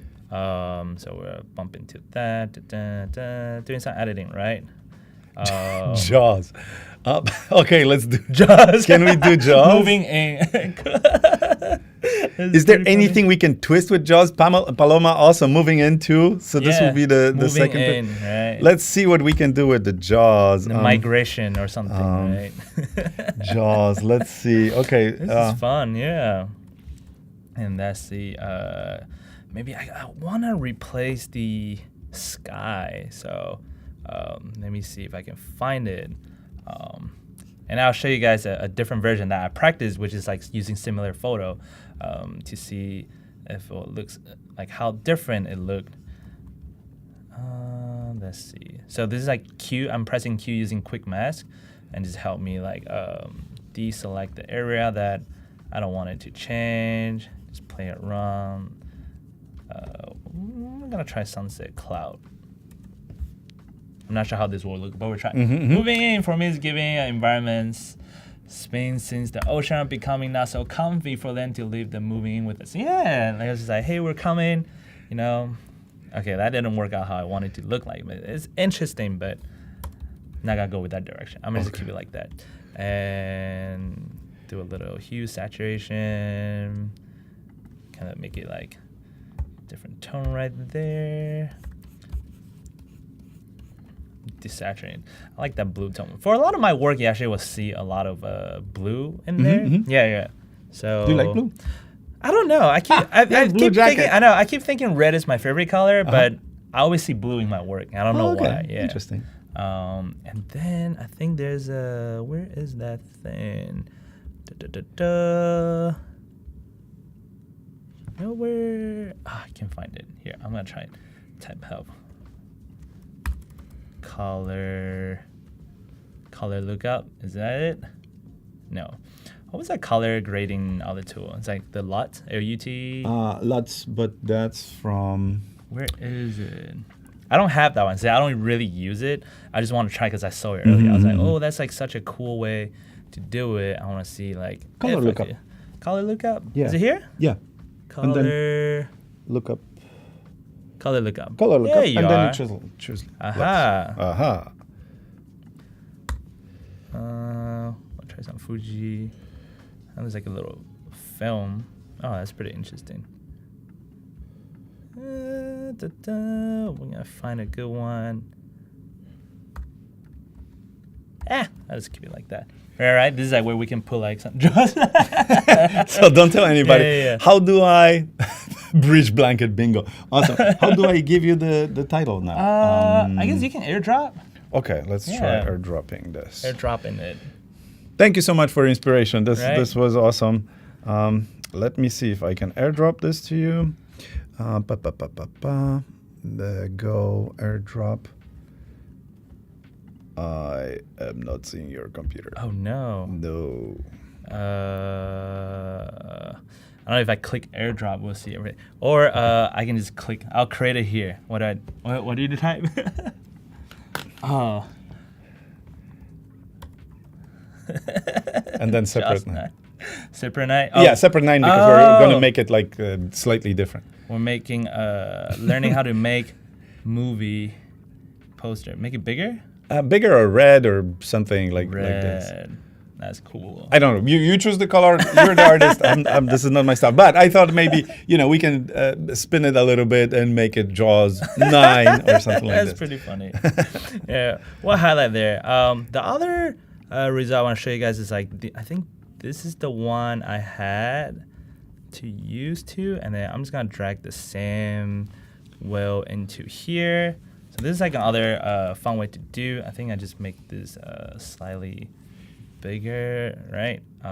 You know what's so great to see actually, that you're not leaving those images intact. You keep processing them. You're adjusting the colors. You're merging the in a different way. Yeah. Right. And it seems to me like you're treating this as just like a piece, like an element, atom of your creation, which is fantastic to see that you're not relying on Firefly too much. It sort of directs your career in a way, right? You are in charge for this. You are making those Yeah, I compositions. think like for most of us too, right? Including you probably, I'm just gonna guess, like we like full control of our creativity, yeah, right? yeah. So just like we feel like, I can't just stop there. Like there's more I want to do with it. Like like I want to make this like looks as cool as possible. Like how do I make this work, right? I don't know if that makes sense. So, but one thing I do love is like with the new Gen Fill, you really could just like select like something like that, and then just like, hey, generate something for me, right? Yeah. So I don't want you guys to like rely on this tool too much, but it is a great way to generate an example, right? Like a direction. So you could look at it and it's like, okay, how do I make something like that? Sorry, I think I should put it on here. Like, how do I achieve that look? How do I do the perfect blending? How do I create the fog, right? So you use that as an example to study instead of like just rely on the tool, right? I mean, eventually you can probably just use the tool and then cover the whole thing. Wheel of Fortune. Whale of Fortune. Wheel of Fortune. This is awesome, clever.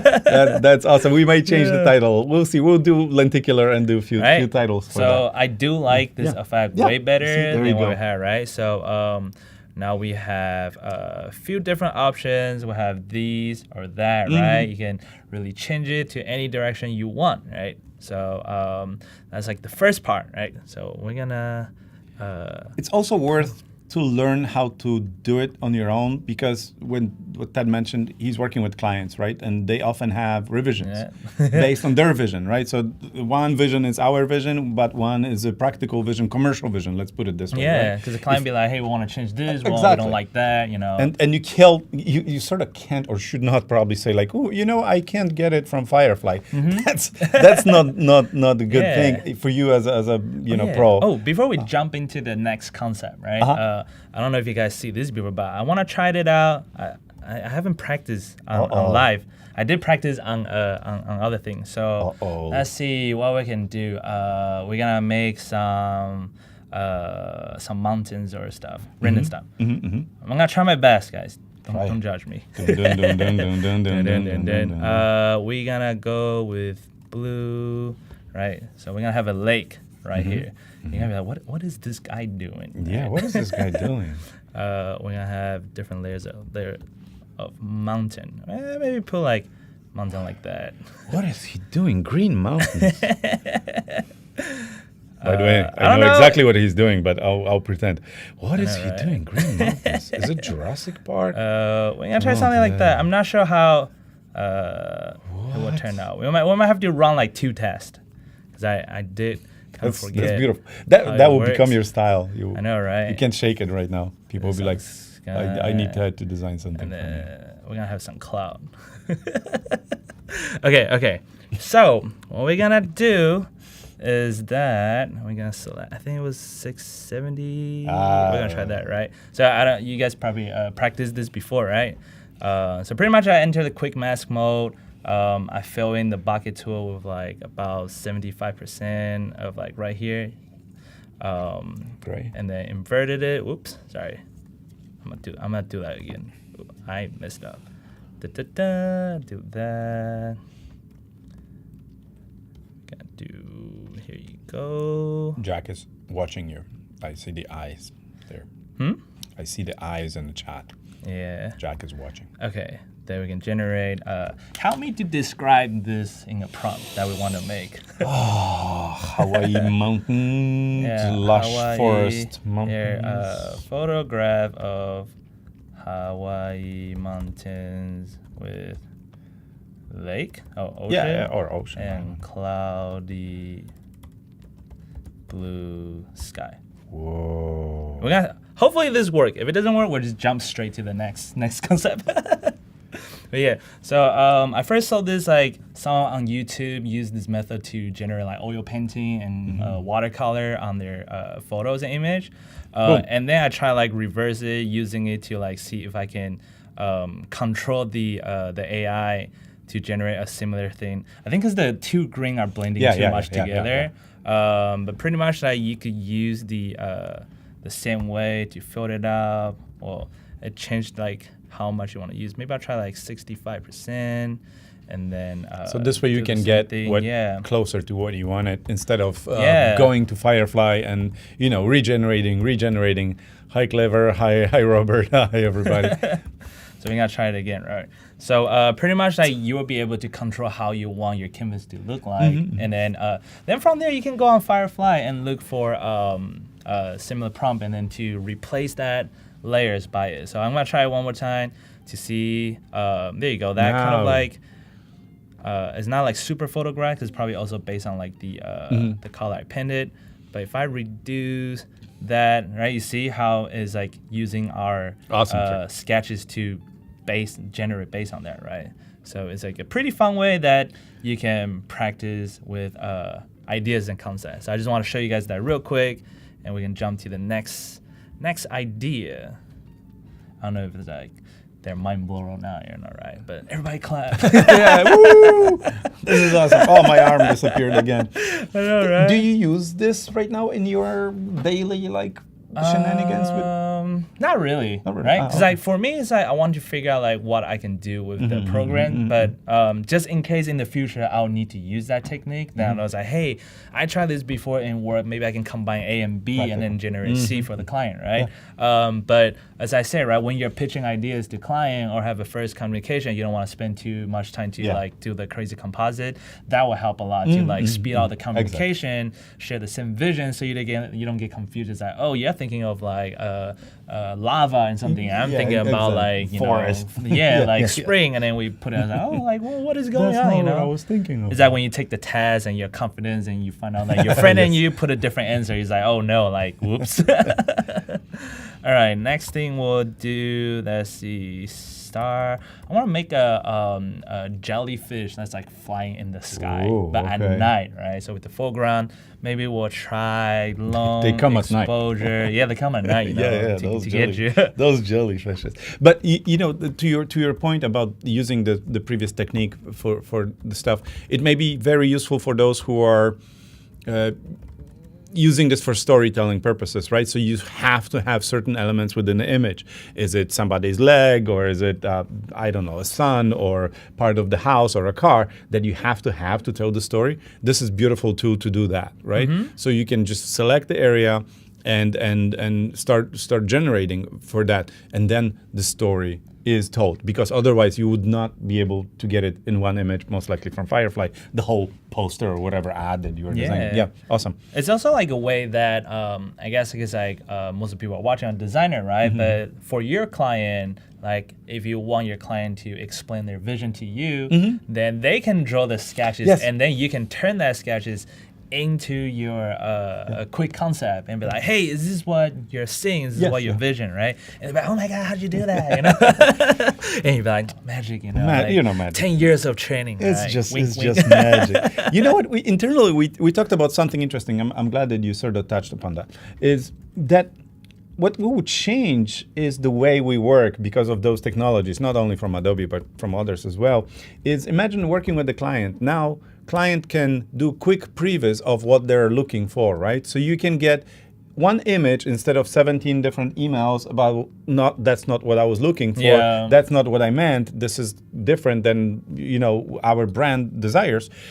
Instead, they can send you image as an inspiration, and this will be very solid inspiration versus some vague stock image, etc., etc. So in this regard, I'm witnessing this with my clients that we can start speaking images. And language too, yeah. It's a language that you finally can share, right? The design language is very different. And it simplifies a lot of conversations instead of like, hey, that's not what that's not really. If they can literally type in English or in 100 languages right now, to be honest, that's fantastic. We can talk languages. Because they don't images, necessarily Jesus. know the language we speak in design, right? Which is like, could be very confusing. Even like film graphic design, like some of the term that we use are completely different meaning, right? You're like, wait, that's not what I mean, like that's not what I want to do. I remember mentioning bleed to my client that we need more bleed, and He's like, oh my God, what do you need? What do you need? Why do you need bleed? The bleed I'm is like, the edge edge, outside, right? Yeah, so if you never... Like the white here on the both white sides edges, is bleed, right? So like if you never take any like graphic design, you're like, bleed, what does it mean bleeding, Yes, right? exactly. So then like bleed would be like something like outside, Yeah, right? Like so that's the white frame outside, is a bleed. Whew, good thing I know, right? Yeah. You see. But folks, I'm not familiar with design. They're like, what do you want from me? What bleed? That's not our project. So stuff like this. Now we can exchange images and be on the same page really, really quickly. So the thing I used right here, I was looking for a night photography on mountains with like galaxy, Milky Way, and stars. But then I typed the keyword long exposure. So for those of you who are not familiar with photography, long exposure usually are used or tagged when there's like light trails, the stars going, or like something like paint light Rivers painting, flowing. river flow, waterfall, even daytime too, right? Not necessarily just nighttime. So and the Firefly was being very nice and friendly and give us this like really cool light exposure photo on all these three. Well, not that one, but these two, right? That's cool. Which I like a lot because whatever subject I put it here, let's say if this is the jellyfish, guides your eye. yeah, it guides your eyes toward to that. So I was like, oh, this is like perfect. I don't have to do like some crazy editing, right? And then with this one's really cool too, but I won't really have much of space doing things here. Yeah. This is taking most of your attention away. Like the weight is too much at the bottom, but Yeah. it could be cool to put like a little person right there or like a giant, I don't know, but you can have a lot of fun putting moon, right? Give you a different design elements. So obviously you can always lower this and then fill out the sky. Somebody with, like, watched the different start of the rocket, maybe or something. Oh, Someone that was holding awesome. a flashlight pointing at the sky, right? So there's many different ways you can play with this. And the third, if I decide to use this does have a better background, like this, right? I like that. I like the stars. That kind of looks better than that one. Oh, it looks like it's using a sand seed on the generating. That's very interesting. I didn't even notice that. Right. So then what I could do is like create a mask, inverted it, brush, and then like pin this back to give it like a more dramatic mountains effect, right? But I don't know if I use that. I'll tell you why. Because when I put the jellyfish in there, I might need a dark. I might need a darker background so you can focus on that. So right. So we like the foreground, and then now we're gonna go make some jellyfish, right? And then we still need a movie title for that. Right? I want to see your mind, like jellyfish. Jellyfish, It's pretty much I just stare at my computer in the photos and start to daydream, like see something, like please, brain. See something. Single jellyfish. We're gonna try this first. Not shot from above. We don't need that prompt there because we want it like underwater, glowing, or not have like a higher contrast, and we can add like different color. I like orange jellyfish. It creates a nice color contrast to the background. They look yummy too. Oh, this is very different than the one I was thinking. Oh, because I had the shot from above. That's really cool. I gotta play with that more. I'm telling you. Good I like stuff. that. Yeah, I was like, whoa, like some really cool thing. You can get more what you really want with less generation. So single jellyfish. He's so lonely. Let's. In the meantime, folks on the chat, please let's start thinking about title for this. We had Jaws 9, and this will be jellyfish up in the sky. Yeah. a cloud even with a chance of jellies. We have to do this more often. Clever, thanks. Yeah.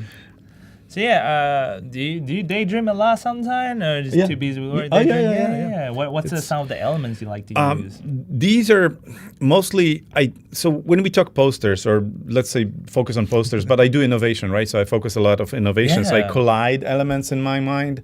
I think of many technologies and how we can use them. So it's slightly different daydreaming, but more often this is what my wife is often. I hope she's watching right now. She's laughing at when she sees me doing this.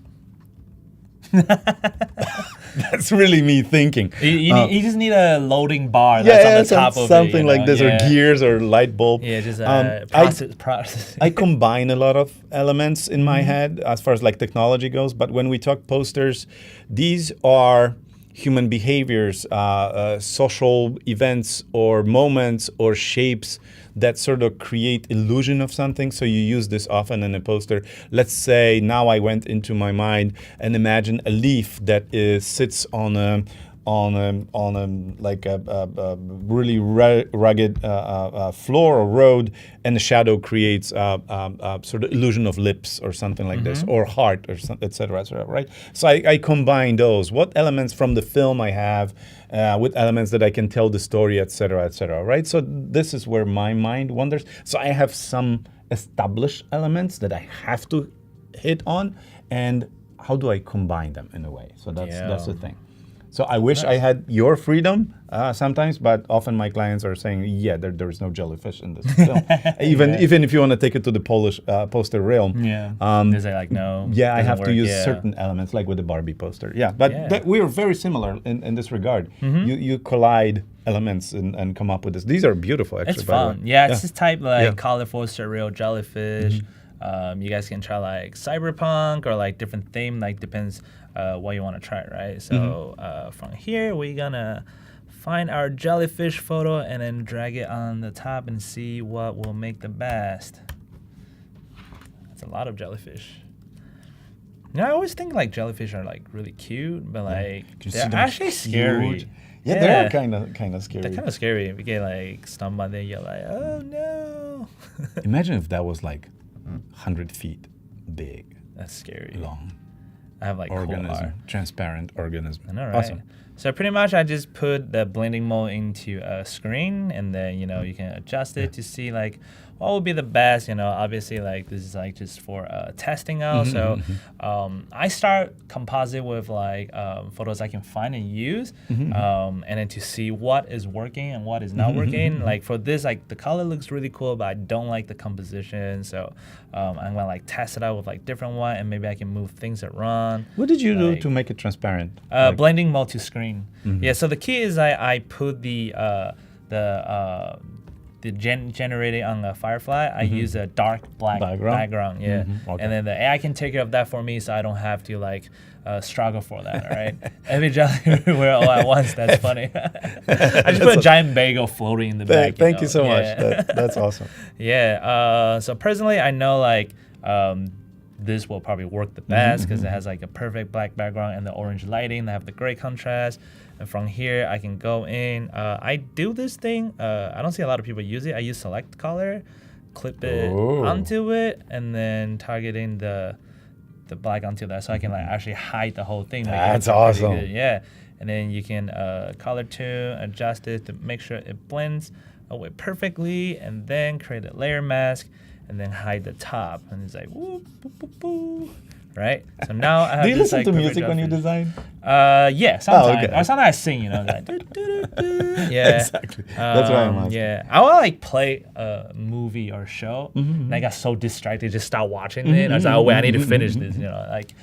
So I've been doing like more like live stream on the other stream platform, editing. So it's fun, but sometimes like not a lot of people watch, so I just start talking to myself. okay. So you know, it's kind of weird, right? Just like nobody's watching, but I'm just keep talking. But to it myself. helps. Yeah. Actually, It helps. It helps. You're Yeah. sort of guiding yourself. Yeah. I do this thing. It's like, yeah, guys, so this is what we do here, do there, and no one's responding. Let me just you know? mask it. And it's like, Yeah.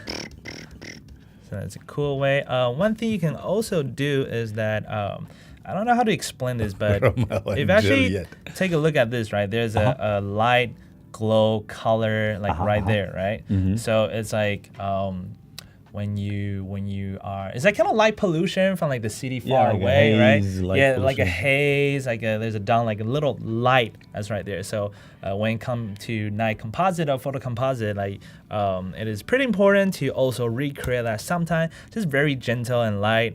So we have, I sample this color, could be brighter by putting on blending mode to screen. So then from there you can kind of like brushing into that directions, right? Just like kind of make it like blend it more, right? There's like more light, and then you reduce that opacity. Ooh. So you give that feeling on top of the object that you're blending on the background. Yeah.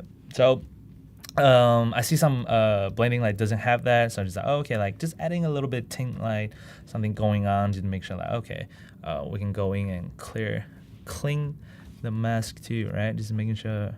Okay, that's the actual mountain, so it wasn't a jellyfish overlay, right? And then, oops, and then obviously there is a little bit fog and cloud that's blocking it, so you want to like do like 30% opacity. Oh yeah, talking about that, what's the difference between opacity and flow? So the flow, if you were to add effects to it, Yeah. right? Let's say bevel and emboss, right? Right. So if you were to do this with opacity, the opacity of the effect will be affected as well. But if you do flow, the effect will stay 100%.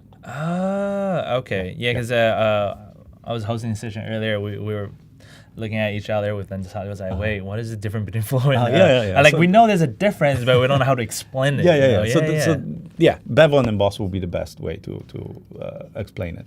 It will stay full on. So we got add a little bit glowing into that.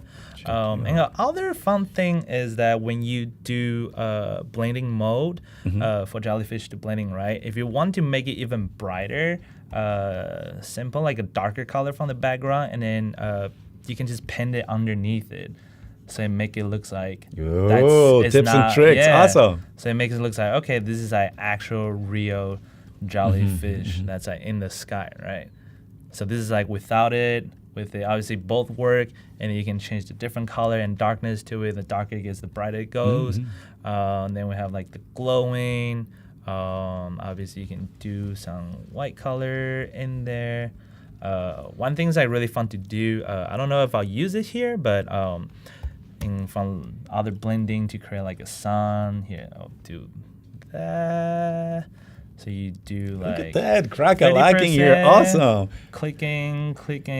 clicking, reverses. So you make kind of like a glow, like a sun color. There's lens another flare or trick. something. Awesome. You Check can like you put out it with the anywhere gl- you want, like a sun What? flare. You can put it on that. Maybe like put it on the background to make it like blend it more, and then reduce that. There's like different way you can play with that thing. I see what you're you doing. You can move it around, like do anything you want. But this is a very fun way to create that little moon sound. You can put a moon on there and Lens make it glow, flare-ish right? kind Yeah, of lens thing. flare kind of thing. Just simple brush and the opacity, right?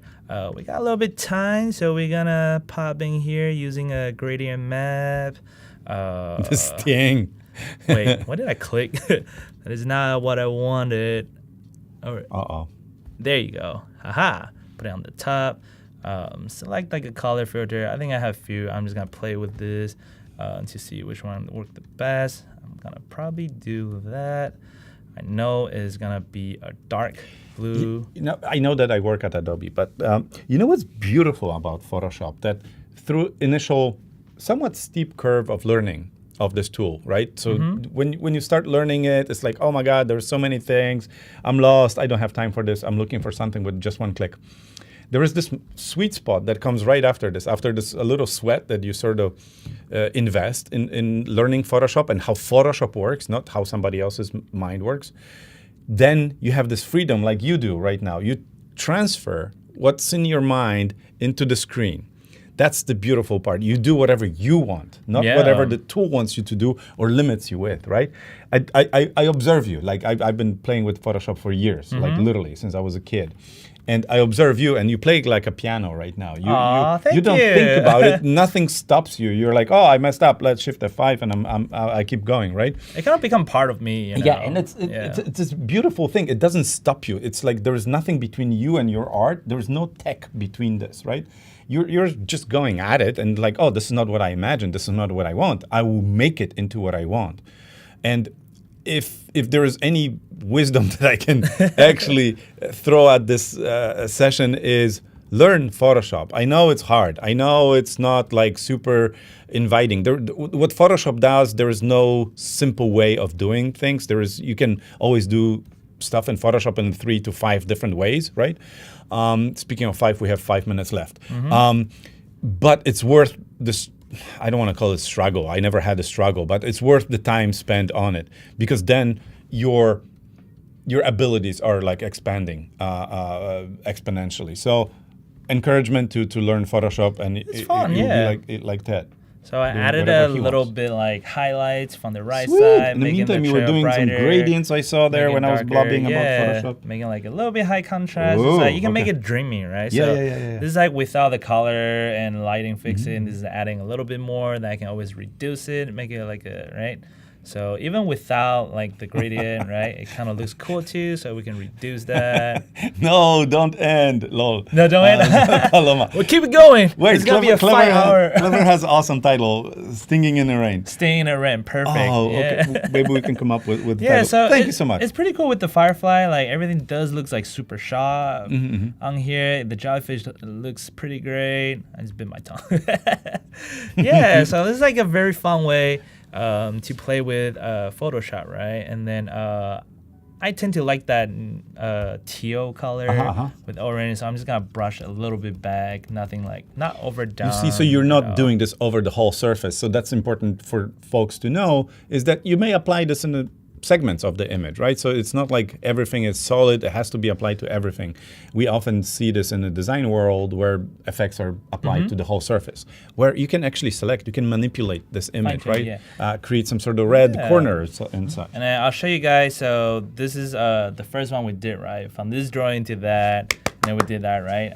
And I'll show you guys what I did to practice before this sessions that is this one, right? So it's very interesting, like the same photo, you can create something completely different, right? Just using the same the prompt and everything. And then this was the idea I have for you guys. I was trying to remake this, but from these, we made it to not that, we made it to that, right? So that's like same concept, same ideas, but you can always add it to your own twist and different into that, right? So like that's something to do. I was gonna do the third one, but we didn't have time. But pretty much you can merge like city, ocean, and star together with like a multi-layer world as like compressed, as like seen from the side view.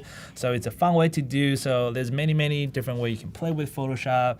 And then, you know, don't be afraid to use a similar concept that someone else created, but add it your own twist as well, make it fun and make it yours, right? So that's a fun way to do. And obviously we have this a fun like concept like controlling, right? You can change the prompt more to like make it look more realistic with like photography, photograph, landscape, or painting, editorial, painting, So I did some like pretty fun like editing on Instagram for, I think it was like for Adobe Max. I don't know where it went, but I have it on Reels. I feature artists on my Instagram sometimes too every Friday. But this is like the one I did. So you turn that to that, right? So it's like pretty quick. It's like do this, do that, draw some line, right? Using the tool, and then it's actually all about the prompt. Right, and you can tell like the green I use here is not super well, it's kind of blending in-ish.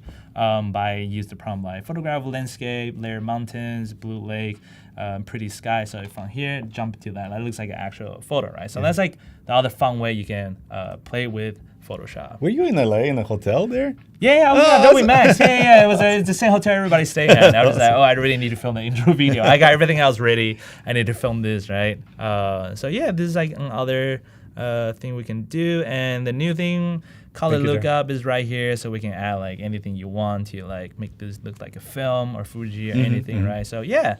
So post-process it, crop it differently. However, learn Photoshop, get Firefly, and you can design whatever you want. Like, I keep saying I may sound old right now, but if I had it like 15 years ago, my God, this tool. Well, we got 15 more years. Yeah, More years after that. We 15 got more 20, years. 15, all that. Yeah, so so, it's never too late. I'm No. so jealous. Some folks are starting with this. IRB, hi Clever. know. Thank you so much for joining us. Should we wrap it up or are we out of time? Yeah, Okay. perfect timing, everything done. Thank you so much for hosting Awesome. me today. Thank you so much Yeah. for joining us. This was fantastic. It was my pleasure to host Ted today. Please join us next week or next few weeks. Yeah. Are we here next week? No, we're not here next week. But somebody else will be here next week. Please join us. Yeah. I'm glad that you're here. Thank you for participating. Yeah, thank you guys And for watching. Yeah. Thank you for coming. Awesome. Thank you. Bye. Softness.